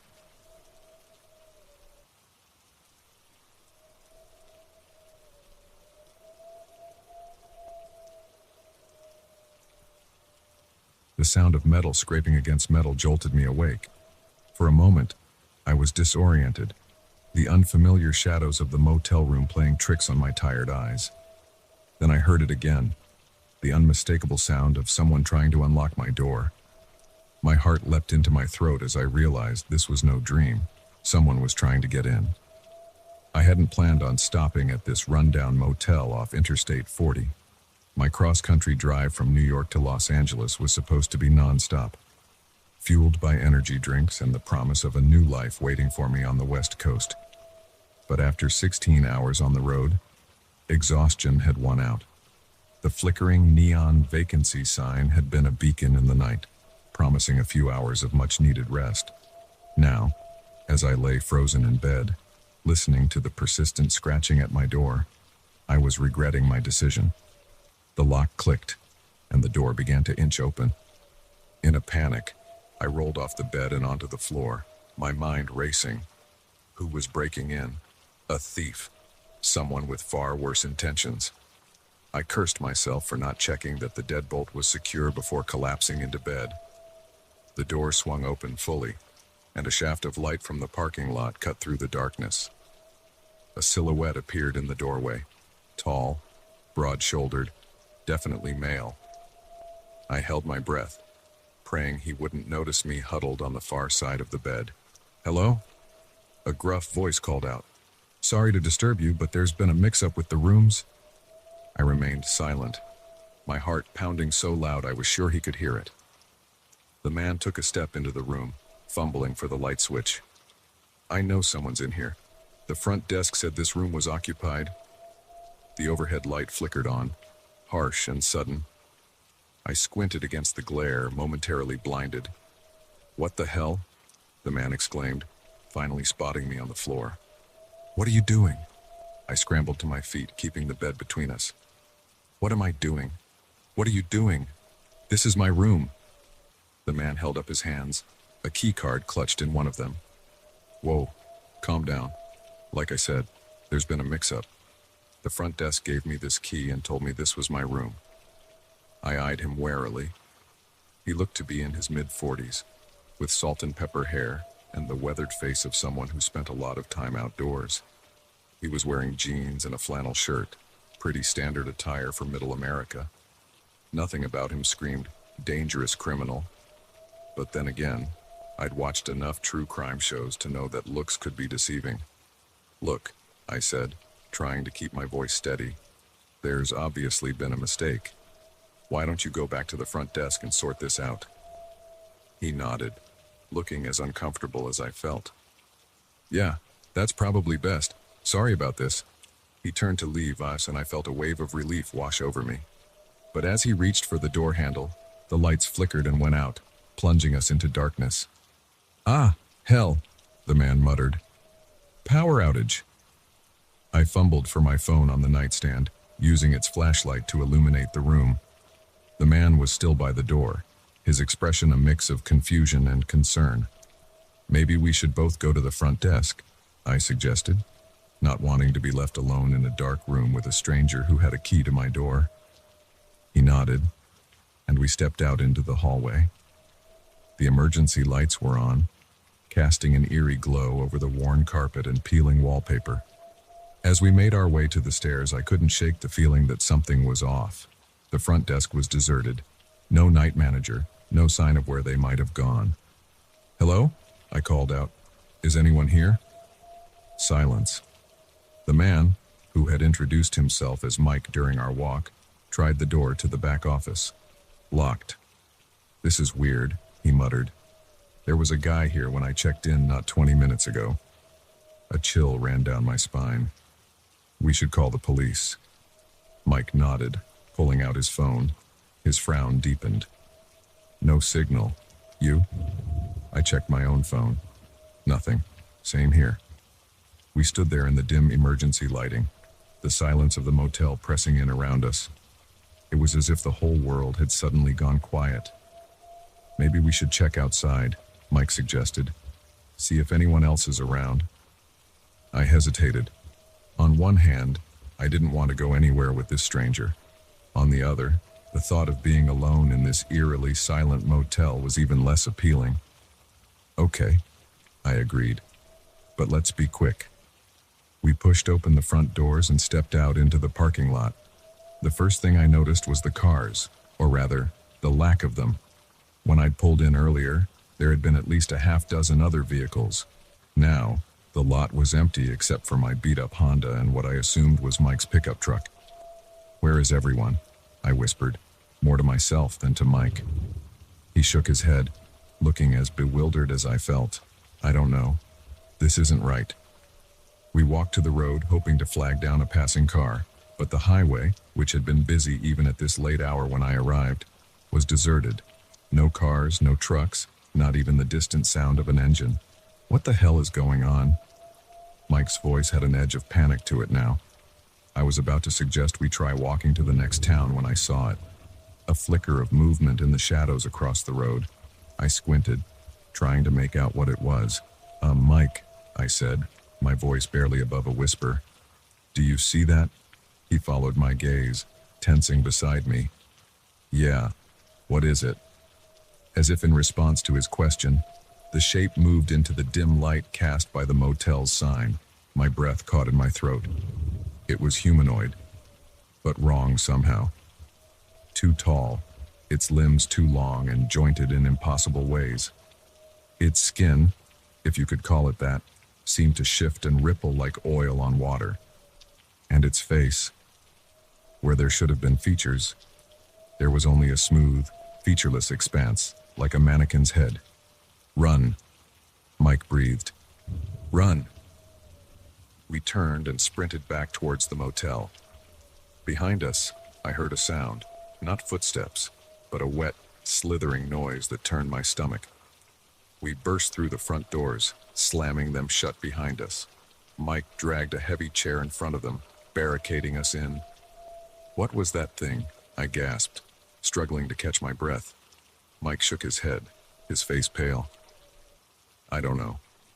I've never seen anything like it." A thud against the door made us both jump. The thing was out there, trying to get in. "We need to find a way out of here," I said, trying to keep the panic out of my voice. We ran through the motel, checking every door and window, all locked, all unbreakable. It was as if the building had transformed into a fortress, or a prison. As we returned to the lobby, defeated and terrified, I noticed something I hadn't before. The clock behind the front desk had stopped. But that wasn't the strange part. The strange part was the time it showed. 12 wow, midnight, the witching hour. "Mike," I said slowly, "what time did you check in?" He glanced at his watch, then did a double take. "That's impossible. My watch says midnight too, but I checked in around 11:30. A horrible suspicion began to form in my mind. What if we're not in the real world anymore? What if when the clock struck midnight, we were transported somewhere else? Mike looked at me like I was crazy, but I could see the doubt in his eyes. After what we'd seen outside, was anything really impossible? The pounding on the front door grew louder. Cracks began to appear in the wood. "We need to find a way to break this, whatever it is," I said. "There has to be a way to get back to our world." Mike nodded, his jaw set with determination. "Okay, let's think. In stories, there's always a key or a ritual or something. What changed when you got here? Did you do anything unusual?" I racked my brain, trying to remember every detail of my check-in. "The key card," I said suddenly. "The manager made a big deal about not losing it, said it was the key to a good night's rest." Mike's eyes widened. "That's it. Where's your key card?" I patted my pockets, panic rising when I came up empty. "It must be in my room." We raced back up the stairs, the sound of splintering wood echoing behind us. Whatever that thing was, it was getting in. My hands shook as I searched the room, tossing aside blankets and rifling through my bags. Finally, I found it, tucked into the pages of the Gideon Bible in the nightstand drawer. "I've got it!" I yelled triumphantly. Just then we heard it, the wet, slithering sound coming up the stairs. "What do we do?" Mike asked, his voice tight with fear. I looked at the key card, then at the door. Maybe we need to check out. It was a wild guess, but it was all we had. I rushed to the door and swiped the card through the reader. For a moment, nothing happened.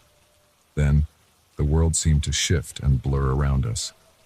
I felt a sensation like falling, and then I jolted awake in my car, parked in front of the motel. The dashboard clock read 11:28 p.m. My heart was racing, but as I looked around, everything seemed normal. Cars in the parking lot, lights on in the office. As I sat there, trying to make sense of what had happened, another car pulled in. A pickup truck. The man who got out looked familiar. Salt and pepper hair, flannel shirt. Our eyes met, and I saw the same mix of relief and lingering fear that I felt. Without a word, we both put our vehicles in gear and drove away, leaving the motel and its secrets behind us in the rearview mirror. To this day, I don't know if what we experienced was real or some kind of shared hallucination. But one thing's for certain. I never stay in roadside motels anymore, and I always check out before midnight.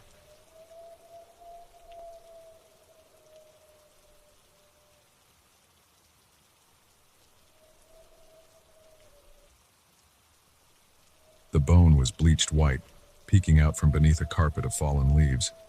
At first, I thought it was just an animal remnant, nothing unusual for a hike in the national park.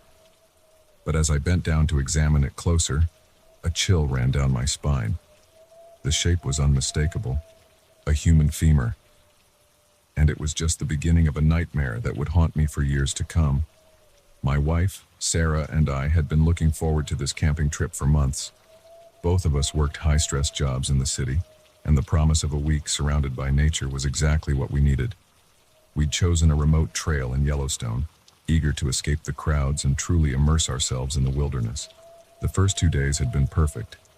We'd hiked through breathtaking landscapes, marveled at wildlife from a safe distance, and spent our evenings huddled around a campfire, reconnecting in a way we hadn't in years. It was on the third day, as we ventured off the main trail in search of a secluded spot for lunch, that everything changed. I was leading the way, pushing through a dense patch of underbrush, when my foot caught on something hard. That's when I saw it, the bone, partially buried but unmistakably human. Sarah came up behind me, her excited chatter about the morning's hike dying on her lips as she saw what I was staring at. "Is that?" she whispered, unable to finish the sentence. I nodded, my mouth dry. "I think so. We need to call the park rangers." But as I reached for my phone, Sarah grabbed my arm. "Wait," she said, her voice tight with fear. "Look." I followed her gaze and felt my stomach drop. A few feet away, partially hidden by a fallen log, was another bone. And beyond that, another. It wasn't just a single remain. It was a trail. Against my better judgment, I found myself following the grisly path.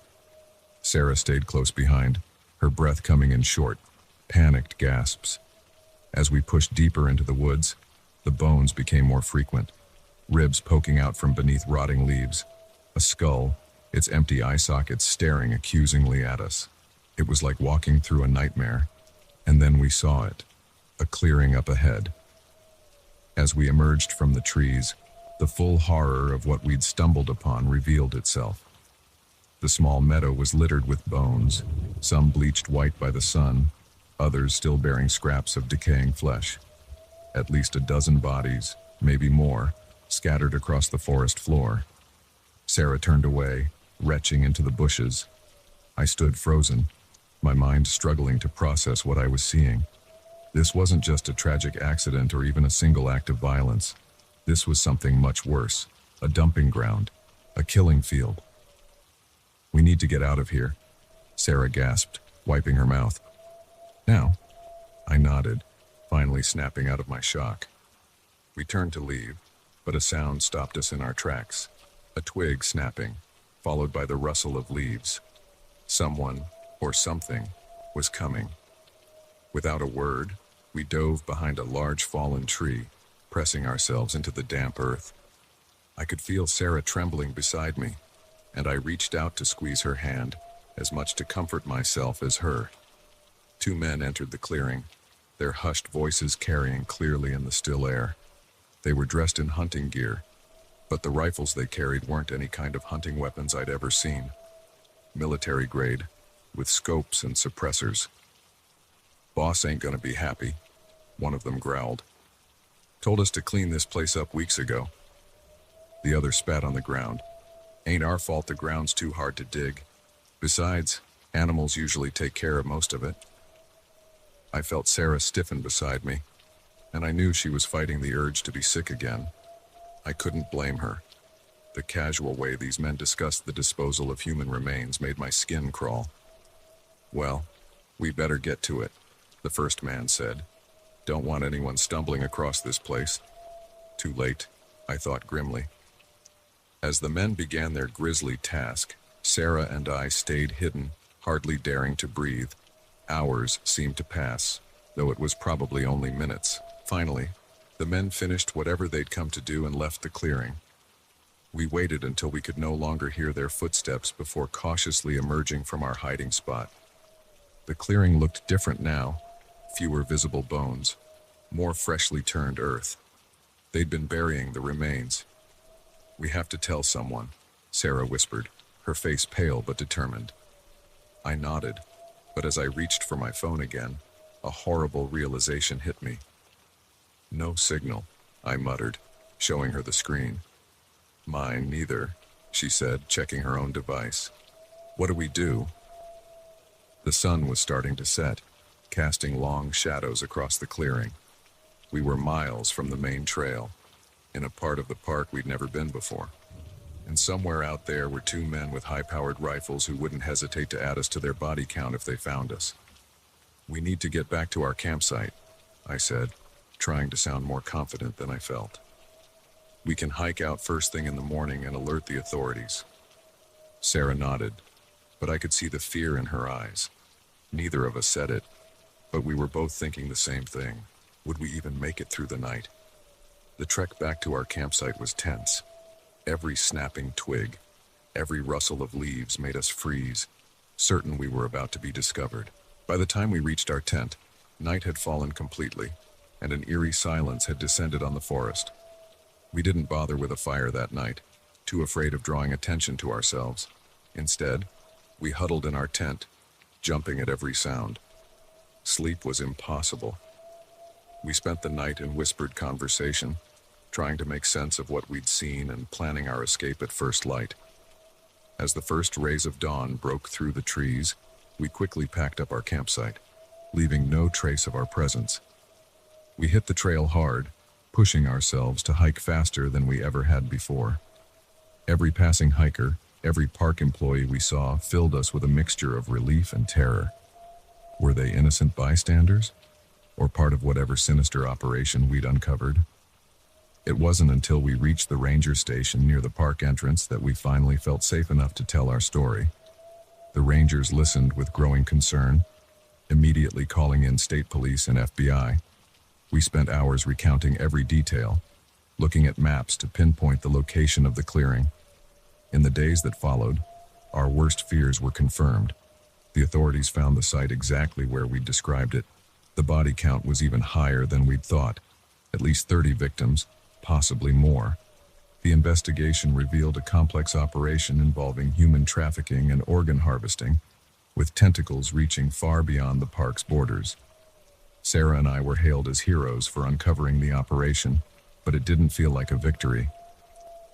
The nightmares started almost immediately.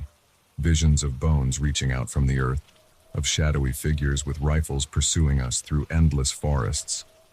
We both started therapy, trying to process the trauma of what we'd witnessed. We never went camping again. The thought of being in a remote area, away from help, was too terrifying to contemplate.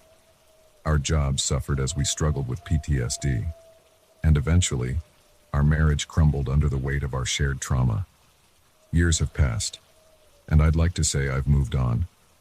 In many ways, I have. I've rebuilt my life, found a new career, even started dating again. But there are still nights when I wake up in a cold sweat, the image of that first bone we found seared into my mind. And sometimes, when I'm walking through a park or a wooded area, I'll catch a glimpse of something white amongst the leaves. My heart will stop for a moment, and I'll be right back in that clearing, surrounded by death and unspeakable evil. I know now that there are darker things in this world than I ever imagined, that beneath the beauty of nature, terrible secrets can lie hidden, and that sometimes a simple hike can lead you down a path from which you can never truly return.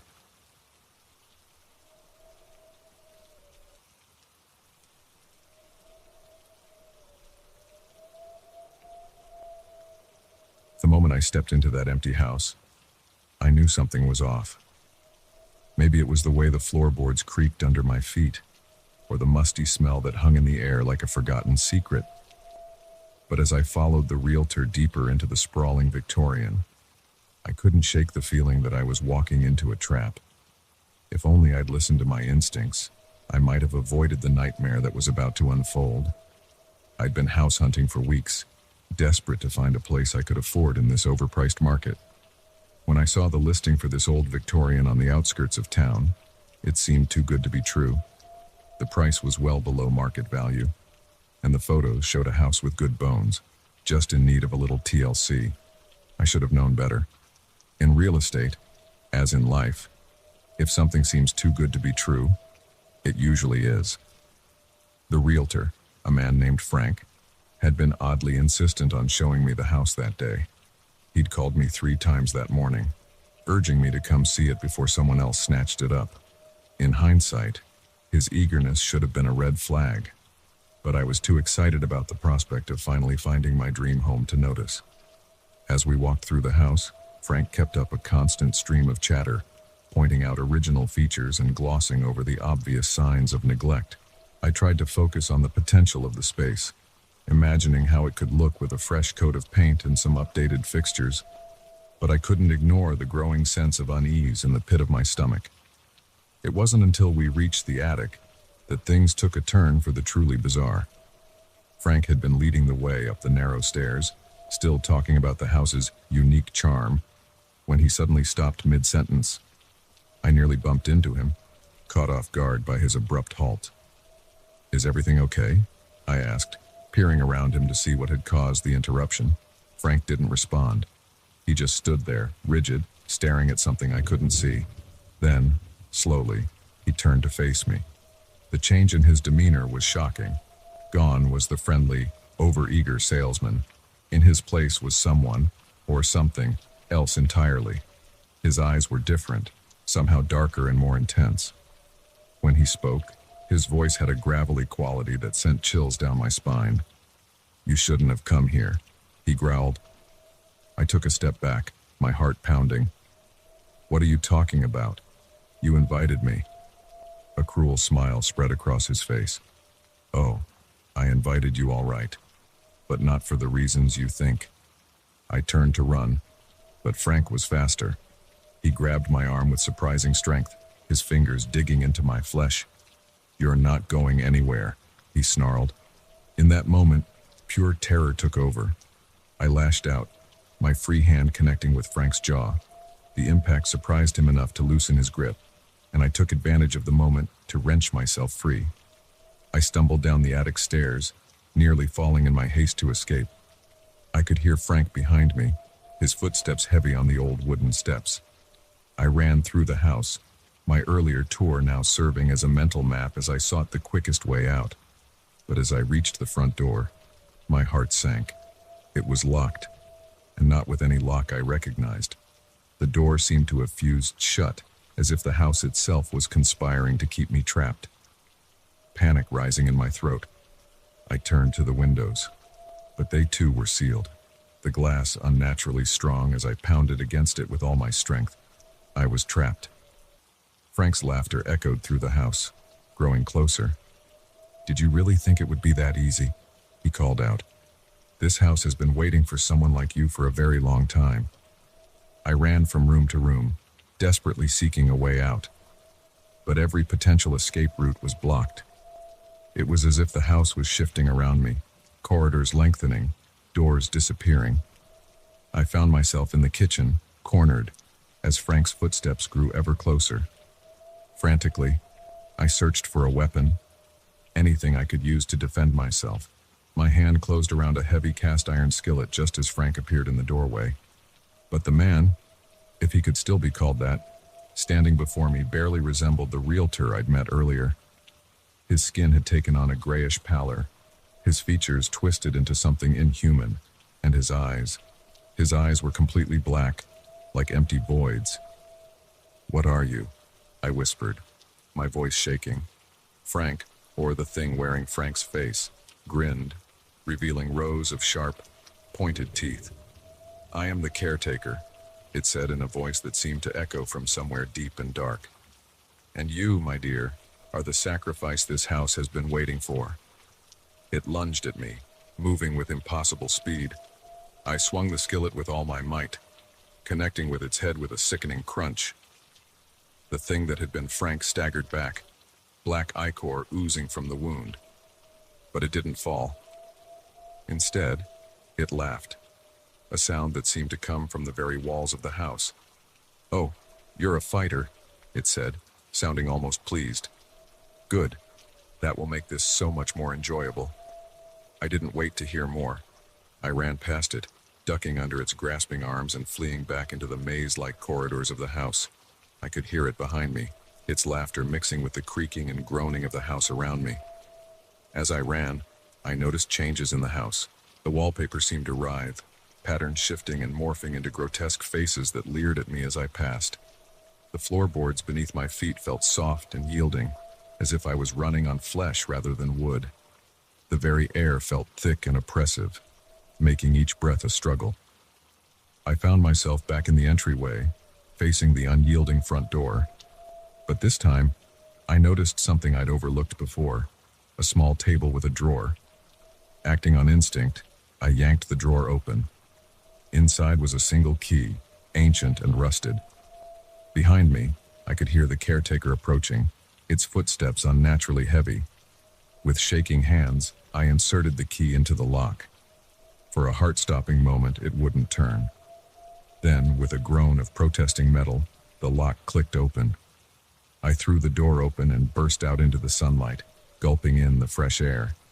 But my relief was short-lived. As I turned to look back at the house, I saw it changing before my eyes. The quaint Victorian was transforming, growing and twisting into something monstrous. Windows became gaping maws. The porch steps elongated into a lolling tongue. The entire structure seemed to pulse with a malevolent life of its own. And there, in what had been the doorway, stood the caretaker. It made no move to follow me beyond the threshold, but its black eyes bored into me with an intensity that made my soul shrivel. "You may have escaped today," it said, its voice now a chorus of 1,000 tormented souls. "But the house remembers, and it will be waiting." With those final chilling words, the door slammed shut. In an instant, the house returned to its original appearance, just an old, somewhat run-down Victorian. But I knew the truth of what lurked behind that innocent facade. I ran. I ran until my lungs burned, and my legs felt like they would give out. I ran until I reached the busy streets of town, where the normality of everyday life felt like a shock to my system. In the days that followed, I tried to report what had happened, but the police found nothing unusual about the house. Frank, the real Frank, was found safe at home, with no memory of ever showing me the property. The listing for the house disappeared from all real estate websites, as if it had never existed. I've moved far away since then, to a small apartment in a busy city where I'm never alone. But I can't shake the memory of that day, or the caretaker's final words. Sometimes, in my dreams, I find myself back in that house, running through endless corridors as the walls close in around me. And always,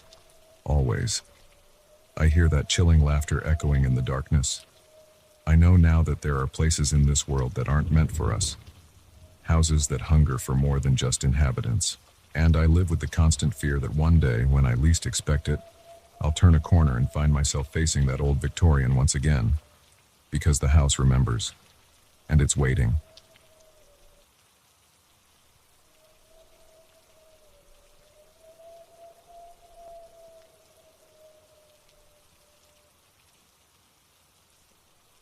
The graffiti on the wall seemed to shimmer in the beam of my flashlight, spelling out a warning that made my blood run cold. Get out while you still can. I turned to share my discovery with my friends, but the words died in my throat as I realized I was alone.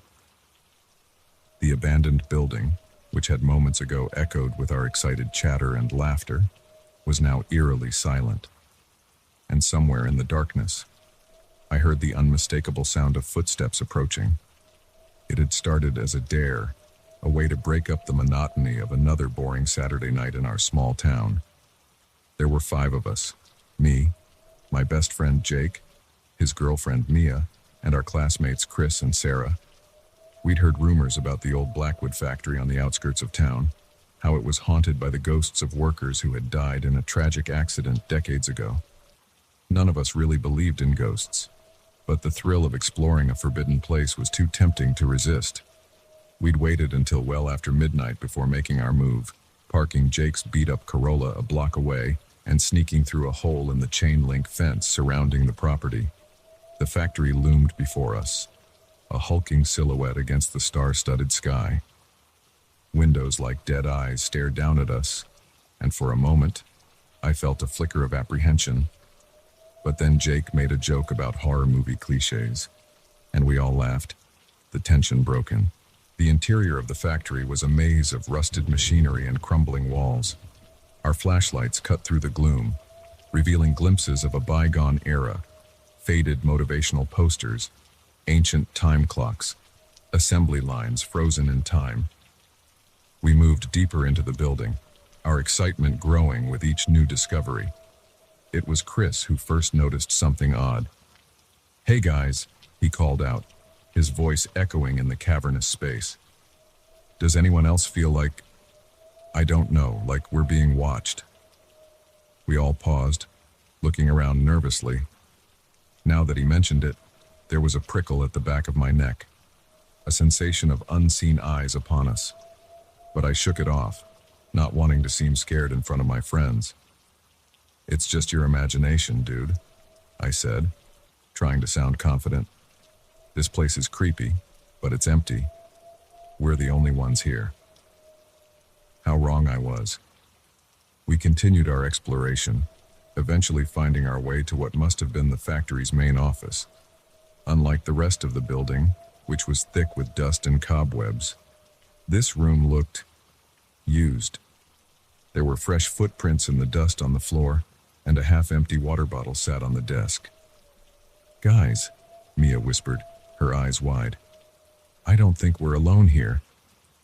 Before anyone could respond, we heard it, a door slamming somewhere in the distance, followed by the sound of multiple footsteps. Panic set in immediately. We scrambled to turn off our flashlights, plunging ourselves into darkness. I could hear my friends' ragged breathing, feel the tension radiating off them in waves. "We need to get out of here," Jake hissed. "Now." We crept out of the office, moving as quietly as we could. But in our haste to escape, we must have taken a wrong turn. Instead of finding our way back to the entrance, we found ourselves in a part of the factory we hadn't seen before. The air here was different, stale and tinged with an odor I couldn't quite place. That's when we saw the first signs that something was very, very wrong. Scattered across the floor were personal belongings, backpacks, phones, even a shoe. It looked like people had fled in a hurry, leaving everything behind. "What the hell?" Chris muttered, bending down to examine a phone. "This is recent. The batteries still got charge." A sound from behind us made us all jump. Footsteps, closer now, and voices, low, urgent whispers that didn't sound friendly. "Run!" Sarah yelled, and we did. We scattered, each of us fleeing in a different direction. In retrospect, it was the worst thing we could have done, but fear doesn't leave much room for rational thought. I found myself alone in a corridor I didn't recognize, my heart pounding so hard I thought it might burst from my chest. That's when I saw the graffiti, the warning that made my blood run cold. And now here I was, alone and terrified, with those footsteps drawing ever closer. I pressed myself against the wall, trying to make myself as small as possible. The footsteps stopped, and for a moment, all I could hear was the sound of my own ragged breathing. Then, a voice, rough, male, and definitely not one of my friends. "I know you're here, kid. Come on out. We don't want to hurt you." I didn't believe that for a second. My mind raced, trying to figure out a way out of this nightmare. I thought about my friends, wondering if they had managed to escape or if they were in the same situation I was. The beam of a flashlight swept past my hiding spot, and I held my breath. It passed by once, twice, and then on the third pass, it stopped. I looked up into the face of a man I'd never seen before. He was older, maybe in his 50s, with a face lined by hard living and eyes that were cold and calculating. "Found you," he said, his mouth twisting into a humorless smile. I did the only thing I could think of. I ran. I ducked under his outstretched arm and took off down the corridor, adrenaline lending me speed I didn't know I possessed. I could hear him behind me, shouting for others to cut me off. I ran blindly, taking turns at random, praying I would find a way out. And then miraculously, I saw it, a sliver of moonlight peeking through a cracked door. Freedom was just steps away, but as I reached for the door, a hand grabbed my arm, yanking me back with brutal force. I spun around, coming face to face with my pursuer. Up close, I could see the desperation in his eyes, the look of a cornered animal. "You shouldn't have come here," he growled. "You have no idea what you've stumbled into." Before I could respond, a scream echoed through the building, high-pitched and terrified. I recognized that voice. It was Sarah. The man's grip on my arm loosened for just a moment, his head turning towards the sound. It was all the opening I needed. I wrenched my arm free and shoved him as hard as I could. He stumbled back, caught off guard, and I used that moment to wrench the door open and burst out into the night. The cool air hit me like a slap to the face, jolting me fully into awareness. I ran across the overgrown parking lot, my legs burning with the effort. I didn't stop until I reached the fence, scrambling through the hole we'd used to enter what felt like a lifetime ago. Only when I was a block away did I finally slow down, gasping for breath. I looked back at the factory, half expecting to see my pursuer emerging from the shadows, but the building stood silent and dark, giving no hint of the horrors it contained. I wanted to go back for my friends, Yao, but fear kept me rooted to the spot. What could I do against whoever, or whatever, was in there? With shaking hands, I pulled out my phone and dialed 911. The next few hours passed in a blur of police sirens, questioning, and tearful reunions. Jake and Mia had managed to escape shortly after me. Chris was found hiding in a supply closet, terrified but unharmed. But Sarah was gone. The police searched the factory top to bottom, but found no trace of her. They did, however, find evidence of long-term habitation, bedrolls, food supplies, and disturbingly, a room filled with computer equipment and stacks of fake IDs. We later learned that the factory had been serving as a base of operations for a human trafficking ring. Our ill-fated exploration had inadvertently disrupted their operation, leading to that terrifying chase. Sarah's disappearance haunts me to this day. I can't help but wonder, if we had stuck together, if we hadn't run in different directions, would she be safe now? The guilt is a constant companion, as ever-present as the nightmares that jolt me awake most nights. I've learned since then that the world is full of dark places, that evil can lurk behind the most ordinary facades. That abandoned building wasn't haunted by ghosts, but by something far worse, the darkness that lives in the hearts of men, Sometimes, when I drive past the old factory, now demolished and replaced by a strip mall, I think I can still hear echoes of that night. The sound of running footsteps, of desperate breathing, of a scream cut terrifyingly short. And I'm reminded that some dares aren't worth taking, that some mysteries are better left unsolved.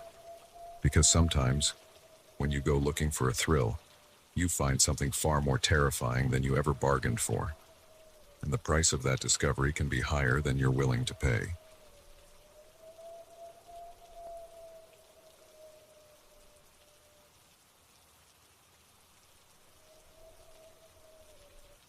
The first drop of rain hit my windshield like a bad omen. Within seconds, the sky opened up, unleashing a deluge that reduced visibility to near zero. I cursed under my breath, squinting through the windshield wipers. Frantic dance. That's when I saw him, a lone figure on the side of the road, thumb outstretched. In that moment, I made a decision that would haunt me for years to come. I pulled over. I'd been driving for hours, making my way across the vast expanse of rural Texas. The monotony of the landscape had long since blurred into an endless sea of scrubland and distant mesas. My destination was a job interview in El Paso, a last-ditch effort to turn my life around after a series of setbacks. The rain had started about an hour ago, a light drizzle that quickly intensified into this biblical downpour. I'd been debating whether to pull over and wait it out when I spotted the hitchhiker. He was a big man, broad-shouldered and tall, with a weather-beaten face partially obscured by a thick beard. As I pulled to a stop beside him, I could see the gratitude in his eyes. "Thank you kindly," he said as he climbed into the passenger seat. "Thought I might drown out there." I nodded, trying to ignore the twinge of unease in my gut. "Where you headed?" I asked, pulling back onto the road. "West," he replied. "Got family in New Mexico." We drove in silence for a while, the only sound the rhythmic thump of the wipers and the drumming of rain on the roof. I stole glances at my passenger, noting his tattered clothes and the way his eyes seemed to dart around, never quite settling on anything. "Name's John," he said suddenly, startling me. "John Hawkins." "Dave," I replied, keeping my eyes on the road. "Nice to meet you, John." More silence. The unease in my stomach grew. Something about John felt off, but I couldn't put my finger on what. Maybe I was just being paranoid. "Mind if we stop at the next gas station?" John asked. "Nature calls, if you know what I mean." I nodded, relieved at the prospect of a brief respite from the tension in the car. A few miles down the road, I spotted a sign for a gas station and pulled off the highway. The station was a dilapidated affair, a relic from a bygone era. A flickering neon sign proclaimed it open, though the place looked like it had seen better days.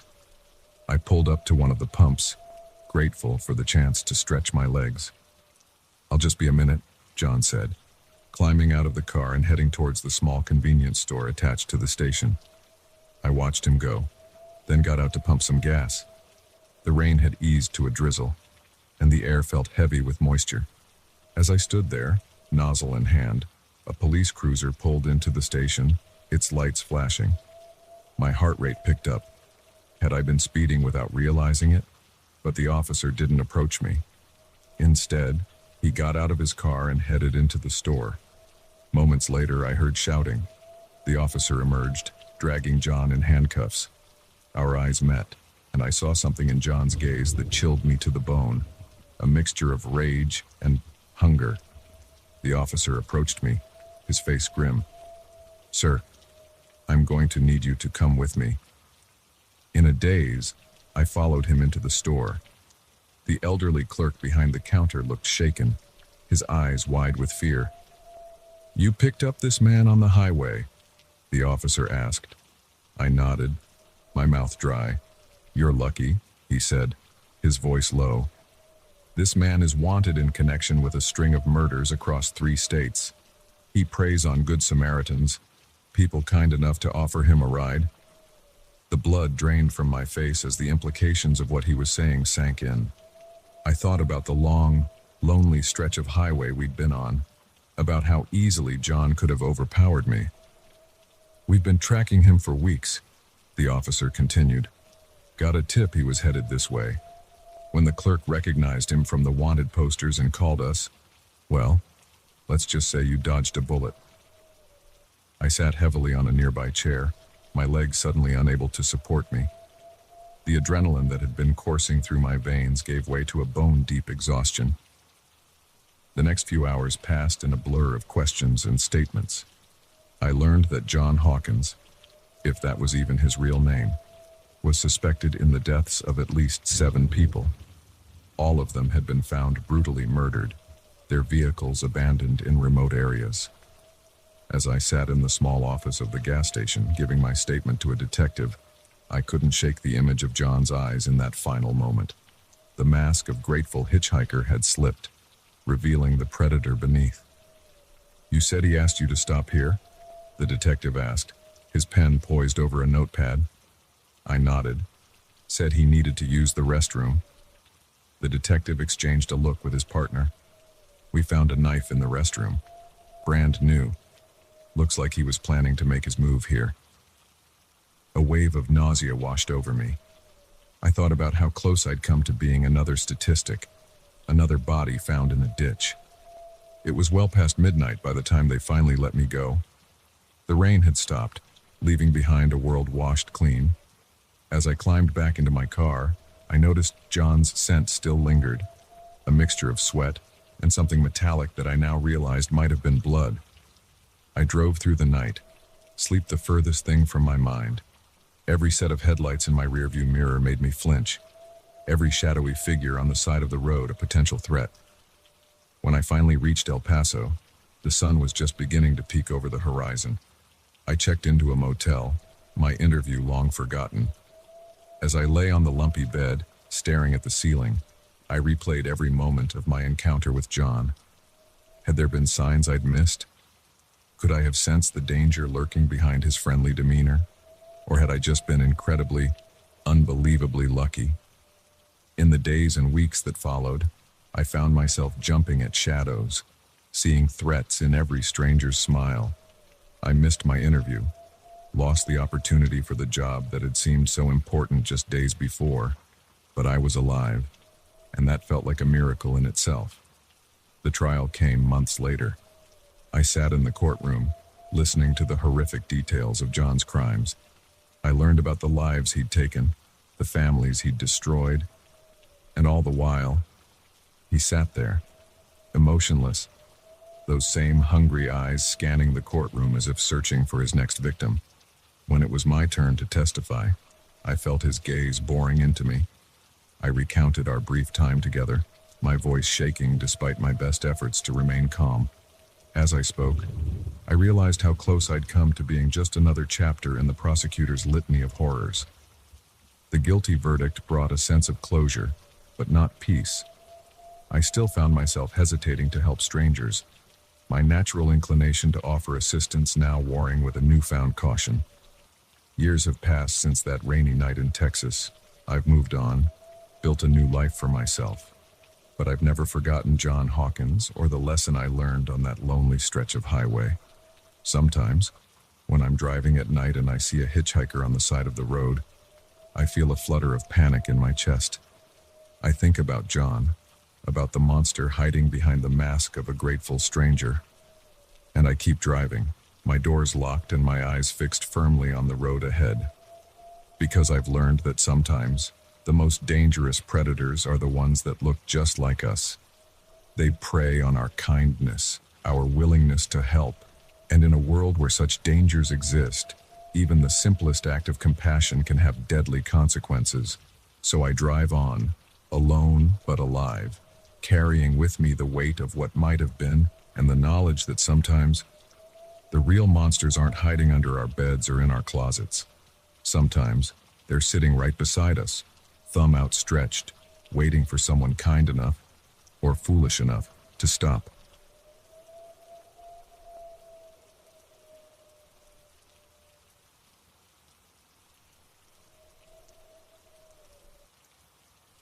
The ski lift groaned to a halt, leaving me suspended high above the snow-covered slopes. As the wind picked up, whistling through the bare trees, I felt the first tendrils of dread creep up my spine. Something moved in the forest below, a dark shape darting between the pines. That's when I realized I wasn't alone on this mountain, and whatever was down there was hunting me.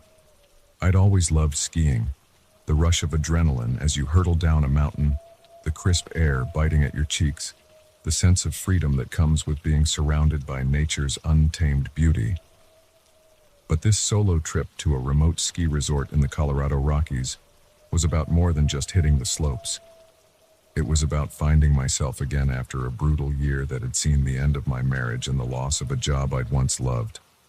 The resort was small, family-owned, and off the beaten path, perfect for someone looking to escape the crowds and find some solitude. I'd arrived late the previous evening, checking into a cozy cabin on the outskirts of the property. The elderly couple who ran the place had been warm and welcoming, though I'd noticed an odd exchange of glances when I mentioned I was here alone. "Just be sure to get back before dark," the woman had said, her smile not quite reaching her eyes. "The mountain can be unpredictable at night." I'd brushed off her concern, attributing it to the overprotectiveness of a small-town local worried about a city slicker like me. Now, as I dangled in the growing twilight, her words came back to haunt me. The day had started perfectly: blue skies, fresh powder, and virtually empty runs. I'd spent hours carving my way down the mountain, each run leaving me feeling more alive than the last. As the afternoon wore on, I decided to take one last run before calling it a day. That's when things started to go wrong. First, it was just little things. A ski that kept coming loose, even though I'd checked the bindings a dozen times.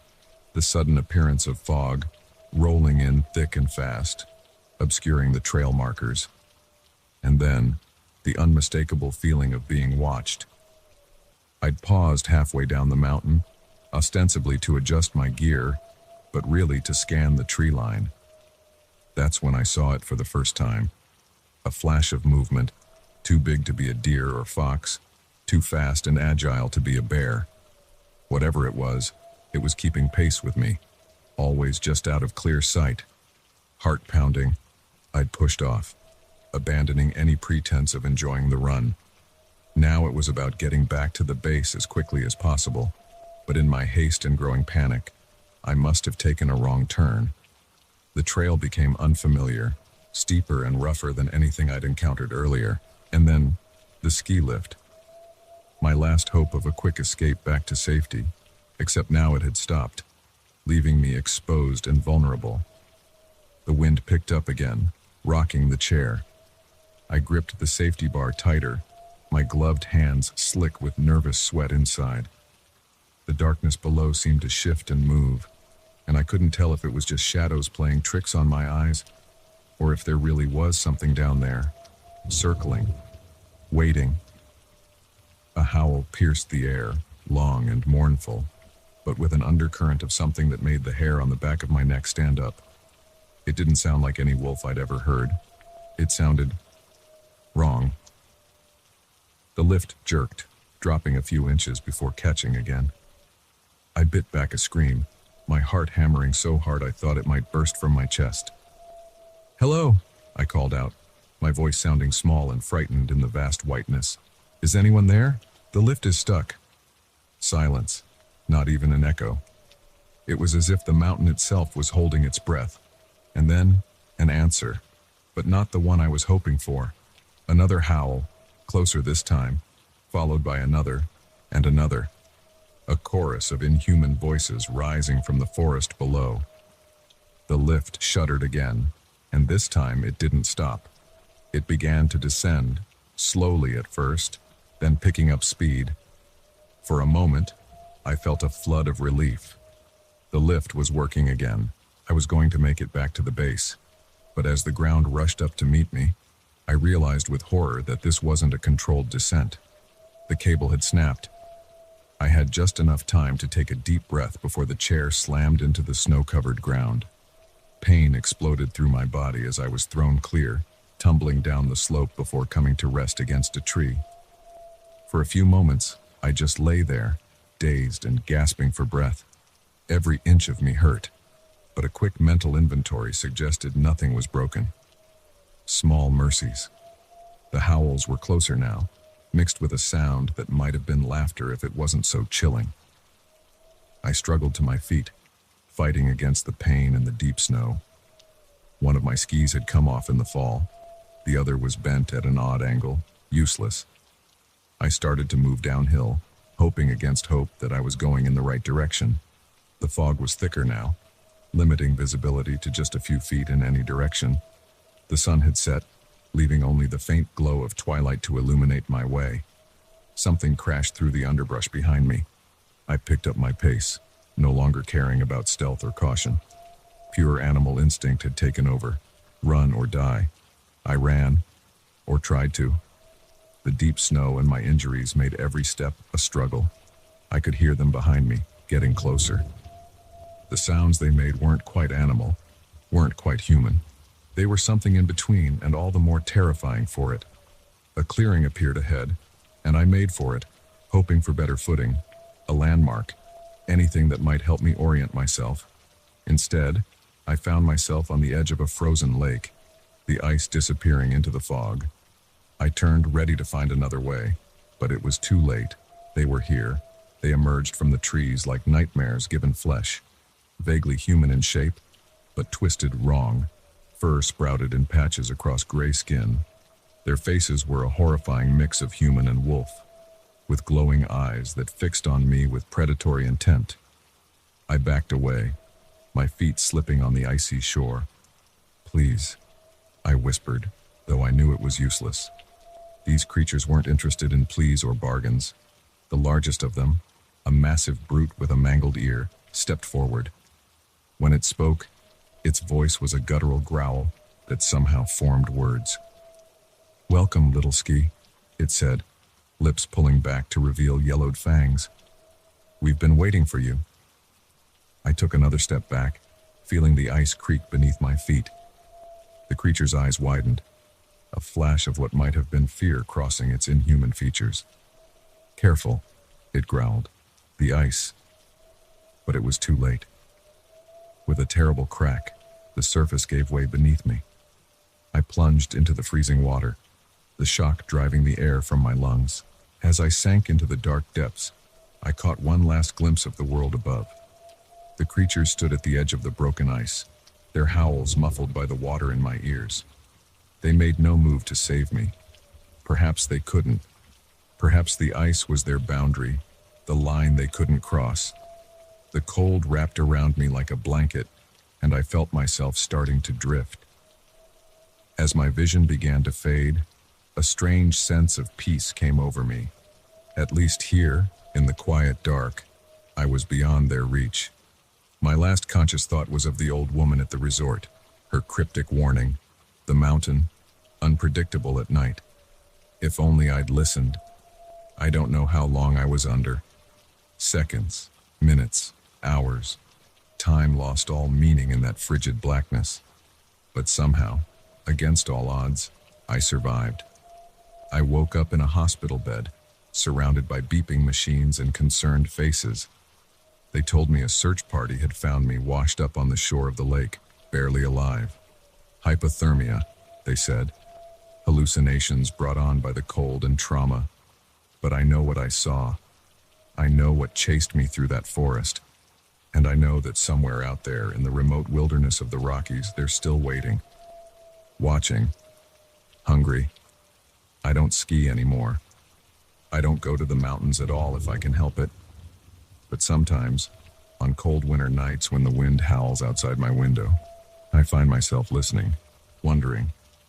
And I thank whatever twist of fate allowed me to escape that frozen hell, because I know that for every story like mine, for every lucky survivor who makes it back to tell the tale, there are dozens more who disappear into the wilderness, never to be seen again, claimed by the mountain and the monsters that call it home.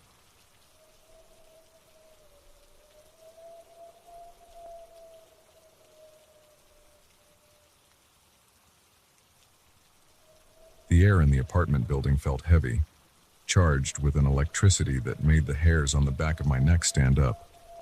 As I climbed the stairs to the third floor, a sense of unease grew with each step. Something was off, but I couldn't put my finger on what. It wasn't until I reached my door and saw the strange symbols carved into the wood that I realized my neighbors weren't just eccentric, they were something far more sinister.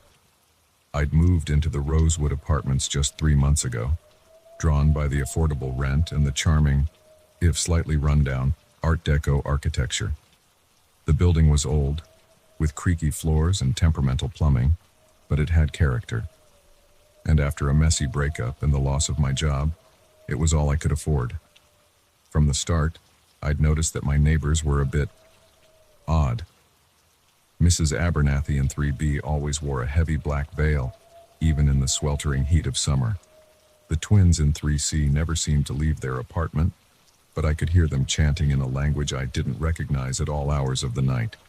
And Mr. Kovacs in 3A, well, I tried not to think too hard about the strange smells that often wafted from under his door. But I'd chalked it up to big city eccentricity. After all, this was New York. Everyone had their quirks. Right? Wrong. So very, very wrong. It started with small things. Items in my apartment moving when I wasn't looking. Strange whispers in the hallway that stopped as soon as I opened my door. The constant feeling of being watched, even when I was alone in my studio. Then came the dreams. Vivid nightmares filled with twisted figures and impossible geometries. I'd wake up gasping, sheets soaked with sweat, the echo of inhuman voices still ringing in my ears. I tried to rationalize it all. Stress from job hunting, lingering depression from the breakup, maybe even a gas leak. But deep down, I knew it was something more. The day everything changed started like any other. I'd been out dropping off resumes, trying to ignore the growing dread that had become my constant companion. As I climbed the stairs to my floor, that feeling of wrongness intensified, and then I saw the door. The symbols carved into the wood were like nothing I'd ever seen before. They seemed to shift and writhe as I looked at them, making my eyes water and my head spin. A faint glow emanated from the carvings, pulsing in time with my rapidly beating heart. I fumbled for my keys, desperate to get inside and away from whatever madness was happening in the hallway. But as I inserted the key into the lock, I felt a hand on my shoulder. I spun around, coming face to face with Mrs. Abernathy. Her veil was pulled back, revealing a face that was both ancient and somehow ageless. Her eyes, I noticed with a jolt of terror, were completely black. "It's time, dear," she said, her voice carrying an echo of something vast and unknowable. "We've waited so long for you to be ready."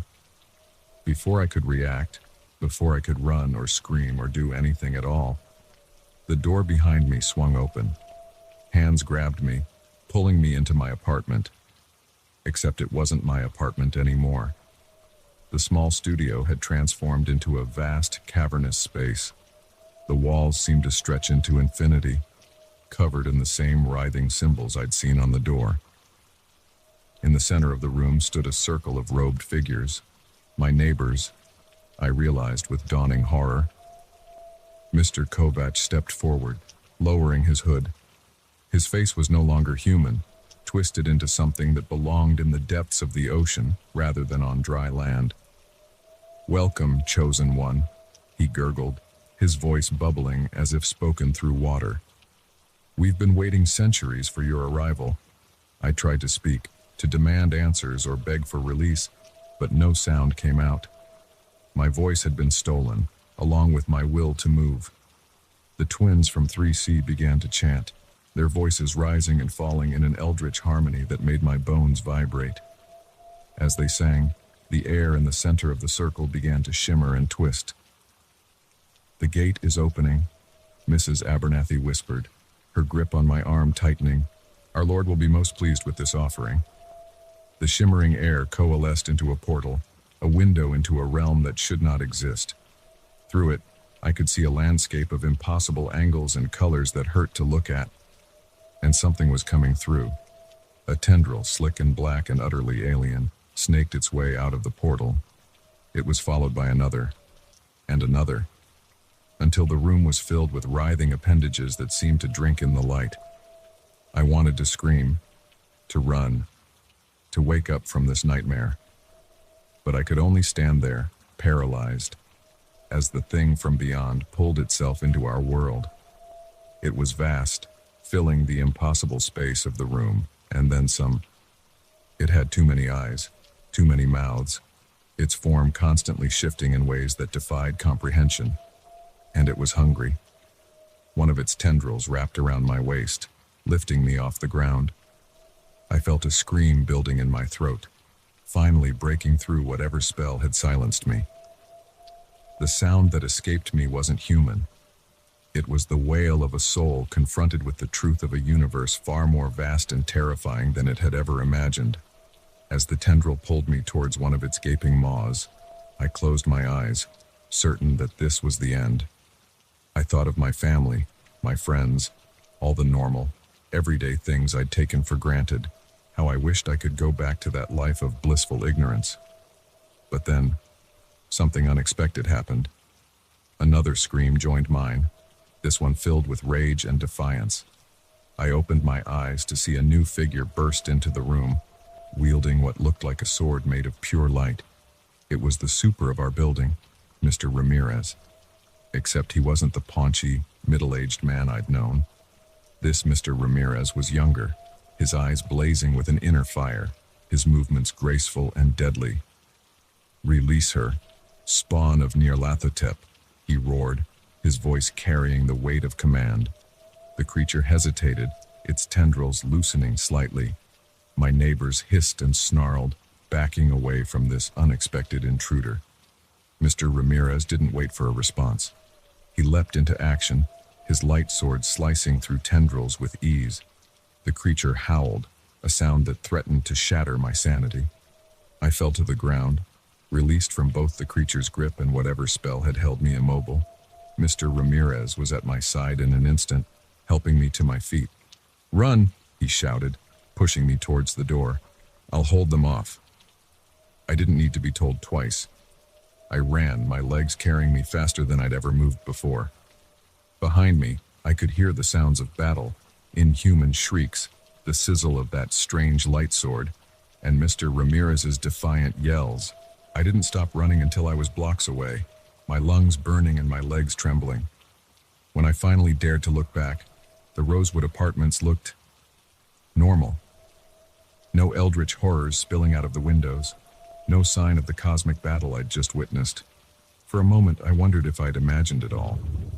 But the lingering terror in my gut and the faint, acrid smell of other dimensional energy clinging to my clothes told me it had been all too real. I never went back to the Rosewood Apartments.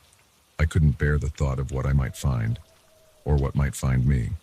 Instead, I fled the city, seeking refuge in the most mundane, normal place I could find. But I know the truth now. I've seen behind the veil of reality, and I can never unsee it. There are things out there, ancient and terrible things, that view our world as nothing more than a staging ground for their cosmic games.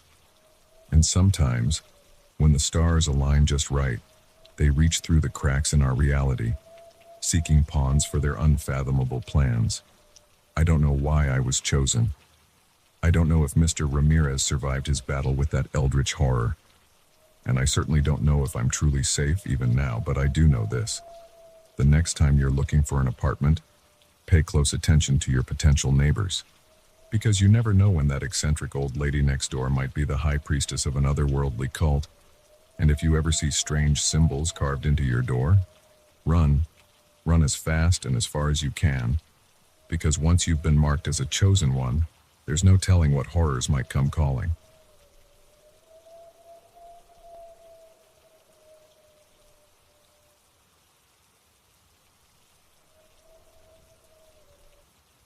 The convenience store's neon sign flickered in the darkness, a beacon of light in the middle of nowhere. As I pulled into the empty parking lot, exhaustion clouding my vision, I had no idea that this pit stop would be the beginning of the most terrifying night of my life. If I had known what awaited me inside, I would have kept driving, no matter how heavy my eyelids felt.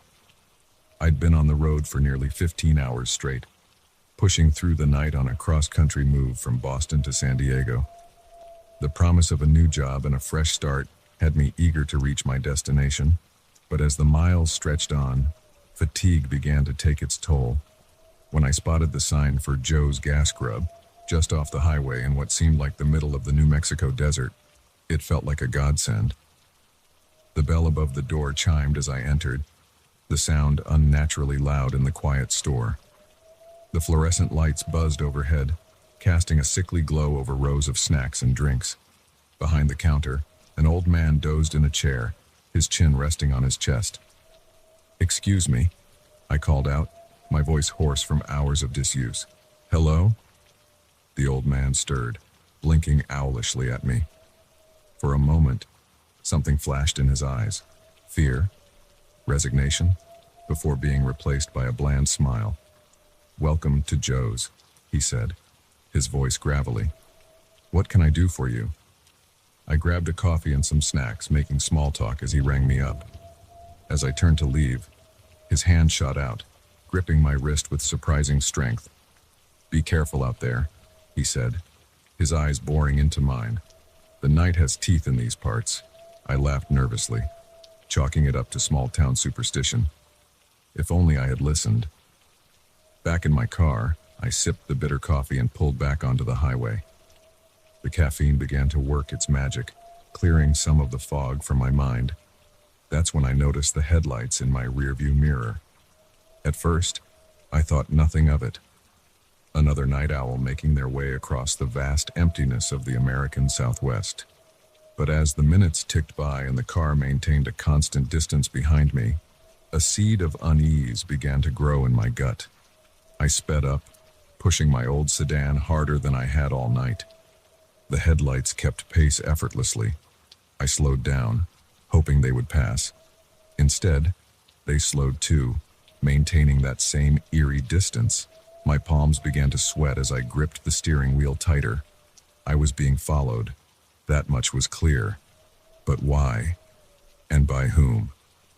I fumbled for my phone, intending to call 911 only to find no signal. Of course, I was in the middle of nowhere, cut off from help. The highway stretched out before me, empty and dark. No exits, no towns, nothing but miles of asphalt and desert scrub. I was trapped, a mouse in a very long, straight maze, with something hungry nipping at my heels. Suddenly, the headlights behind me flared brightly, momentarily blinding me. When my vision cleared, I saw with horror that the car was now much closer, close enough that I could make out details of the driver. What I saw made my blood run cold. The figure behind the wheel wasn't human. Its head was too large, its eyes too wide and dark. As it grinned at me through the windshield, I saw rows of needle-sharp teeth. I screamed, my foot slamming down on the accelerator. The engine roared in protest as I pushed it to its limits, the speedometer climbing past 100, 110, 120. But no matter how fast I went, those terrible headlights stayed right behind me. My mind raced, trying to make sense of what was happening. Was I hallucinating from lack of sleep? Had someone slipped something into my coffee back at the gas station? Or was this real? Was I really being chased by something that shouldn't exist? A sign flashed by. Rest stop 1 mile. I made a split-second decision. Maybe I could lose them there, find help, or at least a place to hide. I took the exit at speeds that sent my car fishtailing, tires screeching in protest. The rest stop came into view, a small building with restrooms and vending machines, a few picnic tables, and a large parking area. It was deserted. I skidded to a stop and leapt out of the car, adrenaline overriding my exhaustion. As I ran for the building, I risked a glance back. The other car had stopped at the entrance to the rest area. Its headlights went dark, and for a moment, I felt a surge of hope. Maybe it wouldn't follow me here. That hope died as I saw the door open and the driver step out. In the harsh glow of the parking lot lights, I could see it clearly now. It was tall, impossibly tall, its limbs too long and jointed in ways that defied anatomy. Its skin was a sickly gray, seeming to shift and ripple as if alive. And its face, God, its face. Where there should have been features, there was only a mass of writhing tentacles surrounding those terrible, black eyes. It began to move towards me, each step covering an impossible distance. I turned and ran, slamming through the door of the rest stop building. Inside, I found myself in a small lobby area. Vending machines hummed in one corner, their light creating strange shadows. 2 hallways led off to what I assumed were the restrooms. I didn't have time to think. I could hear it outside, its footsteps echoing on the pavement. I dove into the women's restroom, locking myself in a stall and climbing up onto the toilet to hide my feet. For a long moment, there was silence. Then, the main door creaked open. I held my breath, my heart pounding so hard I was sure it would give me away. Slow, deliberate footsteps echoed off the tiled floor. It was in here with me. A low, gurgling sound filled the air. Not quite a growl, not quite speech, but something in between. It was calling for me, I realized, hunting me. The footsteps grew closer. I saw shadows move under the stall door. It was right outside. I closed my eyes, silently praying to any god that might be listening. Please, please, don't let it find me. The stall door rattled. Once, twice. On the third shake, the lock gave way. I opened my eyes to find myself staring into the abyss of the creature's gaze. This close, I could smell it, a scent of ozone and decay that made my stomach churn. Its tentacles writhed, reaching for me. I screamed, lashing out with all the strength fear and desperation gave me. My fist connected with something solid, and the creature reeled back, more in surprise than pain. I took my chance. I bolted past it, out of the stall, out of the restroom. I ran like I'd never run before, my lungs burning, my legs pumping furiously. I burst out of the rest stop and into the parking lot. My car was there, engine still running, door still open. Behind me, I heard an inhuman shriek of rage. I threw myself into the driver's seat and slammed the car into gear. Tires squealing, I peeled out of the parking lot and back onto the highway. For hours, I drove, my eyes constantly flicking to the rearview mirror. But the creature and its car were gone. As dawn broke, painting the desert in hues of pink and gold, I finally allowed myself to relax a fraction. I never saw the creature again, but I never forgot it either. The memory of that night haunts me still, surfacing in nightmares that leave me gasping and drenched in sweat. I've tried to rationalize it over the years. Maybe it was just an exhaustion-induced hallucination. Maybe someone slipped something into my drink at that gas station. But deep down, I know the truth. There are things out there, in the vast emptiness of the American night, that defy explanation. Things that hunt lone travelers on dark highways. Things with teeth and tentacles and hunger. So if you ever find yourself driving through the desert in the dead of night, and you see a convenience store glowing like a beacon in the darkness, keep driving. No matter how tired you are, no matter how much you need that coffee or those snacks, keep driving. Because the night has teeth, and once it gets a taste of you, it never lets go.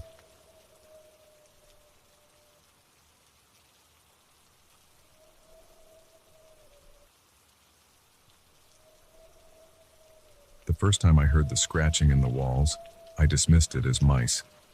But as I pressed my ear against the cool plaster, listening to the rhythmic scraping growing louder and more frantic, a chilling realization washed over me. Whatever was moving inside the walls of my Airbnb was far too big to be a rodent, and it was getting closer. I'd booked the quaint Victorian house for a month-long writing retreat, desperate to finish my novel away from the distractions of city life. The listing had promised an historic charm and peaceful seclusion, situated on the outskirts of a small New England town I'd never heard of. The price was surprisingly reasonable for such a large space, but I chalked it up to the off-season and my luck at finding a hidden gem. When I arrived, the house seemed perfect. 3 stories of weathered clapboard siding, gingerbread trim, and a turret that would serve as my writing nook. The interior was a time capsule of 19th century design, from the elaborately carved banisters to the heavy velvet drapes. Sure, there was a musty smell that lingered despite open windows, and some of the floorboards creaked ominously, but it all added to the atmosphere I was seeking for my gothic horror novel. The first few days passed uneventfully. I settled into a routine, writing from dawn until dusk, breaking only for quick meals and short walks around the overgrown gardens. The words flowed easily, inspired by my surroundings. I felt like I was finally making progress after months of writer's block. It was on the 4th night that I first heard the scratching. I was up late, poring over my notes in the turret room, when a faint sound caught my attention. At first, I thought it was tree branches scraping against the side of the house, but as I listened closer, I realized it was coming from inside the wall beside me. I pressed my ear against the wallpaper, its faded pattern cool against my skin. The scratching was clearer now, a steady rhythm punctuated by occasional pauses. It seemed to be moving, traveling up the wall towards the ceiling. Then, as suddenly as it started, it stopped. I stepped back, heart racing. Mice, I told myself. Old houses always have mice. But a nagging voice in the back of my mind whispered that mice don't move like that, don't scratch with such purpose. I tried to shake off the unease and return to my writing, but the words wouldn't come. Every creak of the house, every gust of wind outside, had me on edge. I finally gave up and went to bed, pulling the covers up to my chin like a child afraid of the dark. The next day, I explored the house more thoroughly, looking for signs of rodents or any explanation for the strange noises. I found nothing, not even a single dropping or gnaw mark. What I did find, hidden behind a loose panel in the attic, was a journal. The leather-bound book was old, its pages yellow and brittle. The handwriting inside was spidery and difficult to read, but as I deciphered the entries, my blood ran cold. It was the diary of a previous owner, dating back to the late 1800s. The writer described hearing noises in the walls, seeing shadows move out of the corner of their eye, feeling watched even when alone in the house. As the entries progressed, the writer's mental state seemed to deteriorate. They wrote of hidden passages they couldn't find, of voices whispering from empty rooms, of something living within the very bones of the house. The final entry, scrawled in shaky handwriting, simply read, "They're coming for me. God help me. They're coming through the walls." I slammed the journal shut, my hands shaking. It had to be the ramblings of a madman, I told myself. There was no other explanation. But as I looked around the dim attic, at the shadows lurking in the corners, doubt crept in. That night, the scratching returned, louder than before. It wasn't just in one spot now, but seemed to be all around me, coming from every wall. I huddled in my bed, wide-eyed and trembling, as the sounds grew more frenzied. Then, I heard something new, a low, guttural growl that was decidedly not from any animal I knew. I bolted from the bed, grabbing my phone and car keys. As I raced down the stairs, I saw something that stopped me in my tracks. The wallpaper in the hallway was moving, rippling as if something was pushing against it from the other side. I didn't wait to see what would emerge. I ran out of the house, not even bothering to close the door behind me. I drove through the night, not stopping until I reached the nearest town with a hotel. Only then, in the harsh fluorescent light of a budget motel room, did I allow myself to break down. The next morning, after a fitful sleep plagued by nightmares, I called the Airbnb host. The conversation did nothing to calm my nerves.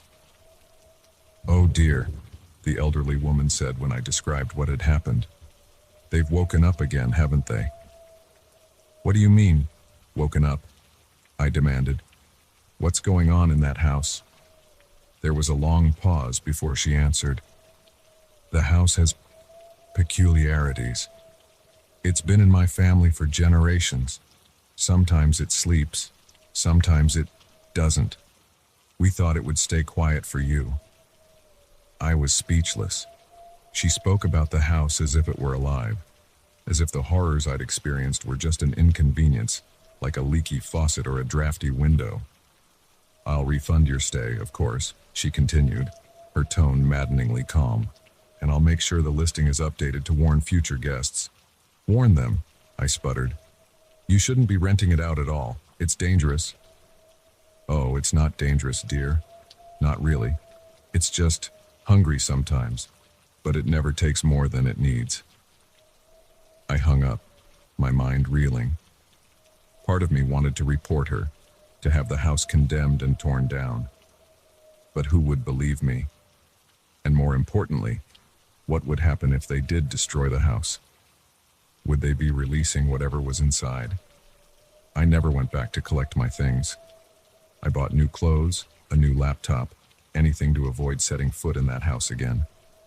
I told myself I was being irrational, that there had to be a logical explanation for everything I'd experienced. But deep down, I knew the truth. Sometimes, late at night when the world is quiet, I swear I can hear scratching in the walls of my apartment. It's just the pipes, I tell myself. Just the building settling. But a part of me wonders, did something follow me from that house? Is it waiting, biding its time until it gets hungry again? I finished my novel, but not the one I started in that Victorian nightmare. Instead, I wrote about my experience, pouring all my fear and uncertainty onto the pages. It became a bestseller, praised for its visceral realism and palpable sense of dread. If only my readers knew how real it all was. I still write, but I never stay in Airbnbs anymore. Hotels only, preferably new ones with steel and concrete bones that don't hide secrets in their walls. And every time I check in, I press my ear against the wall, holding my breath, listening for that telltale scratch. Because now I know the truth. Some houses are more than just wood and nails. Some houses hunger. And once you've heard them stirring, you never truly feel safe again.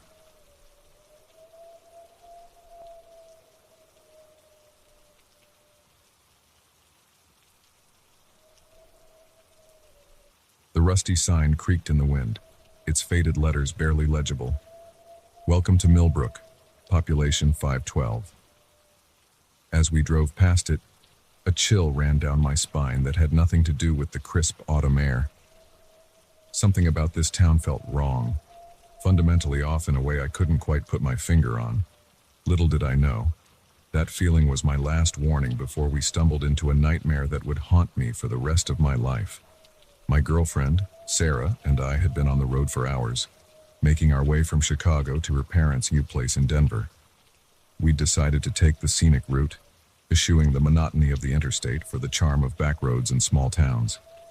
It had been Sarah's idea to cut through this particular stretch of rural Nebraska, a shortcut she'd found on an obscure travel blog. "It'll be an adventure," she'd said, her eyes sparkling with excitement. Who knows what hidden gems we might find? I should have known better. In horror movies, it's always the shortcut that leads to trouble.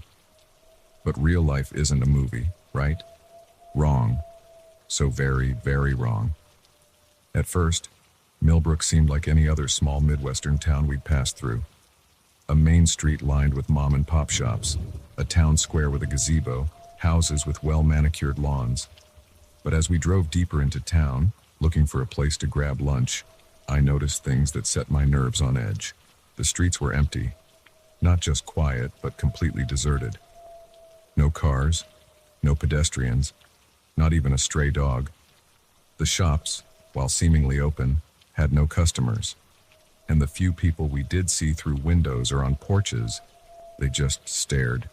No waves, no smiles, just blank, unblinking stares that followed our car as we passed. "Maybe it's siesta time," Sarah joked, but I could hear the unease in her voice. We pulled up to a diner called Mel's Eats, the only place that showed any signs of life. A neon "open" sign buzzed in the window, and we could see a few patrons inside. "Let's just grab a quick bite and get back on the road," I said, trying to keep the relief out of my voice. Normal people, normal food, then we'd be on our way. The bell above the door chimed as we entered, and every head in the place turned to look at us. The silence was deafening. I could feel their eyes on us as we made our way to a booth, the vinyl seats squeaking uncomfortably loud in the quiet. A waitress approached, her smile too wide, too fixed. "Welcome to Mel's," she said, her voice oddly flat. "You folks aren't from around here, are you?" We shook our heads, and I swear I saw something like hunger flash in her eyes. "Well, you're in for a treat," she continued. "Mel's famous meatloaf is to die for." The way she emphasized "to die for" sent a shiver down my spine. We ordered quickly, sandwiches and sodas, nothing that would take too long to prepare. As the waitress walked away, I leaned in close to Sarah. "Something's not right here," I whispered. "We need to leave as soon as we can." She nodded, her earlier enthusiasm replaced by a look of worry. "I know. I feel it too. It's like everyone's wearing a mask or something." Our food arrived suspiciously quickly, and we ate in tense silence, both of us eager to get back on the road. I couldn't shake the feeling that the other diners were watching us, their heads turned just enough to keep us in sight without openly staring. When the check came, I threw down some cash, not even bothering to count it. "Keep the change," I told the waitress, already halfway out of the booth. But as we stood to leave, a large man blocked our path. He was easily 6.5 feet tall, with shoulders like a linebacker and hands that looked like they could crush stone. "Leaving so soon?" he rumbled, his voice deep and threatening. "But the fun's just about to start." I opened my mouth to respond, but before I could, Sarah grabbed my hand and yanked me towards the back of the diner. "Run!" she yelled. We burst through the kitchen doors, startling a cook who was standing unnaturally still over a bubbling pot. The smell coming from it turned my stomach. It was meat, but no meat I'd ever encountered before. We didn't stop to investigate. We ran through the kitchen and out the back door, emerging into an alley behind the diner. I could hear shouts behind us, the sounds of pursuit growing closer. "The car!" Sarah gasped as we ran. "We need to get to the car." But as we rounded the corner onto the main street, my heart sank. Our car was gone. In its place was a group of townspeople, their faces set in those same blank stares we'd seen earlier. But now, those stares held a hunger that made my blood run cold. "This way," I said, pulling Sarah down a side street. We ran blindly, taking turns at random, trying to lose our pursuers.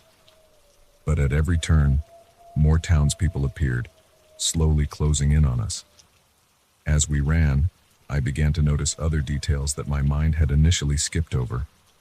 The houses, which had seemed normal at first glance, were subtly wrong. Windows at odd angles, doors too small or too large, colors that seemed to shift when you weren't looking directly at them. And the people, the more I looked, the less human they appeared. Their movements were too fluid, too synchronized, and their faces, God, their faces, they stretched and distorted as we passed, like reflections in a funhouse mirror. We found ourselves in the town square, the gazebo looming before us. With nowhere else to go, we ran inside, hoping for some kind of shelter. As soon as we crossed the threshold, the world seemed to shift. The sky, which had been a clear blue, turned a sickly green. The buildings around the square twisted and warped, their architecture becoming impossible. Escher-like constructions, and the townspeople, they shed any pretense of humanity, their bodies elongated, limbs bending at impossible angles, their faces melting into grotesque, alien visages. "What's happening?" Sarah screamed, clutching my arm so tight I could feel her nails digging into my skin. Before I could answer, a voice boomed out, seeming to come from everywhere and nowhere at once.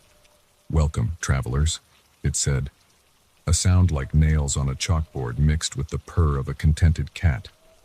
"We've been waiting so long for fresh meat."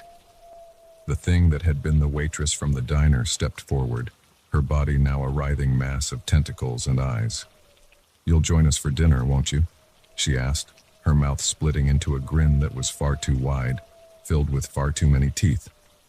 As the main course, of course. I looked around desperately for an escape, but we were surrounded. The townspeople, or whatever they really were, had formed a tight circle around the gazebo. There was no way out. Just as I was about to give in to despair, Sarah squeezed my hand. I looked at her, saw the determination in her eyes, and understood. If we were going down, we were going down fighting. We charged forward, catching the creatures off guard. We pushed and shoved our way through the crowd, their inhuman shrieks filling the air. Claws and tentacles grasped at us, tearing our clothes and scratching our skin, but somehow, miraculously, we broke through. We ran like we'd never run before, our feet barely touching the ground. Behind us, the sounds of pursuit grew fainter, as if the creatures couldn't leave the town limits. We didn't stop running until we hit the highway, our lungs burning, legs shaking from exertion. Only then did we dare to look back. Millbrook was gone. In its place was an empty field, with no sign that a town had ever existed there. The only evidence of our ordeal was our torn clothes and the scratches on our skin. We flagged down the first car we saw, a kindly older couple who listened to our breathless, barely coherent story with growing concern. They drove us to the nearest police station, where we spent hours trying to explain what had happened. The police found nothing, of course. No town, no monsters, not even a sign. They chalked it up to some kind of shared hallucination, maybe caused by carbon monoxide poisoning from our car. We knew the truth, but who would believe us? Sarah and I don't take road trips anymore. We stick to planes and well-traveled routes. But sometimes, when we're driving at night and we see a sign for a small town we've never heard of, we share a look of understanding and keep driving. Because we know now that some places aren't meant to be found. Some shortcuts lead to destinations you can never return from. And sometimes, the most terrifying monsters are the ones that wear human faces, waiting in quiet towns for unsuspecting travelers to stumble into their web. So if you're ever on a road trip and you see a sign for a town that's not on your map, do yourself a favor. Keep driving. No matter how tired you are, no matter how tempting that shortcut might seem, keep driving. Because you never know when you might end up in a place like Millbrook, where the diner special is always to die for, and they mean that quite literally.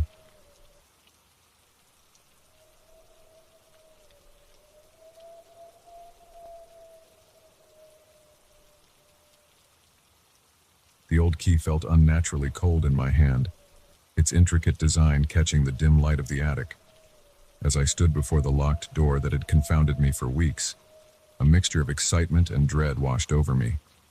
I had no idea that turning that key would unlock not just a hidden room, but a nightmare that had been lurking in my family's history for generations. It all started when my great-aunt Mildred passed away, leaving me her sprawling Victorian mansion on the outskirts of a small New England town. I'd only met the old woman a handful of times, and her decision to make me her sole heir came as a shock to everyone, myself included. But as a struggling writer with mounting debts, I wasn't about to look a gift horse in the mouth. The house was a marvel, a 3-story behemoth with turrets, gables, and more rooms than I could count. It was also in desperate need of renovation, with peeling wallpaper, creaky floorboards, and a pervasive musty smell that seemed to seep from the very walls.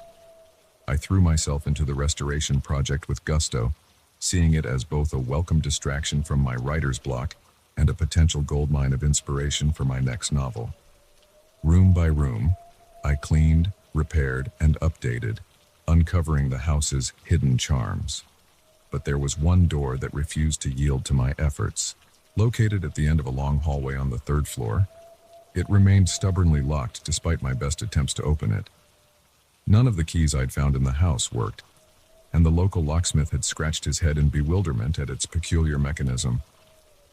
"Never seen anything like it," he'd muttered, packing up his tools in defeat. "It's like it's not meant to be opened."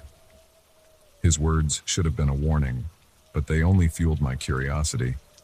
What could be so important that it needed such an elaborate lock? What secrets was Aunt Mildred hiding? The breakthrough came when I was sorting through a box of old family photographs in the attic. Tucked between faded sepia prints of stern-faced ancestors was an envelope addressed to me in Aunt Mildred's spidery handwriting. Inside was a single sheet of paper and a small, ornate key. The letter was brief and cryptic.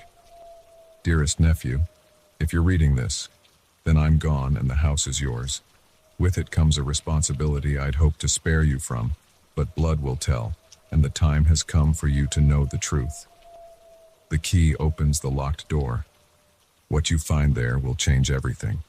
Be brave, be strong, and above all, be careful. Some doors, once opened, can never be closed again. Your loving aunt, Mildred. And now here I stood, key in hand, heart pounding with anticipation. Part of me wanted to heed the warning in Aunt Mildred's letter, to throw away the key and forget about the locked door. But a larger part, the part that had always gotten me into trouble, needed to know what lay beyond. I inserted the key into the lock. It turned smoothly, as if it had been oiled recently, not left untouched for years. The door swung open with a low creak, revealing a room bathed in shadows. The smell hit me first, a musty, organic odor tinged with something metallic that made my stomach churn.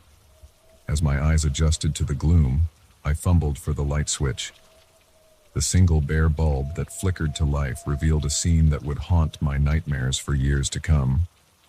The room was small, barely larger than a walk-in closet, its walls covered in faded red symbols that I didn't recognize. A heavy wooden table dominated the space, its surface stained dark and scratched with use.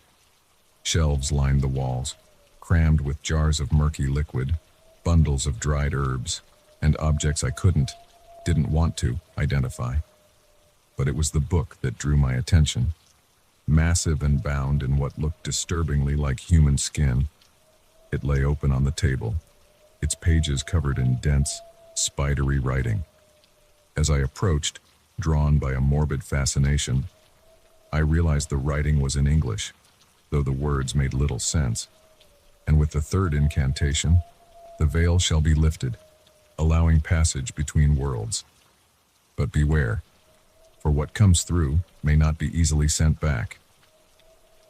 I slammed the book shut, my hands shaking. This had to be some kind of joke, an elaborate hoax. Aunt Mildred must have been playing a prank, trying to scare me from beyond the grave. There was no way this could be real. But as I turned to leave, to forget I'd ever found this room, my eye caught something that made my blood run cold.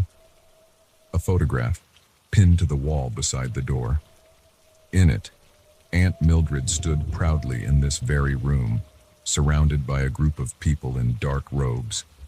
Their faces were obscured, but their postures radiated an aura of menace. And there, on the table behind them, lay a body. My hands trembling, I unpinned the photo for a closer look. As I did, I noticed writing on the back. The Covenant of the Eternal Night, 1954. The first successful crossing. I staggered back, the photo fluttering to the floor. This was real. All of it. The symbols, the book, the rituals. My family, my own flesh and blood, had been involved in something dark and terrible. As if triggered by this realization, the house around me seemed to come alive. The floorboards creaked, the walls groaned, and I could have sworn I heard whispers echoing from empty rooms. Panic set in, and I bolted from the hidden room, slamming the door behind me. I ran through the house, suddenly seeing it with new eyes. The odd angles of the walls, the strange symbols hidden in the wallpaper patterns, the mirrors that never seemed to reflect quite right. It had all been there, hiding in plain sight. I didn't stop running until I reached my car, peeling out of the driveway with a screech of tires. It wasn't until I was miles away, my heart rate finally slowing, that I realized I still clutched the key in my hand. In the days that followed, I tried to convince myself it had all been a hallucination, a vivid waking dream brought on by stress, and an overactive imagination. But every time I closed my eyes, I saw that room, that book, that chilling photograph. I couldn't bring myself to return to the house, but I couldn't stay away either. I found myself driving past it at odd hours, half expecting to see hooded figures slipping in and out, or eldritch horrors oozing from the windows. But it always stood silent and still, revealing nothing of the secrets it held. Desperate for answers, I dove into research, spending countless hours in libraries and online forums dedicated to the occult. What I found only deepened the mystery. References to the covenant of the eternal night were few and far between, but what little I uncovered painted a disturbing picture of an ancient cult dedicated to bridging the gap between our world and something else. And my family had been at the center of it all, generation after generation, working in secret to tear down the walls of reality. For what purpose? I couldn't begin to fathom. As the weeks passed, strange things began to happen. I'd wake in the night to find my apartment rearranged, books open to pages I'd never read. Shadows moved in the corners of my vision, always disappearing when I turned to look. And the dreams, vivid, terrifying dreams of other worlds, and the monstrous things that inhabited them. I knew then that I couldn't run from this. Whatever my family had started, whatever door they had opened, it wasn't going to close on its own. The responsibility Aunt Mildred spoke of in her letter was now mine, whether I wanted it or not. So I find myself back at the house, key in hand, standing once again before that fateful door. This time, I'm prepared. I've learned what I can of the old ways, gathered what defenses I could. I don't know if it will be enough, but I have to try. Because if I don't close this door, if I don't end what my family started, who knows what might come through next. As I turn the key in the lock, I can't help but wonder, how many other families out there have similar secrets? How many other houses hold hidden rooms full of ancient horrors? And most chillingly, how thin is the veil between our world and the realms beyond? I push open the door, steeling myself for what lies ahead. Whatever happens next, one thing is certain. I'll never look at a locked door the same way again. Because now I know that sometimes, the most terrifying monsters aren't the ones hiding under our beds or in our closets. They're the ones lurking in our family trees, waiting for an unsuspecting descendant to unlock their cage.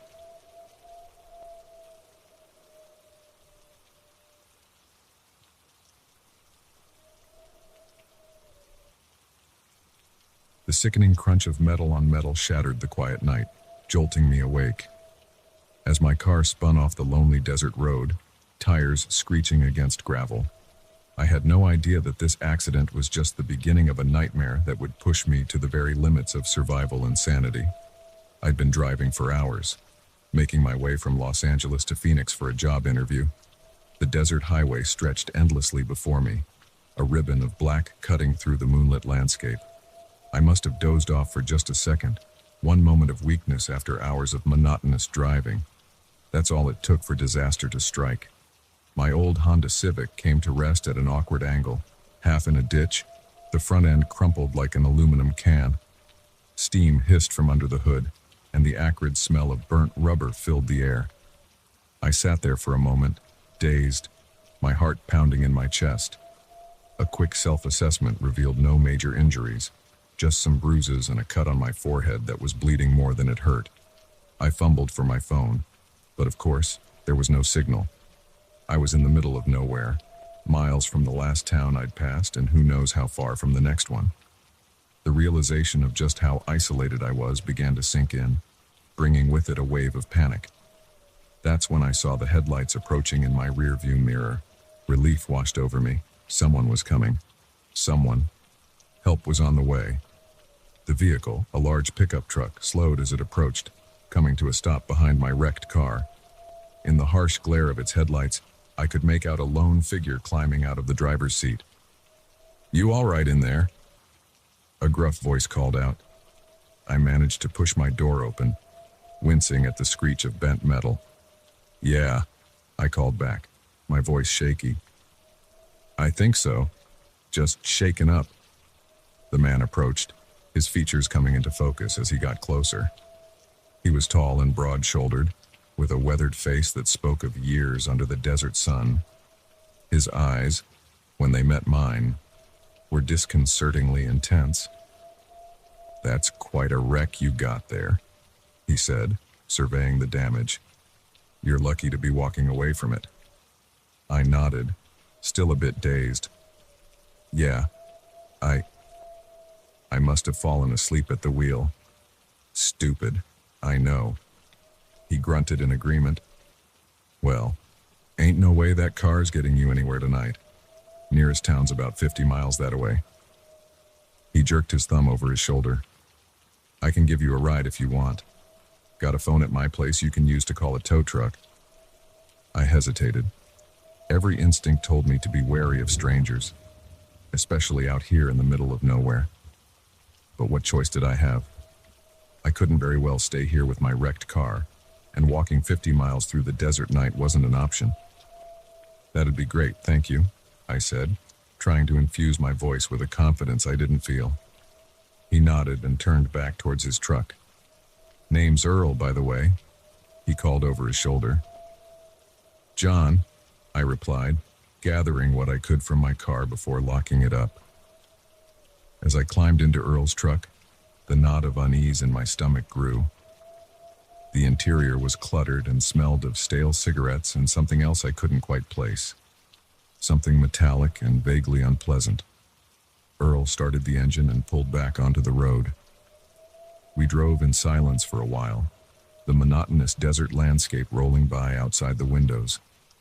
I tried to make small talk, but Earl's responses were curt, bordering on unfriendly.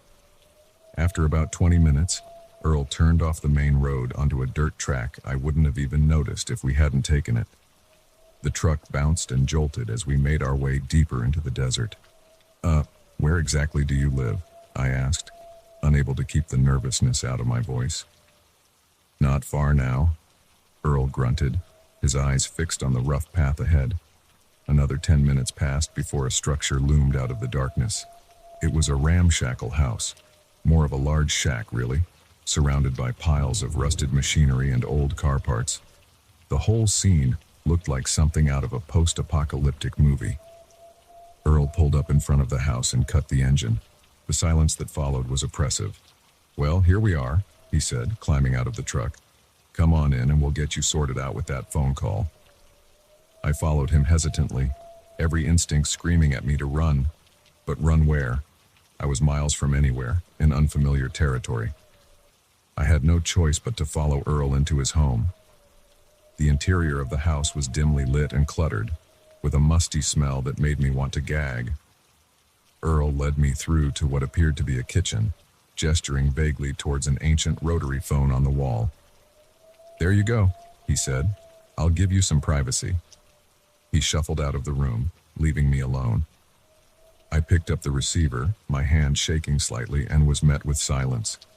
No dial tone. The phone was dead. Earl," I called out. "I think there's something wrong with your phone." No response. I stepped out of the kitchen, peering down the dark hallway. "Earl?" That's when I heard it.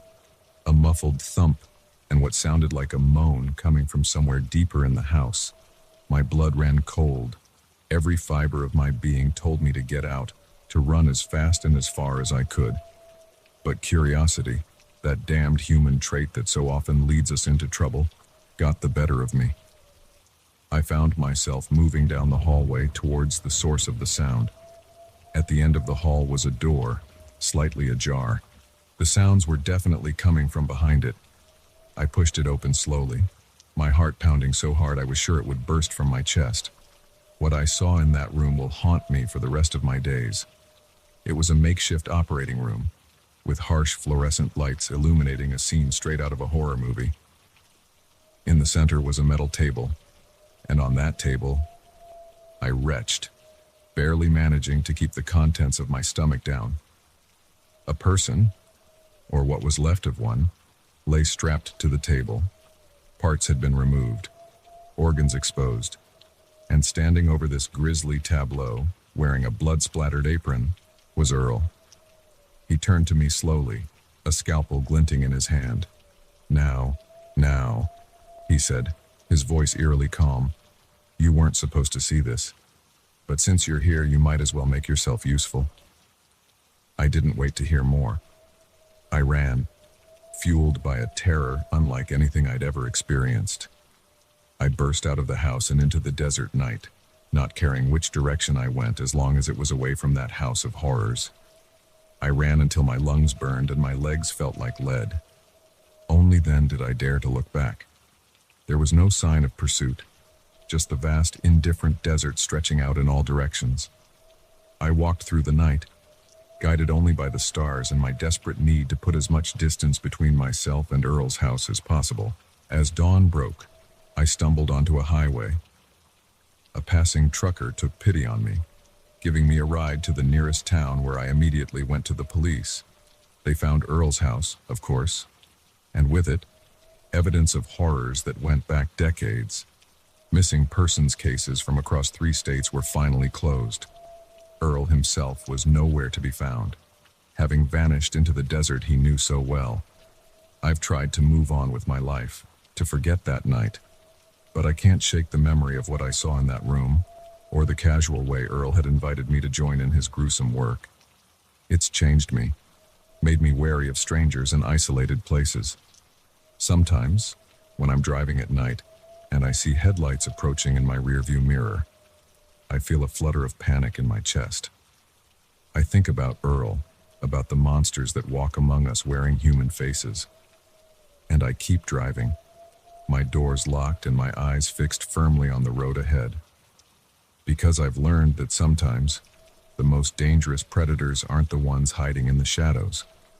They're the ones that offer you help when you're at your most vulnerable, luring you in with the promise of safety only to reveal their true nature when it's too late to escape. So if you ever find yourself stranded on a lonely road in the middle of nowhere, think twice before accepting help from a passing stranger. Because you never know when that good Samaritan might turn out to be your worst nightmare.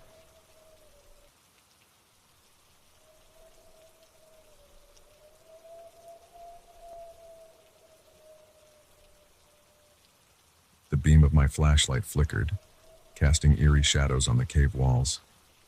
As the darkness closed in around us, a realization hit me like a punch to the gut. We weren't alone down here. Something was moving in the inky blackness beyond our light, and it was getting closer.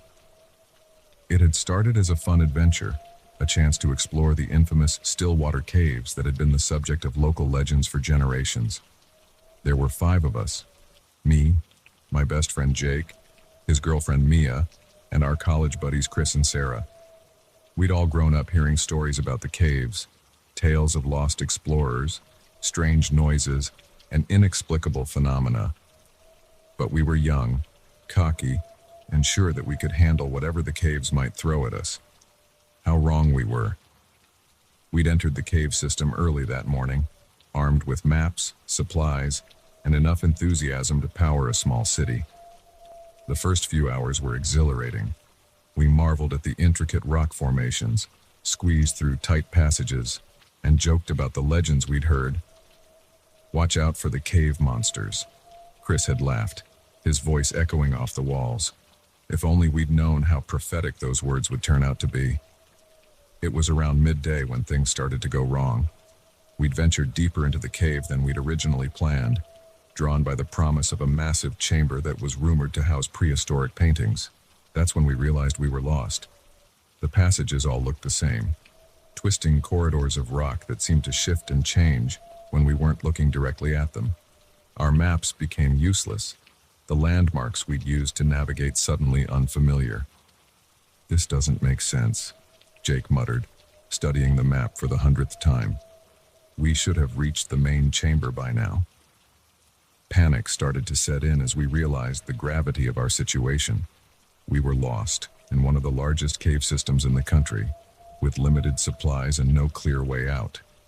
That's when we heard it for the first time, a low, rumbling sound that seemed to come from the very walls around us. It was unlike anything I'd ever heard before, a cross between a growl and the grinding of massive stones.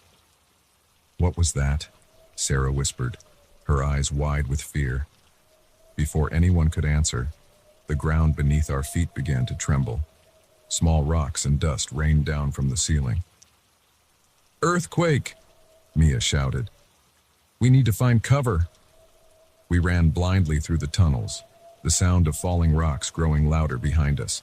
I don't know how long we ran, but eventually, we found ourselves in a large cavern, relatively free from falling debris. As the tremors subsided, we took stock of our situation. We were alive, but even more lost than before. And our problems were just beginning. In the aftermath of the quake, our primary flashlight had been damaged. We were left with only a couple of smaller backup lights, their beams seeming pitifully inadequate in the vast darkness of the cave.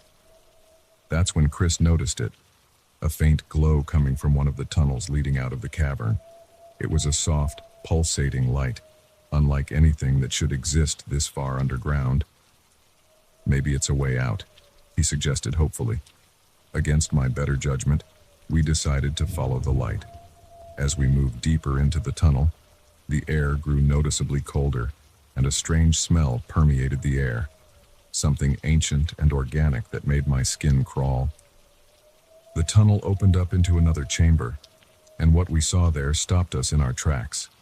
The walls were covered in paintings, but not the prehistoric art we'd been expecting. These were newer and far more disturbing. Twisted, inhuman figures danced across the rock face, surrounding images of what looked like human sacrifices, but it was the source of the light that truly terrified us. In the center of the chamber stood a pillar of softly glowing crystal, and suspended within it, perfectly preserved, was a creature out of a nightmare. It was vaguely humanoid, but that's where any resemblance to humanity ended. Its body was elongated and skeletal, with too many limbs that bent at impossible angles. Its head was oversized and bulbous, with no discernible eyes but a mouthful of needle-like teeth. What the fuck is that thing? Jake breathed, his voice barely above a whisper. Before anyone could respond, the crystal began to pulse more rapidly. Cracks appeared on its surface, spreading like a web across the glowing material. We need to get out of here, I said, surprised at how calm my voice sounded despite the terror coursing through my veins. Now, we turned to run, but found our path blocked. The tunnel we'd come through had collapsed, sealing us in the chamber, and from the other tunnels leading out of the room came sounds, skittering noises and low, guttural growls that spoke of things that had no place in our world. That's when my flashlight began to flicker, plunging us intermittently into darkness. And in those moments of blackness, I could swear I saw movement, swift, unnatural movement that disappeared as soon as the light returned. We huddled together in the center of the room, our backs to each other, watching in horror as the crystal continued to fracture. With each crack, the air grew colder, and that otherworldly smell intensified. What do we do? Sarah sobbed, her earlier bravado completely gone. I wished I had an answer for her. I wished I could wake up and find this was all just a terrible nightmare. But the cold stone beneath my feet and the very real fear gripping my heart told me this was all too real. A particularly loud crack from the crystal made us all jump. A piece had fallen away, and something was emerging from within. A long, spindly limb tipped with claws that looked sharp enough to shred steel. In that moment, staring at the stuff of nightmares literally coming to life before our eyes, something in me snapped. A cold, clear certainty washed over me. We were going to die down here, torn apart by creatures that shouldn't exist, unless... The paintings, I said suddenly, my mind racing. Look at the paintings. The others followed my gaze, uncomprehending at first, but then Mia gasped. The sacrifices, she whispered. They're containing something. She was right. The twisted figures in the paintings weren't dancing. They were performing some kind of ritual around the human sacrifices. And in the background of each image was a shape eerily similar to the crystal pillar, but whole and unbroken. I think, I said slowly, the weight of what I was about to suggest sitting heavily in my stomach. I think the creatures were trapped here, sealed away, and it took blood to do it. The implications of what I was saying hung in the air between us. The only way to stop whatever was emerging from that crystal might be to recreate the ritual depicted in the paintings, which meant, no, Jake said firmly, realizing where my thoughts were going. No way. We're not sacrificing anyone. But even as he spoke, more of the crystal fell away. The creature inside was more visible now, its alien features becoming clearer with each passing second. And the noises from the other tunnels were getting louder, closer. We might not have a choice, Chris said, his voice shaking. It's one of us or all of us. The next few minutes were a blur of argument and tearful pleas. In the end, it was Sarah who made the decision for us. I'll do it, she said quietly. I'll be the sacrifice. We tried to talk her out of it, but her mind was made up. With shaking hands and tears streaming down our faces, we prepared for the unthinkable. Using the paintings as a guide, we positioned Sarah in front of the crystal. The rest of us formed a circle around her, our hands linked. As the last pieces of crystal fell away and the creature began to emerge fully, we started to chant. The words came to us instinctively, as if they were being pulled from some deep, primal part of our brains. What happened next, I can barely bring myself to recount. There was a flash of light, a scream that might have been Sarah's or might have come from the creature itself. And then darkness. When we came to, we were lying near the entrance of the cave. How we got there, I don't know. Sarah was gone. The authorities searched for weeks but found no trace of her. The deeper parts of the cave system had collapsed, sealing off whatever horrors lay within. We never spoke about what happened down there. Not to the police, not to Sarah's family, not even to each other. Who would believe us? Some nights, I wake up in a cold sweat, the echo of that unearthly scream ringing in my ears. I wonder if we did the right thing. I wonder if Sarah's sacrifice truly sealed away the evil we encountered, or if we only bought ourselves some time. And sometimes, when I'm in a dark room or a tight space, I swear I can hear something moving in the shadows. Something that's waiting, biding its time until it can break free once again. So if you're ever exploring a cave and you come across strange paintings or glowing crystals, turn back. Run as fast as you can towards the light of day. Because some things are meant to stay buried in the dark, and the price of keeping them there is higher than you can imagine.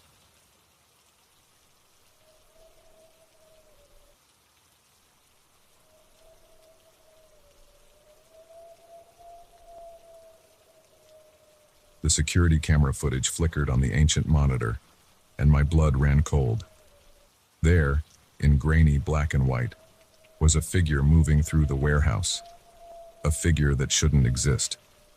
As I watched, paralyzed with fear, I realized that my boring night shift had just become a fight for survival against something that defied explanation. I never wanted this job. Night security at Millbrook Industrial Storage was about as far from my dream career as you could get. But bills needed paying, and beggars can't be choosers.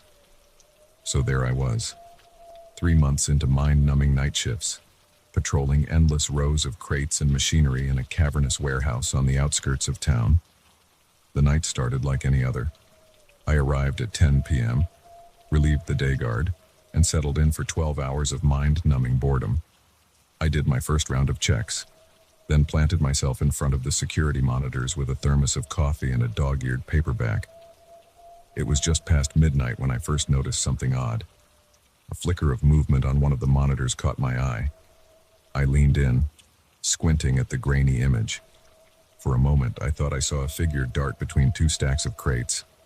But when I looked again, there was nothing there. I shrugged it off as a trick of the light, or maybe my imagination running wild after hours of solitude. But I couldn't shake the uneasy feeling that had settled in the pit of my stomach. An hour later, it happened again. This time I was sure I'd seen something. A tall, impossibly thin figure, moving with an unnatural fluidity through the warehouse. I rewound the footage, my heart pounding, but the recording showed nothing but empty aisles. That's when I heard it, a sound that didn't belong in the quiet of the warehouse. A soft, rhythmic tapping like footsteps, but not quite right. It was coming from the far end of the building, near the loading docks. Every instinct told me to stay put, to call for backup. But I was the only security on duty, and if there was an intruder, it was my job to investigate. With shaking hands, I grabbed my flashlight and radio and stepped out of the security office. The warehouse was different at night. During the day, it was a hive of activity, filled with the sounds of forklifts and workers. But now, it was silent and still, the rows of shelves and machinery casting long shadows in the dim emergency lighting. I made my way towards the loading docks, my flashlight beam cutting through the darkness. The tapping sound had stopped, but I could feel something, a presence, just beyond the reach of my light. "Hello?" I called out, wincing at how my voice echoed in the vast space. "This is security. If someone's there, come out now." Silence. Then, a sound that made my skin crawl. A low, guttural growl that no human throat could produce. I spun around, my flashlight beam dancing wildly across the warehouse. And for a split second, I saw it. It was tall, at least 7 feet, with limbs that were too long and jointed in impossible ways. Its skin was a sickly gray, seeming to shift and ripple as if it wasn't quite solid. But it was the face that would haunt my nightmares for years to come, featureless except for a wide, gaping maw filled with rows of needle-like teeth. I ran. I ran like I'd never run before, my heart pounding so hard I thought it might burst from my chest. I could hear it behind me, moving with a speed that defied physics, its footsteps a rapid staccato on the concrete floor. I reached the security office and slammed the door shut, fumbling with trembling hands to lock it. For a moment, there was silence. Then, a scratch at the door. Another, the sound of metal groaning under immense pressure. I backed away, my eyes fixed on the door. The lock wouldn't hold. Whatever that thing was, it was going to get in. My gaze fell on the security monitors. Most showed empty aisles, but one showed the creature, standing right outside the office door. But that was impossible. I could hear it trying to break in, could see the door beginning to buckle. How could it be on the monitor? As I watched, transfixed with terror, the creature on the screen turned to look directly at the camera. Its featureless face split into that horrifying grin. And then, it waved. The door exploded inward in a shower of splinters. I screamed, throwing my arms up to protect my face. But when I lowered them, the office was empty. The thing was gone. Shaking, I approached the ruined door. The hallway beyond was empty and silent. I turned back to the monitors, but they showed nothing but the usual empty warehouse scenes. Had I imagined it all? Was I losing my mind? A noise from the warehouse floor snapped me back to reality. The sound of breaking glass, followed by an inhuman shriek that made my blood run cold. I had to get out of here. I had to call for help. But as I reached for my radio, I realized with dawning horror that it was gone. I must have dropped it when I was running. The phone. I could use the landline in the office to call the police. But when I picked up the receiver, there was nothing. No dial tone, just dead silence. More noises from the warehouse, crashes, bangs, the sound of heavy objects being thrown around. And underneath it all, that terrible growling. I was trapped. Whatever that thing was, it was between me and the exit. My only hope was to wait it out until the morning shift arrived. 6 hours.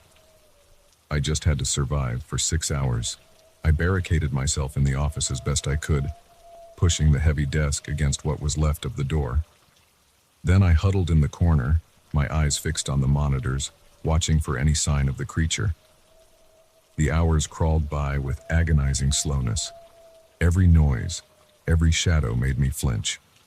Twice, I saw the thing on the monitors, moving through the warehouse with that unnatural grace. Each time, it would stop and look directly at the camera, that terrible grin splitting its face. As dawn approached, the noises from the warehouse grew quieter. The last time I saw the creature on the monitors, it seemed smaller somehow, less solid, as the first rays of sunlight began to peek through the high windows of the warehouse. It looked at the camera one last time, gave that chilling wave, and then dissolved into shadows. When the morning shift arrived, they found me huddled in the corner of the destroyed office, babbling about monsters and impossible things. The warehouse was a mess, with toppled shelves and broken crates scattered everywhere. But of the creature, there was no sign. They didn't believe me, of course. How could they? The security footage showed nothing but empty aisles all night. The official report blamed vandals, though how they could have gotten in and out without triggering any alarms was never explained. I quit that day. No job was worth what I'd been through, but quitting didn't end it. Sometimes, when I'm alone in the dark, I swear I can hear that tapping sound again. And in the corner of my eye, I catch glimpses of a tall, impossibly thin figure, always just out of sight when I turn to look. I don't know what I encountered that night in the warehouse. I don't know if it was real or if I suffered some kind of mental break. But I do know this. I'll never work another night shift as long as I live. Because when the sun goes down and the shadows grow long, there are things that come out to play. Things that shouldn't exist in our world, but do. And sometimes, they like to wave at the camera, just to let you know they see you too.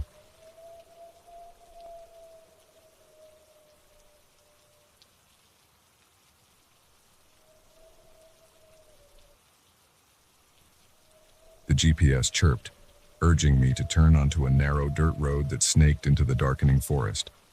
As I guided my car down the unfamiliar path, a sense of unease crept over me. I was about to make a delivery to an address that wasn't on any map, in a part of the country where cell phones fell silent and strangers were met with suspicion.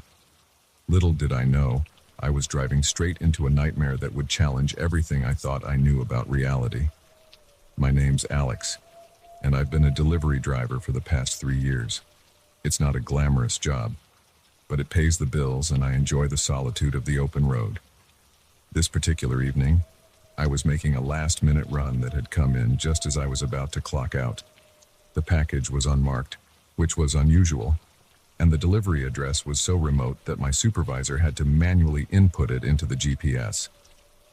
"Be careful out there," he'd said as I left, his brow furrowed with concern. "That area can be tricky."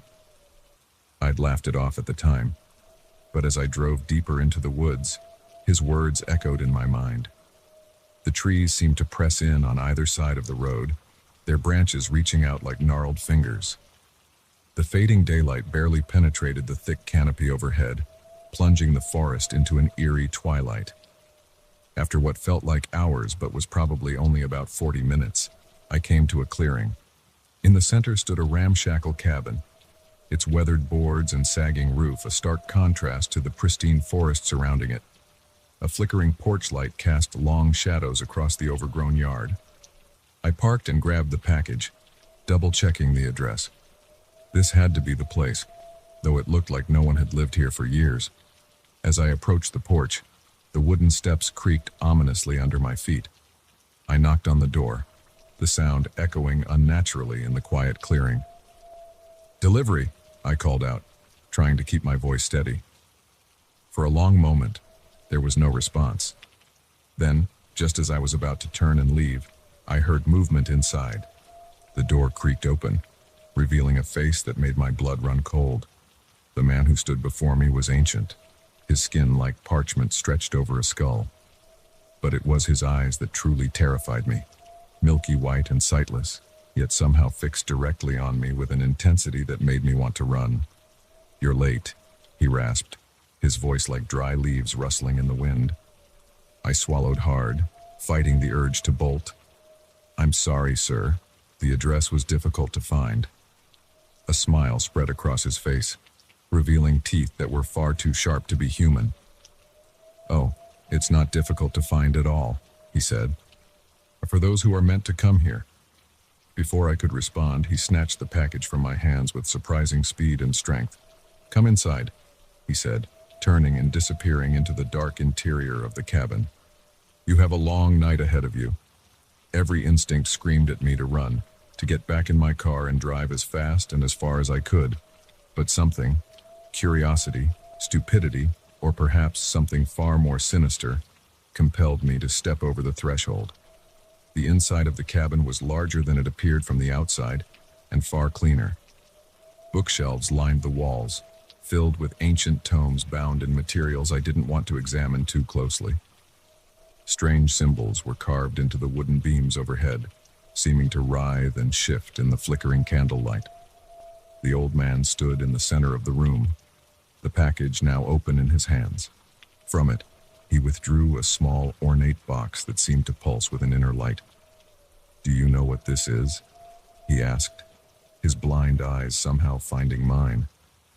I shook my head, then remembered he couldn't see. "No, sir," I said, my voice barely above a whisper. He chuckled, a sound that sent shivers down my spine. "This, my young friend, is a key to doors that were never meant to be opened." As he spoke, he opened the box. A high-pitched whine filled the air, and the symbols on the beams began to glow with an eerie blue light.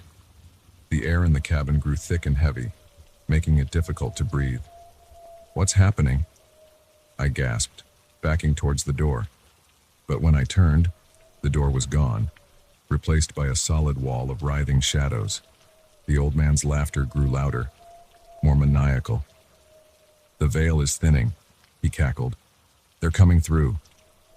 The room began to spin, reality seeming to warp and bend around us. I saw things emerging from the shadows, creatures with too many limbs, eyes where eyes shouldn't be, mouths filled with impossible geometries of teeth. I screamed, the sound lost in the cacophony of otherworldly noises now filling the cabin.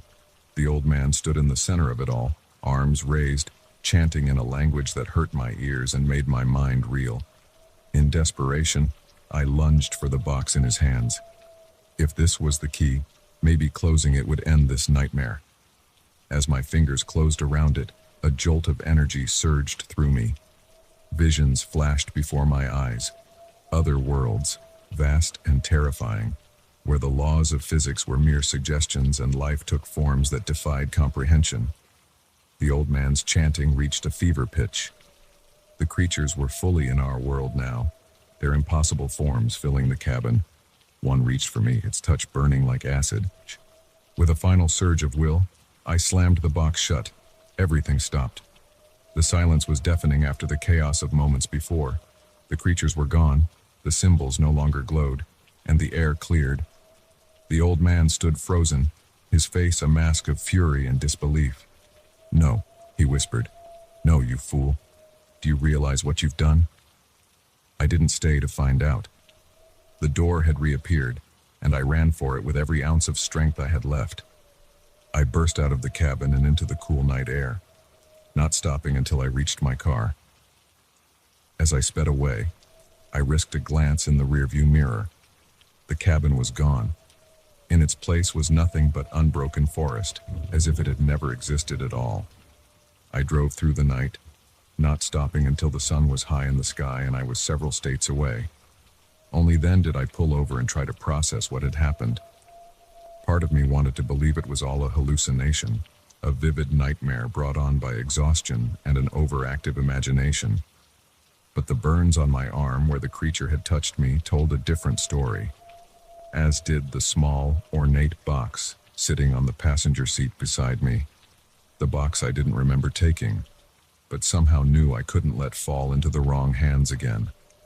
I never went back to my job. How could I, knowing what I now knew about the true nature of reality?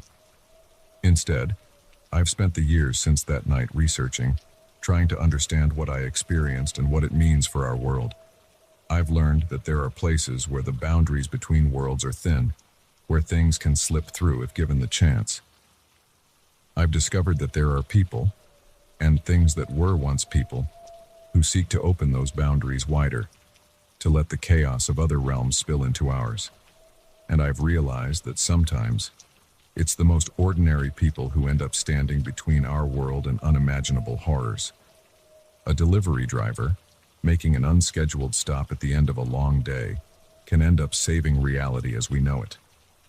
So if you ever find yourself on a dark, lonely road, following directions to an address that doesn't seem to exist, be careful. Be very, very careful. Because you never know when a routine delivery might turn into a battle for the fate of our world. And the next time, we might not be so lucky.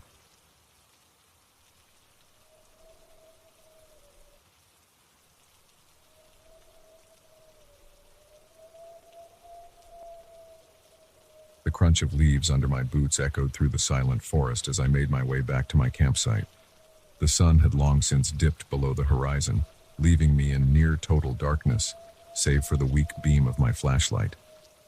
It wasn't until I reached my tent that I realized something was terribly wrong. My car, which I'd parked just a few yards away, was gone. And carved into a nearby tree, illuminated by my trembling light, were 5 words that made my blood run cold. You shouldn't have come here. I'd always been an avid outdoorsman, spending most of my weekends hiking and camping in the vast wilderness of the Pacific Northwest. But this trip was different. I'd ventured further off the beaten path than ever before, drawn by rumors of a pristine lake hidden deep in the forest, untouched by human hands. The journey had been challenging, requiring me to navigate through dense underbrush and over treacherous terrain. But when I finally broke through the trees and saw the lake sparkling in the afternoon sun, I knew it had been worth it. The water was crystal clear, reflecting the surrounding mountains like a mirror. It was a scene of breathtaking beauty, unspoiled by civilization. I set up camp near the shore, feeling a sense of pride at having discovered this hidden gem. As the day wore on, I explored the area, taking photos and reveling in the solitude. It wasn't until the sun began to set that I noticed something odd. The forest had gone quiet. Not the peaceful quiet of nature at rest, but an eerie, oppressive silence that made the hair on the back of my neck stand up. No bird calls, no rustling of small animals in the underbrush. Nothing. Unnerved, I decided to turn in early, planning to hike back out in the morning. That's when I realized I'd left my water purifier down by the lake, not wanting to risk drinking untreated water. I grabbed my flashlight and headed back to retrieve it. It should have been a quick trip. 5 minutes, tops. But somehow, on the way back, I got turned around. The trees all looked the same in the darkness, and the terrain seemed unfamiliar. What should have been a straight shot back to my campsite turned into an hour-long ordeal of wandering in circles. When I finally found my way back, I was exhausted and disoriented. And now, faced with my missing car and that chilling message, I felt a wave of panic wash over me. I fumbled for my phone, desperate to call for help. But there was no signal. Of course there wasn't. I was miles from the nearest cell tower. A twig snapped in the darkness beyond my campsite, and I whirled around, my flashlight beam cutting through the night. For a split second, I thought I saw movement, a tall, shadowy figure darting between the trees. But when I looked closer, there was nothing there. My mind raced. Who could have taken my car? How did they even find it, this far off any marked trails? And why leave that message? I retreated to my tent, zipping it up as if the thin fabric could offer any real protection. Sleep was out of the question. I sat there, flashlight in hand, jumping at every sound. As the night wore on, the noises grew closer, more deliberate. Footsteps circling my tent, the sound of something large moving through the underbrush, and voices, whispers in a language I didn't recognize, coming from all directions at once. By the time dawn broke, I was a nervous wreck. As soon as there was enough light to see, I packed up my essential gear and started hiking in the direction I thought would lead me back to civilization. The forest felt different in the daylight, but no less menacing. The trees seemed to press in closer, their branches reaching out like gnarled fingers. More than once, I could have sworn I saw faces watching me from knotholes and hollows. It was midday when I stumbled upon the clearing. At first, I felt a surge of relief, thinking I'd found a trail or fire road. But as I got closer, my hope turned to horror. The clearing was perfectly circular, about 50 feet in diameter. At its center stood a ring of stones, each carved with the same strange symbols I'd seen in my feverish imagination the night before. And scattered around the ring were remains. Animal bones, mostly, but some looked disturbingly human. I turned to run, but found my path blocked. They melted out of the forest like ghosts, tall, impossibly thin figures with skin the color of bark and eyes that glowed with an inner fire. Their faces were smooth and featureless, save for wide, grinning mouths filled with needle-sharp teeth. They moved with inhuman grace, encircling me before I could even think to run. One of them stepped forward, its head tilting at an impossible angle as it regarded me. When it spoke, its voice was like rustling leaves and creaking wood. "Welcome, trespasser," it said, the words forming in my mind rather than my ears. "We've been waiting for you." I wanted to scream, to run, to wake up from this nightmare. But I was frozen in place, my body refusing to obey my panicked mind. "Your kind has forgotten us," the creature continued, "forgotten the old ways, the old bargains. But we remember, and now you will remember too." It reached out a long, spindly arm, its fingers barely an inch from my face. I could feel the power radiating from it, ancient and terrible. Just as its fingers were about to touch me, a horn blasted through the clearing, loud, deep, and undeniably human. The creatures recoiled, hissing in pain or anger. A voice boomed out from the trees. "Leave him be, forest folk! He's under our protection now!" I turned to see a group of people emerging from the forest. They were dressed in a mishmash of modern outdoor gear and what looked like ancient tribal garb. Each carried a staff or spear, and they moved with the confidence of those who knew the land intimately. The lead figure, a woman with steel-gray hair and eyes that had seen too much, stepped forward. "Go back to your groves," she commanded the creatures. "This one is not for you." For a moment, I thought the creatures would attack. They outnumbered the newcomers at least 2 to 1, but something in the woman's stance, in the power of her voice, made them hesitate. Finally, the one who had spoken to me turned to her. "The old bargains still stand, Watcher. We will go, but not empty-handed. The price must be paid." The woman nodded grimly. "And it will be, but not with this one's life or soul. Go now, before we make you go." With a sound like wind through dead leaves, the creatures melted back into the forest. In moments, it was as if they had never been there at all. I collapsed to my knees, my body shaking with delayed terror and relief. The woman knelt beside me, her face etched with concern and something else, recognition. "It's all right," she said softly. "You're safe now, but we need to get you out of here. Can you walk?" I nodded mutely, allowing her to help me to my feet. As we made our way out of the clearing, I found my voice again. What were those things?" I asked. "And who are you?" She sighed heavily. "Those were the forgotten ones, ancient spirits of the forest, neither good nor evil, but dangerous to those who don't know the old ways. As for us, we're the Watchers. We keep the balance between their world and ours." Over the next few hours, as we hiked back to what passed for civilization in these parts, she explained more. How there were places in the world where the veil between realities was thin, how her people had been guarding these places for generations, keeping unwary travelers safe and maintaining an uneasy peace with the entities that dwelled in the in-between. "Your car is safe," she assured me. "We moved it to protect you. You can have it back once we reach the ranger station." As we walked, I couldn't shake the feeling that my life had irrevocably changed. The world I thought I knew had been torn away, revealing something far stranger and more terrifying beneath. "What happens now?" I asked as we neared the end of our journey. The woman, Sarah, she'd told me to call her, gave me a long, appraising look. That depends on you, she said finally. You can try to forget what you've seen, go back to your old life, or, I prompted, or you can join us. Help us protect others from what lurks in the shadows. It's a hard life and dangerous, but it's necessary. As we emerged from the forest, my car sitting innocuously in the ranger station parking lot, I knew my decision was already made. How could I go back to my mundane existence now, knowing what I now knew? When do we start? I asked.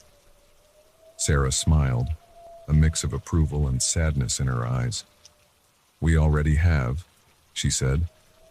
Welcome to the Watchers, my friend. The real journey is just beginning.